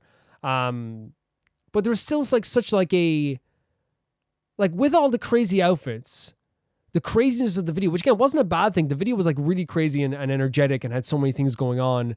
The choreo that was put throughout it was also very cool as well. With all that stuff there and all the very shocking aspects that I was very surprised about, that would happen. What permeated through this is the fact that no matter what, the talent is like there, right? The talent is there, and you can see it with Jungkook's voice in the chorus, the start of the chorus. So stunning, still has that like, again, perfect pop vocal, but obviously it gets better over time. Like also like there with and I think what I emphasize the most here, RM's rap, Suga's rap, J-Hope's rap, they were like good from day one. They were good at this stuff from day freaking one. And I know for a fact that they were already like big fans of like hip hop. I've heard that before, that they were big fans of hip hop. But like it showcases really here, they clearly had like an image for this or a dream for this video, and it really like worked really well with this, to the point that I found it to be like actually like, it started off very shocking. Like my heart was pounding because like I was like, what am I seeing here? Like this is so different from what I'm used to with BTS. This isn't Boy With Love. This isn't Dynamite. This isn't Together We Are Young. And what's the song? Forever We're Young. Is it just Forever or is it Young? I always forget the title sometimes. But it's so different, right? But that's like the point. There's like a starting point for everybody. And even with all that, I started to like really relax a lot more when I heard RM and Suga rap. Because I was like, and then J-Hope rapped after, but they were the first to rap. And I was like, oh, okay, this is BTS. You know what I mean? They're still very good at what they do. Suga like was like very center stage for this as well. This was a very like Suga right in front of the camera. I feel like Jungkook was also on display here as well too. But it's just so interesting seeing like how they looked in a different time. But again, yeah, vocals are still great. They obviously weren't all like doing like, playing to their strengths that would grow over time, I think, which again, there's nothing wrong with that whatsoever. Suga even said, I think in a clip I saw, that he said that like over time, Jimin became like one of the best singers in the world. And you saw it even there, he had that like beautiful voice, but obviously like, I'd say over time he even got even better and better and better. Like everyone did. Everyone got better and better and better. Because obviously Taehyung's voice, like, you didn't hear it a lot in this video, but I feel like with Taehyung, it's like, he has such a creamy, caressing tone that like, it's not going to fit this vibe again, and again, he probably got better as well. Yeah, that's what permeated through this. It's like, even though this was like a very like crazy video with some crazy things happening and like all this stuff was like really shocking and really stunning, I still felt this like like BTS energy within the talent, right? I still felt it there, and it was really cool to see that. The video itself, like I said, is crazy, but like there's some really cool choreo in there. Like at the end they do this thing. Did they do that live with like they like jump on each, like they get Jimin, was it? And he like ran on their backs. You could tell that they were like so excited for that, and they should be. That's such a crazy move to do. I didn't even expect it for them as well. The movements like they had when they were moving in and out each other was very cool too. They were very good at like, I guess like as well, like the natural kind of like, you know, moving into the camera. It felt like they were like stars in that sense from the start. Even like I think as well, like, and maybe it's just because like the outfit was like the most like the coolest to me, but like Jin really like to me as well early on, like looks so ready for this. It felt like, you know, because I think as well, and there's nothing wrong with this, I feel like Taehyung, like, of course he's like he's my bias now. Him and Suga are my biases in BTS.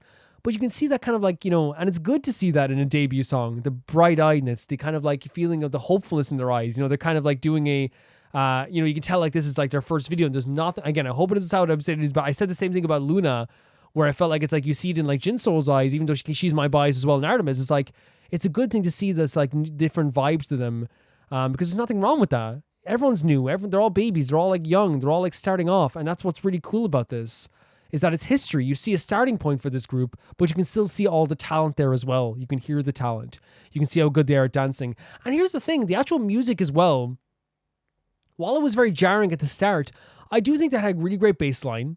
I do think that it had like a cool message. And also at the same time too, like it showcased the rappers of the group, I think, in the best way possible, because it had this like really like deep underground vibe, which again leads me to believe that they definitely wanted to focus more on rap maybe as they started off and then went into vocals as time went on. Because this was a rap song, let's be honest here, it's a rap song. Yeah, like really interesting stuff. And the concept of the song being called No More Dream. It's a song that is about, to me anyway, it's about the idea of like someone else trying to tell them what to do and what their dream is. But then they're looking back at this person being like, well, why haven't you found your dream? You're a hypocrite. You're just living day to day doing nothing. What are you doing with your dream? And I think that's like an important part of like, and yeah, that's why I'm saying like, that's why I think that the BTS still permeates through this, is that even with like the crazy jarringness of this song that I wasn't expecting, it still has that message of like moving forward and following your dreams and following something new and following something different and having that energy, you know, asking them, hey, what's your dream? What is your dream? Even telling people like, hey, you got to grow up and like follow that dream. You know, and there was a bit of like a rebellion there too, you know, disobeying your parents. Like, I'm going to move, like I'm going to grow up and like, and even like the idea of like the song is like, it's about like, hey, I want a big house. I want, these big dreams. I want to like easy living and all this stuff as well. But it's like, I want to achieve it in a way that is following my dreams. And I think it's like, hey, we're still young. We're still be able to move forward as well. Like, it's like, I don't need to go to university to become something that is, what I want to be. And it's even like asking back as well, the idea where it's like, you know, what do you see? What's your dreams? What do you see in the mirror as well? It's really cool. It's really, really cool. And there's the idea of like, you know, they're even saying like, you know, putting weakness away was the line. Stop being afraid, move forward. That's a BTS thing. That feels like a BTS thing, right? This idea of like having the energy to move forward as well, being inspirational. And they have been that for their fans since they started. And it's very clear for that even now too, you know? And like, I say as well, like, you know, with this video too, like, I feel like I focused a lot on, sorry, by the way, that's like the song to me as well. Like, you know, they're calling them the hypocrites, they're calling this person a liar for not following their dreams. You're telling me to go one way, but I'm not, you know, like you should go, if you're pushing other people, you should follow your dream as well. But yeah, sorry if I got cut off on the lyrics there, but that's what I feel like it means as well. But I focused a lot on the rap line as well. But I really do think that like all the guys here were on a mission. You know what I mean? They were to prove something again, because they were in a small group at this point, right? They were in a really small company. And they were trying to 100% like prove something here. And you can see it as well. Like, you know, there's a sweetness to Jimin as well, but like he is still very talented here. There's a sweetness to Jungkook, but he's so talented. You can see it in Taehyung as well, like his movements toward the camera. Like he's like, you know, it's so weird to not see him do like his very slick and cool smile, because he's usually like, you know, very cool and like, you know, very smooth with stuff as well. So it's very interesting not to see him like have like either extreme emotions on his face. But in this case, he's actually kind of like has a very like extreme look to the face as well, at the camera as well. But they all did a really great job with like this debut, I feel like. Because again, it's a different time. I want to make that clear. This isn't like, I'm not saying like, oh, with this song, like this is something like I'd listen to all the time. But I feel like it's one of those things where I can look back and appreciate it so much because of where they were at the time, the talent that permeates through it, and like where they've grown as well. And also what this represents, because this to me represents a starting point where, again, as I said, you see the talent there, you see what they're able to do here, and for me, like, it's only one of those things where they're going to grow and grow and grow and grow and grow, and that's fantastic. Really, really cool stuff. I'm so happy I got to see this. I'm so happy. This was freaking awesome. Like, I'm smiling from ear to ear getting to see this. Really cool stuff. Thank you so much for sending us in, Pauline. This was awesome. So awesome. And Jin, I'm going to say, I still think, again, Jin was my favorite outfit. And I think it's just because maybe it was more modern. Like, I feel like they plucked Jin from modern times and brought him back here. He hasn't aged a day. Worldwide handsome. I'm telling you. Very, very cool stuff. Very cool stuff. The next video is sent in by Emerald. And Emerald says, if I can get it up here, next song is Archangel from the map Origins. Okay, very cool. Let's check it out. Elena Siegeman, Archangel's Kark S Nova lyrics. Let's go.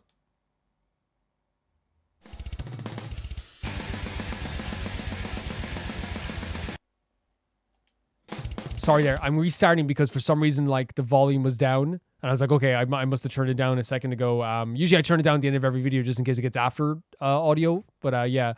Really, really, really cool stuff. Just to start off with here as well.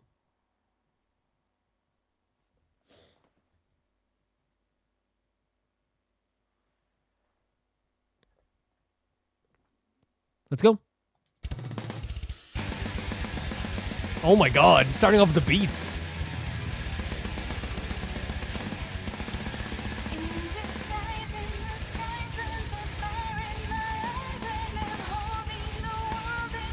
Skies and the skies that burn fire in my eyes. This is a crazy start. Whoa. That's a great line. When they kneel to know where I stand. When you're finally below me, that's when you know where I am, you know? Oh my god, the death metal vocals.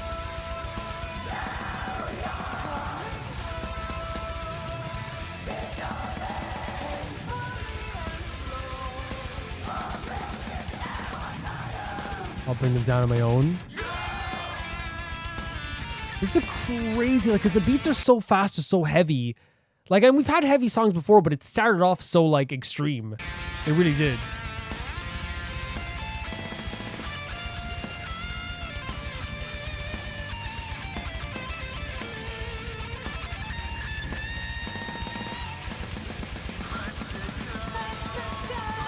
First to go, last to know. Interesting vocals as well.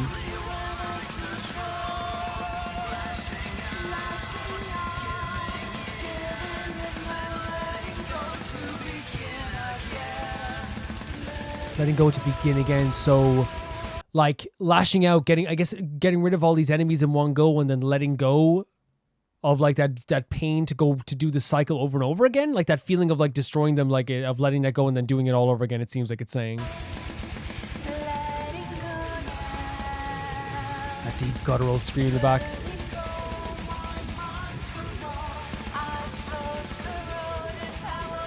So our souls, so it's like not only our minds are being destroyed, it's at the same time with our mind being destroyed, it's also our souls that are being corroded, which means that it's like maybe metaphorically the idea of like as our minds go, our souls and like what is seen as good is leaving our body.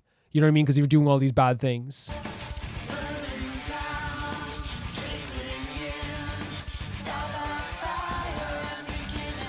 Is there a theme of... Oh, sorry, I should have turned this off here. Is there a theme of resurrection?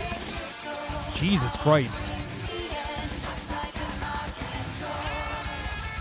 Let me see these lyrics again, because this was like a heavy...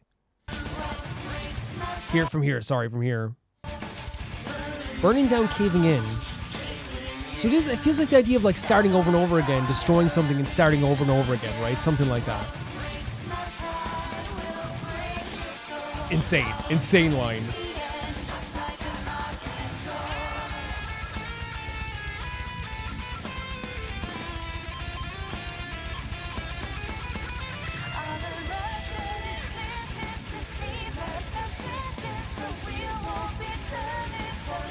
What? Disdain life. These lyrics are so interesting to me. All the ruptured existence, disdain life persistence.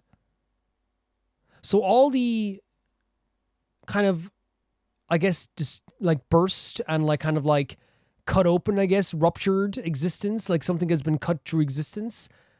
Disdains life persistence. The wheel won't be turning for long. Is that saying like the disdain for the persistence of life, the idea of this still happening, keeping going, like I'm reliving this over and over again, this persistence of life, but like the wheel won't be turning for long. So what if it's like maybe like a consciousness that won't be like the wheel is turning? Because the wheel sounds like that's like, you know, it's all you can say spoken wheel, but I always think of like hamster wheel, the wheel of life, you know? Oh, carry on.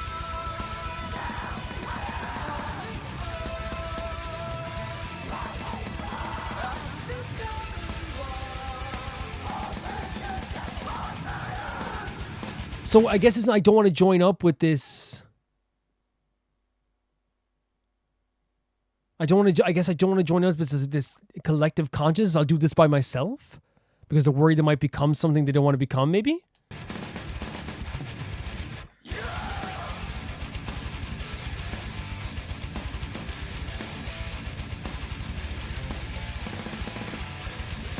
This is such a cool extreme beat. Like, it's such a chugging, like, heavy part of the guitar. It's so cool.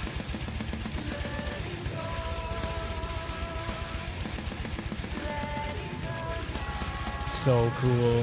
Very cool.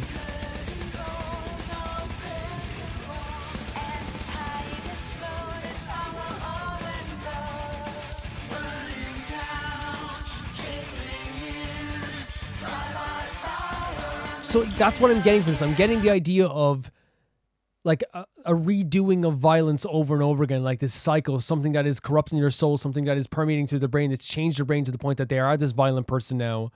And now they are like handing out this violence onto people to the point that people are feeling like they're kneeling down, maybe like an archangel hanging over people as well. Possibly.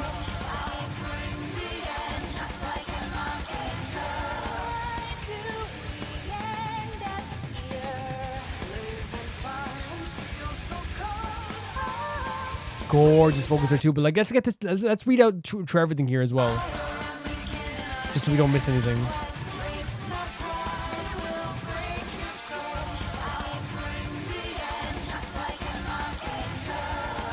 So why do we end up here?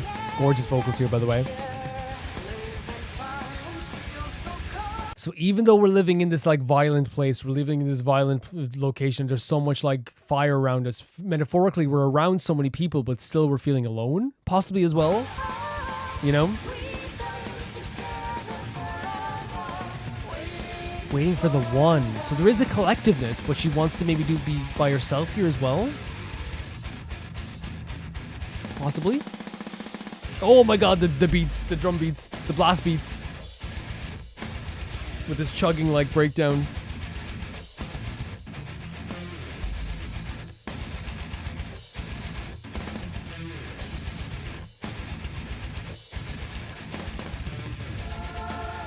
Oh, really pretty stuff. Really pretty stuff.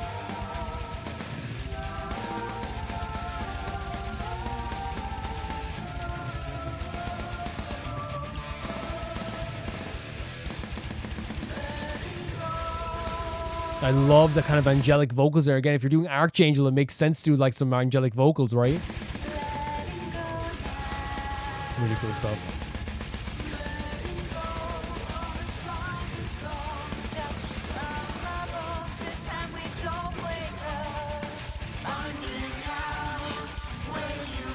Find out where you've been?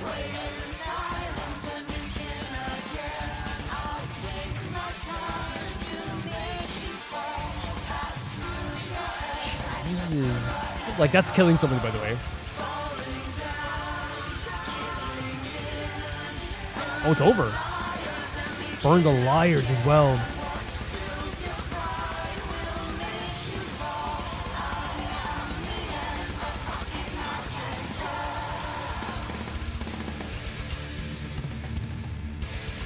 Great ending here as well. Yeah, like I wasn't totally expecting like how fast it was going to be. And we've seen heavy stuff from Sherwood before, so it's not like it's like it's totally alien, right? It's not totally alien, but it was like such an extreme start, which again is not a bad thing, by the way. I actually like really enjoy a heavy beat myself. And again, while like, you know, my band, when I was in a metal band, we did play metalcore stuff. We never really got that heavy, but like it's always appreciated bands that did. Yeah, like I think that what I'm getting from the lyrics of this song is it is a song that is about like maybe I said resurrection.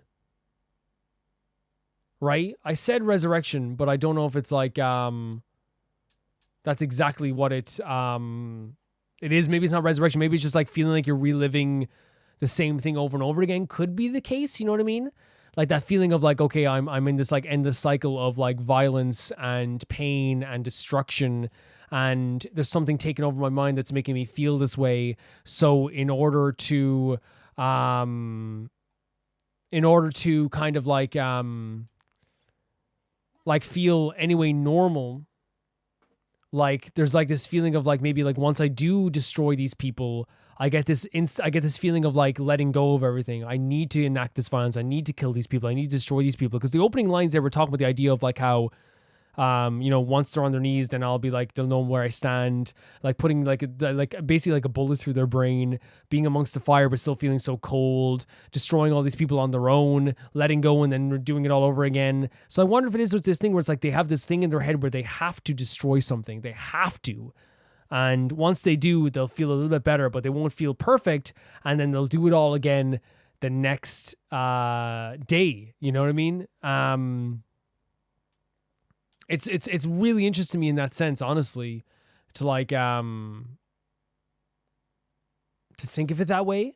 Because again, I'm not sure if that's correct, but to me that's like the vibe I get from this, is like a very violent person who is doing violence every single day and is hanging over people. They feel less than, making them feel less than, but it's not something that they can exactly control. Because they said at one point they're waiting for the one, but they don't want to become like a collective with people as well, because they want to do it by themselves. So I wonder if it is this thing where it's like, I'm still trying in my mind to keep myself intact, while also at the same time, you know, I'm part of like, I don't want to be like part of this collective. I don't know, maybe I'm getting this completely off base, but I do still think it's a very interesting track with some like really cool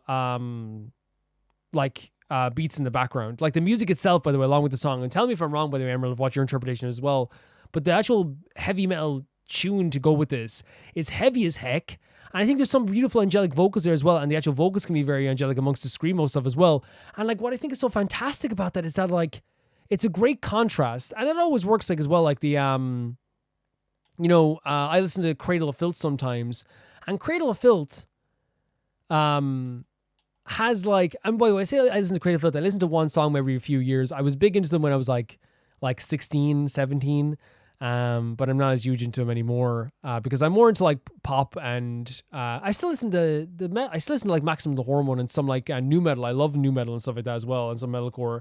I still listen to Trivium, but like I don't really listen to Cradle of Filth as much anymore. But Cradle of Filth like would have that thing as well where like they'd have this like, you know, dun, dun, dun, dun, dun, and then in the chorus it's like, or the verse is like, you know, this beautiful angelic vocals of like, where will you be, my darling? And it works so well with the contrast there. And I think like, yeah, here it was trying to like get across like a very heavy feeling, a very dangerous feeling, a very sad feeling, as well at the same time too with the vocals, but a contrast is so well with the very like scary, dangerous musical stuff as well. This is really cool, Emerald. Thank you for sending us in. The next video is sent in by Hypernova, and it is another Overwatch video. This time, it's Overwatch animated short Dragons. Let's check this out. Teen. Blood and use of tobacco. Oh my god. What are you getting me into? What are you getting me into?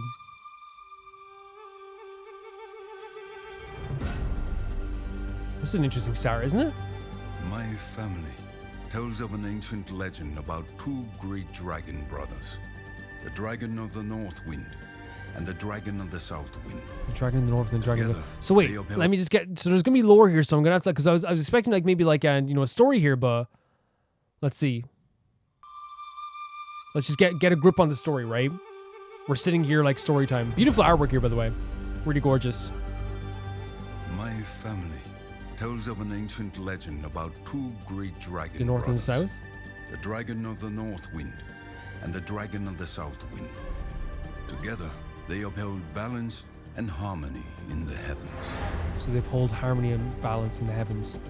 It's really gorgeous artwork to start off with. Oh man, this looks cool, doesn't it? This looks really cool. Whenever we see Neon, it's very cool. Great character design, right? Love the white and the beard. Oh, is this the robots that they were at war with? Over who could better rule their land.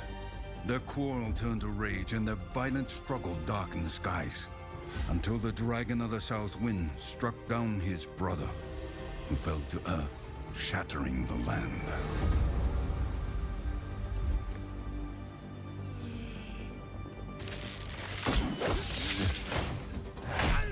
Oh my god, I love they do very good choreo in this as well. We saw that from the last one as well with Tracer. They're very good at action in these animated shorts. It's no wonder to me that the animated shorts were super popular when they came out, by the way, because they are so well done. They are so well done. The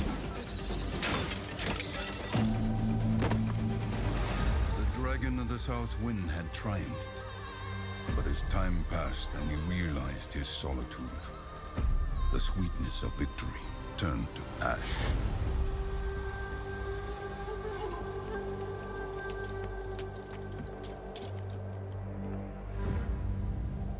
Who was this watching? Oh my god, that shot was so good as well.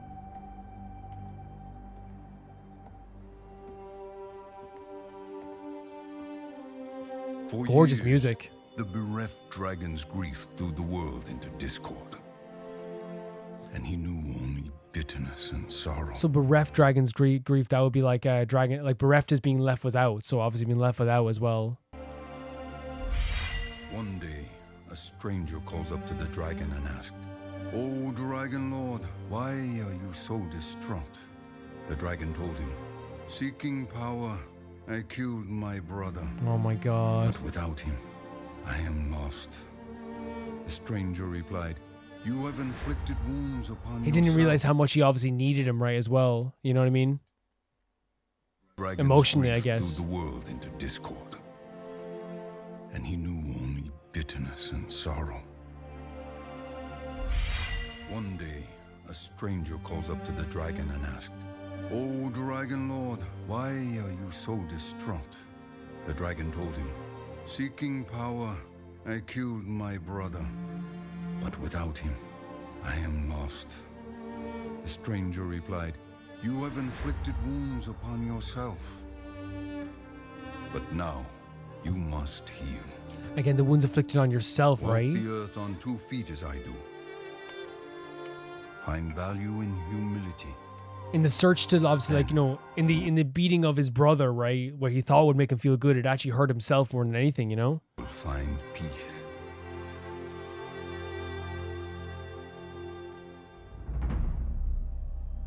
You are not the first assassin sent to kill me. Oh my god. And you will not be the last. Oh, we're in for something cool, aren't we? Oh my god.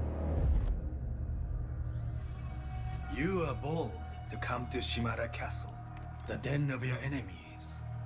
This was once my home. Did your masters not tell you who Oh I my was? god, he's ready for this as well. I know who you are. The dodge as well.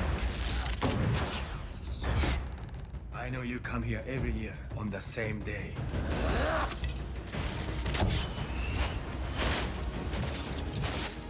The choreo is always, I know it's not, you know, you wouldn't say choreo, but I mean like the spacing, the shooting, the way they film or the way they animate the actual fight scenes in this. Even now, like, it's a very tension-filled scene without any like actual direct contact, I suppose. But it's so freaking cool.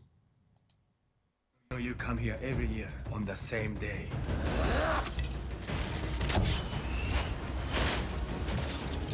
You risk so much to honor someone you murdered. So risks to someone you murder. So I wonder if it's like similar to the story of the 2 dragons, right? Maybe it's his brother as well, if you're talking about the legend. You know nothing of what happened.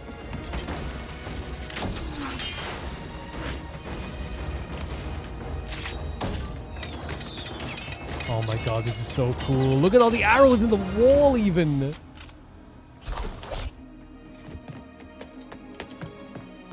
I know you tell yourself that your brother disobeyed the clan. It is his brother. And that you have to kill him to maintain order. Oh no. That it was your duty. It was my duty. And my burden. So I wonder, just his burden again, yes. I wonder if it is just like the dragons, where it took a piece of him as well as he did this. That does not mean I do not honor him. Cutting it, okay. The aura farm of the century, honestly. Here we go. Like the scene already with all the arrows in the wall and like the fact that they didn't even have any direct contact before like parts of the scene, absolutely incredible. But now that they're actually having contact, I'm actually excited to see how this goes too, because the most replayed section is coming up very soon too.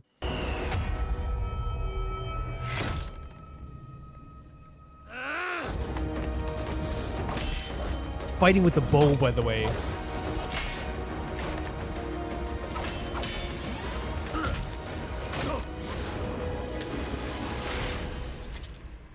Did he get? Oh no, just very close. You think you honor your brother Genji with incense and offerings?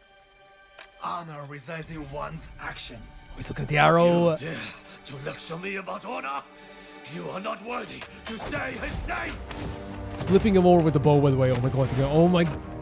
I love those moments in action sequences, by the way, where they look towards something and they're kind of like, if I can just get to that. You know what I mean? Like, and like we've seen it in like movies before as well, when they see a knife in the corner, if I can just get to that. So cool. Wait, is that the dragon? The two dragons.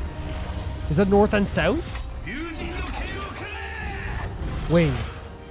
He's the power of a dragon as well? Wait, did he redirect it? He was shocked, by the way. He wasn't expecting that. Look at this backdrop. Very pretty stuff. Only a Shamada can control the dragons. So someone in his family, I guess? He didn't do it though. He's showing him he can though. Oh my god. Do it then. Kill me. I don't think he's aiming to kill you. No. I will not grant you the death you wish for. You still have a purpose in this life, brother. Brother. No. Wait, he didn't kill his brother? No. My brother is dead. How does this work?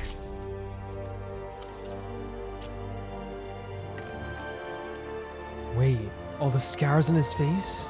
Genji. The dragon knelt upon the ground. For the first time, he was able to clearly see the world around him, and he became human. The stranger revealed himself as his fallen brother. Reunited, the two set out so in the legend, the stranger was his brother? Destroyed. What have you become?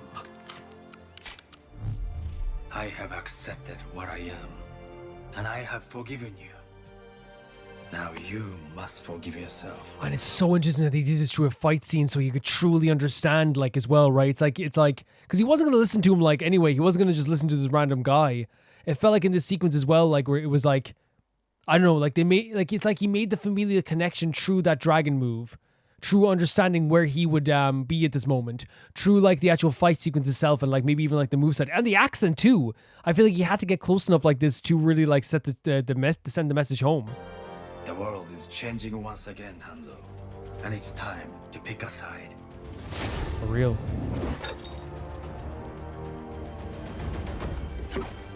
Oh, he's... Real life is not like the stories our father told us. You were a fool for believing it so. Oh, he's hurt as well. He's hurt. I am a fool to think there is still hope for you. But I do. Think on that, brother. Genuinely hurt by that as well. And stunned, I'd say, as well.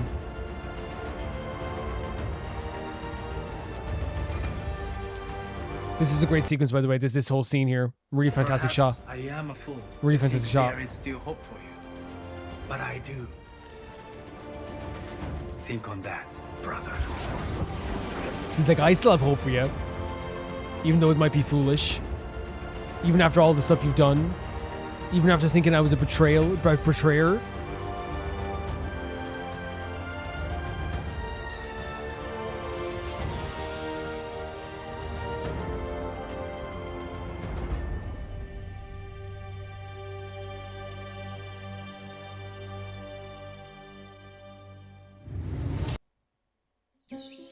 Oh, next video.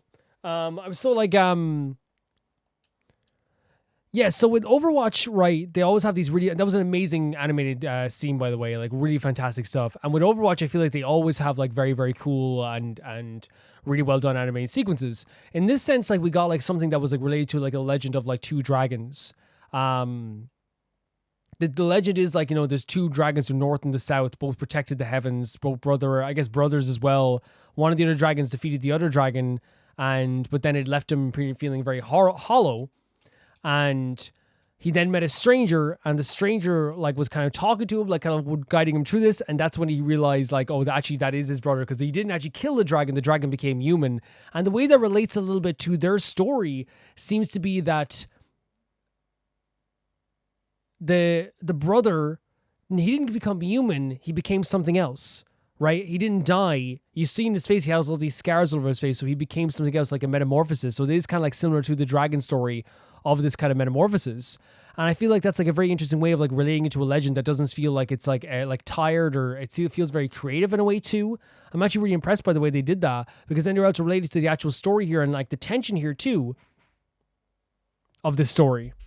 I feel like throughout this whole clip, you could feel that tension of that story in the backdrop, because, you know, the first thing we saw was a character mourning somebody, and you can kind of maybe feel like maybe he was like going to do something, he did something to his brother, and then we kind of reveal later on that he did kill his brother for what he felt like was like a thing that he needed to do, but we also found out that he actually left a hole inside of him that he, you know, can't really like fill up anymore. Kind of like the story with the dragon as well. But it turns out that the person that he was fighting here was actually his brother. Like I said, became like something different, had a change, had a metamorphosis. And I feel like that's like a very like really cool way of relating the story, where it's like a story that like relates to the actual legend of the past and giving like kind of like more context to the story of the future, because it seems like they both have very different personalities in the way that like there's a hopefulness to his brother who like has had this change. There's like a feeling like he kind of relates to the idea of the legends and maybe has more of a more spiritual feeling to himself. While it feels like after quote unquote, like he thought killing his brother, the guy with the bow, which again, we have the names as well. Sorry, do we have the names? What is this guy's name? Sorry for like if I missed it there as well. Is there a name for him? Hanzo. So Hanzo and Genji are the names. I heard Hanzo and Genji. So I guess Hanzo and Genji were the characters here that like were brothers here as well. And again, I feel like that's the relationship to have. Like I feel like he lost all hope when his brother died, but then his brother still has this hopefulness for him, because he even said to him like, I have hope for you. Maybe I shouldn't have hope for you, but I do have hope for you, which probably does sting in some way too, right? It probably makes you feel kind of like, oh, but like I've lost all hope, I've lost all feeling, but you like are now feeling like this, you know, like you have this like, it's almost like Genji has the upper hand in a way, because he has a whole different life. He has more information about what's happening in this whole situation, while the brother is kind of left there now to kind of think upon what he said, worry about what he said, and then he has to kind of like come to terms with the idea of like maybe possibly working together with his brother going towards the future. And again, even his brother said, the sides are, you know, things are changing. You have to pick a side. And that frustrated the Hanzo as well, because he's like, I feel like, you know, everything he's known is now changed. This honor-filled thing he had to come to terms with killing his brother has changed. It's no longer the situation where he's now like this honorable person that he had to do something where he still feels like empty. Now his emptiness feels probably even more empty, because now he doesn't even know what's going on. Now it's gone from just emptiness to confusion, and there has to be like a vibe there that is even more frustrating now. But I still think it's obviously like a really amazing animated short as well. I love the scenes where he's shooting the bow after him. You see the arrows like going nearly getting Genji, but Genji's able to like avoid all this stuff. The shots where he was like following him as well look so cool too, but obviously Hanzo really realized he was there. The actual sword fight and the violence that they had amongst each other was so cool too as well, with Genji getting a little bit of the upper hand. And I think it was more of an emotional win there for Genji, because I feel like when Genji did the dragon move, Hanzo was done. Not like physically completely, but like emotionally, because like what else is he going to do? It's like, this is a move that my family has clearly. Why do you have this? And then he called him brother after that violent scene too. And again, I said it before, but I love that scene where he's nearly destroyed. He sees the arrow and he goes, I have to get to that somehow. That's always a very tense scene. Well, yeah, really, really cool stuff with the scene. I love the fight, the actual close combat and the distance combat as well. I love like that they utilize their actual abilities. Even like with the moment where like Genji cuts the arrow in half is crazy stuff, but it also looks really cool too.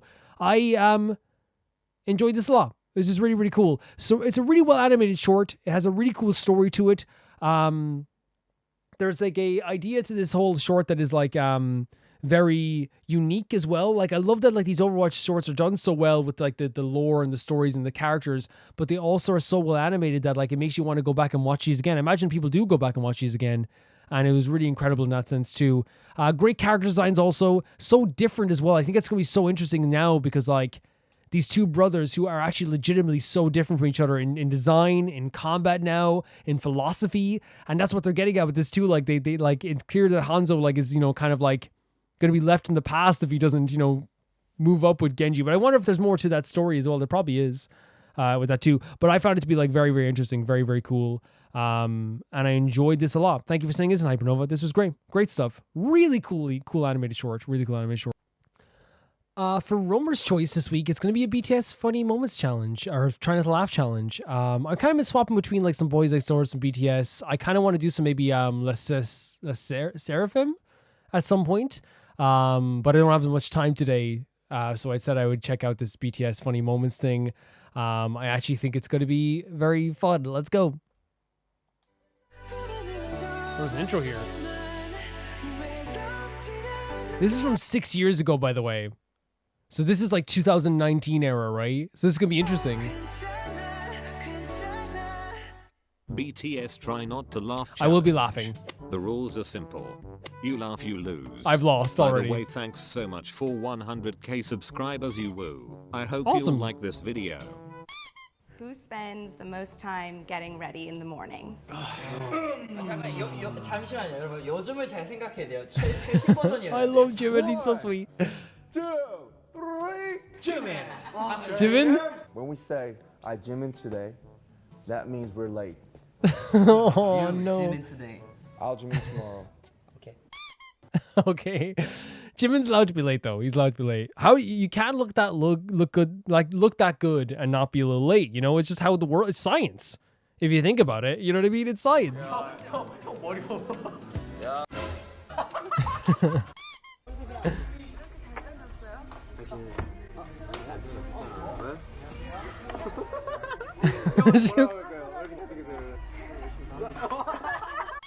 What did he say? Just to live life to the fullest?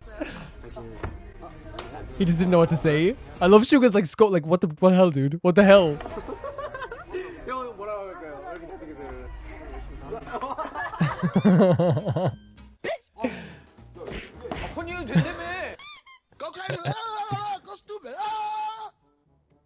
Oh, is this when they were dancing on, I think they were like this is supposed to be a fan cam for another group, and they like decided to like, well, they didn't like, obviously like they weren't like no one was offended whatsoever, by the way. I'm not trying to say that, but it was like a really fun thing where like they went viral. I think I heard about this at one point, I think.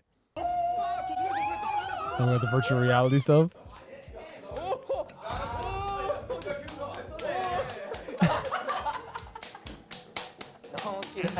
J-Hope laughs and fills up the whole room. 14? Yeah.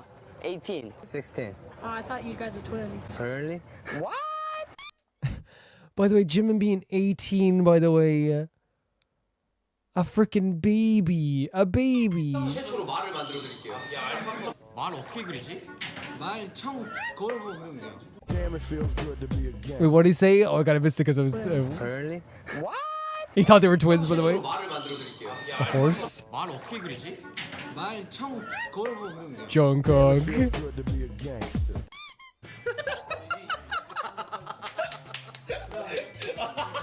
꽃돌이 제이홉인데? 꽃돌이 아니에요? It's J-Hope.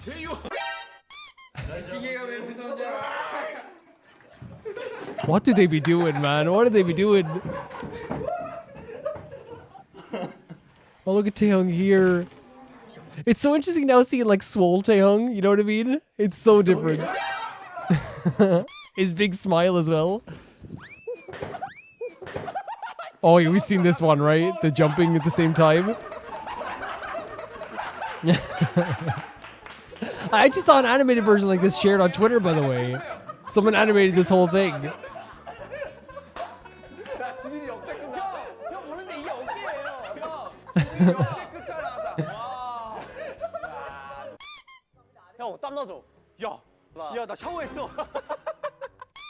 What do you say? I almost. Oh, look at Jimin. I almost showered. Oh, this as well. Oh, maybe this isn't the thing I saw. No, it wasn't, though. Oh my god. In sync as well. Tell them I'm going to go to the front. It's so good. Oh my god, I love them. Their collective support of this is great. Fan interactions. 무대 위에서 하는 이 소통을. Oh, English? Interaction. Interact. Yes. Oh, he's so sweet. Because the thing is as well, by the way, like I always say this about any idols, like learning different languages is difficult, and I think they've gotten better. Like I think people said they've gotten better over the years with like English, but like most people who go like, man, oh my god, they can't speak full English. It's like, yeah, but like you can't speak a second language, and look at these guys. You know what I mean? Thrown to the wolves basically with English. You know what I mean? Like, amazing. All of the fans' eyes get inspired, get impressed. Yes. You get happy. Yes. That's what you meant, right? Yes. I love Jimin so much. 你叫什么名字？你叫什么名字？你好，我是魏，我是金海航，我是水副就香港，谢谢。啊哈。 Love Taeyeon's hair. 啊，今天好。기분好吗？기분好吗？기분은好吗？好吗？기분은好吗？길게 long好。我是기분은好。 But again, it's like when you're like, I'm smiling for you're seeing Taeyong. You're like, like he's learning clearly Chinese here, obviously, or Mandarin possibly as well. And like, what's so great about that as well is like whenever I see people like ever like treating idols like they're dumb, it's like so frustrating me because it's like I remember someone like treated like Vivi from Loona one time like a baby, and it's like she knows 4 languages, dude. What do you know? You know what I mean? You're like, and I'm not talking when people go like, oh my god, my Jimin. That's different. That's a sweet thing. I'm talking when people like literally treat idols like they're dumb, and it's like everyone's smart in different ways. You could not do like 10%, and I could not do 10% of what like say all the BTS does. You know what I mean? Legitimately. All this. See right here? These little cracks? Baby Jimin here. All of this. Don't worry. All right. Don't worry. You gotta get those. 내가 이거 끝나고 너 한 대 때릴 수도 있다 야. What? Because you could see he was like maybe like because he was getting like told what to do a bit. Like he was like, they say nagging here. Don't worry. All right. Don't worry. You gotta get those. Because he's telling them what to do. Oh, look at Jin.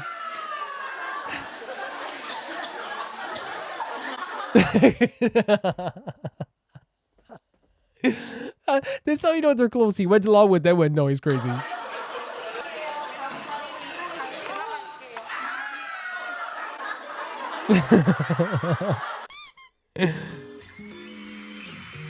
Tends to know the song.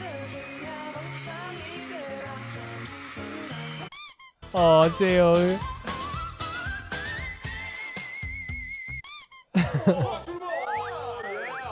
What's funny is I do think that like Jimin could hit that note. You know what I mean? I've everyone I do think he could hit that note in fairness.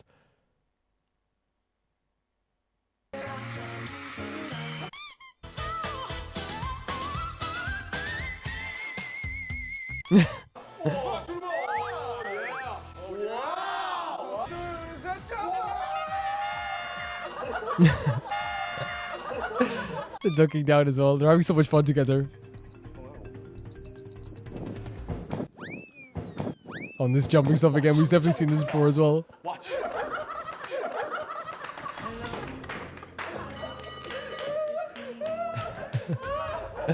This was the animated one? I think this might be the one that was animated because it saw like it's like chibi animated version of it. It was really cute. Suga.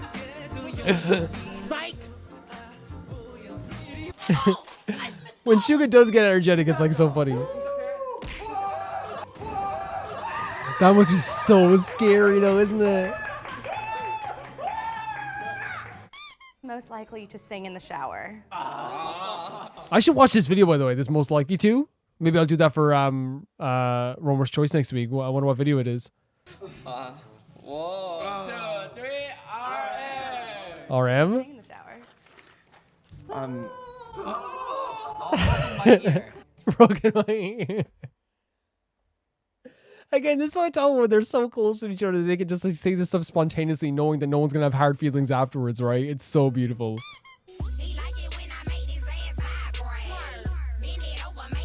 Oh my god. And just look at that, even like at these moments, how supportive they are. Bottle cap challenge. Just kick the bottle right out.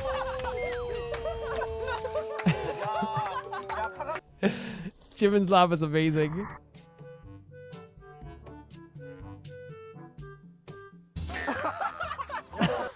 This is my favorite BTS thing. This moment right here where they just, when they laugh, they erupt. They just erupt. There's no in between. You know what I mean?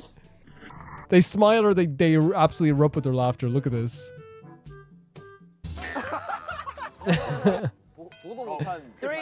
I love Taeyong so much. He's such a sweet face. He always does.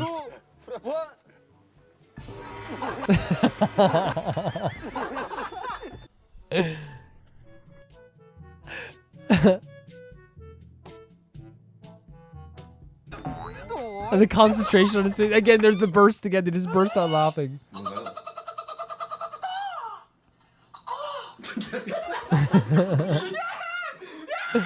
Look at Suga here, by the way.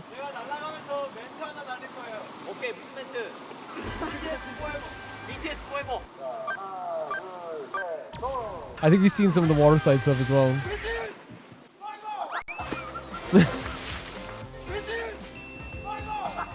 In midair as well. Again, start talking about their laughter. It's so infectious because they double over. They get like it. You can see they have pains laughing. You know what I mean? It's so genuine.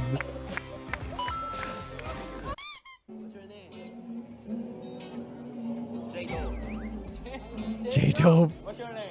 My name is Brad G. Justin Seeger. Young Kimin. Young Kimin. Yeah. My name is J-Move. Beiji. J-Move. J-Move. Move. Movement at the move. One of the mood. Okay. 마지막으로 지민 씨 얼굴을 한 번 더 보고 종료하도록 하겠습니다. 자, 하나, 둘, 셋. 네.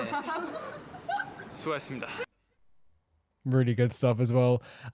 Yeah, so this is BTS just a funny moments thing again. I didn't have a lot of time, so I couldn't really like seek out. I just saw like a video that I could find as well. Because I do love seeing like BTS stuff, and I always, as I said, I want to get into more like La Seraphim stuff, and we'll get into other maybe funny moment stuff as well. But like this is so joyous. Like at the end of all these videos, like right now, again, my feeling is like my head hurts, and my face hurts from smiling constantly. It's always like that with BTS. I'm always feeling like this, like, you know, high emotions of like, it's just so amazing that we got to even see this. Really, like, as I say always, repeating what I say every single week, the infectious nature of this group is like how like they just don't have like an ego about them. It's so fun to just watch them have a good time all the time. It feels cozy. It feels nice. It's like this really like joyous feeling all the time that I get to a stage like every single time when I'm watching a BTS funny moments video where like the rest of the world does not exist. Whatever hardship, whatever problem I had, whatever like, you know, thought I have, it's like you can just be lost in these guys having a fun time. And the thing is like there are other groups that have like great times too, but I think that's what was always like really, really fantastic about these guys as well, is that like they're the biggest group in the world, right? In the world of music, they're the biggest group. But like still, I feel like their fans can connect to them on this level because they let them into their joyous moments, and we saw that here as well. Whether that be even, I know some of them were interviews as well, some of them were like just you know, really short, funny moments as well, but you could see every single time, like, they were just having the time of their life, laughing. Like, the first moment they were asking, like, who gets, you know, I love the idea of, like, talking about how, like, Jimin spends the most time in the morning to get ready, which I guess, like, you know, Jimin, I said this before, by the way, everyone always looks amazing, but Jimin's style is always perfect. It's always perfect. So, like, I think that makes sense that he's the one who has to get ready, you know? And even asked people to get, like, hey, everyone, think about this carefully before you start, because I think he knew what the answer was going to be.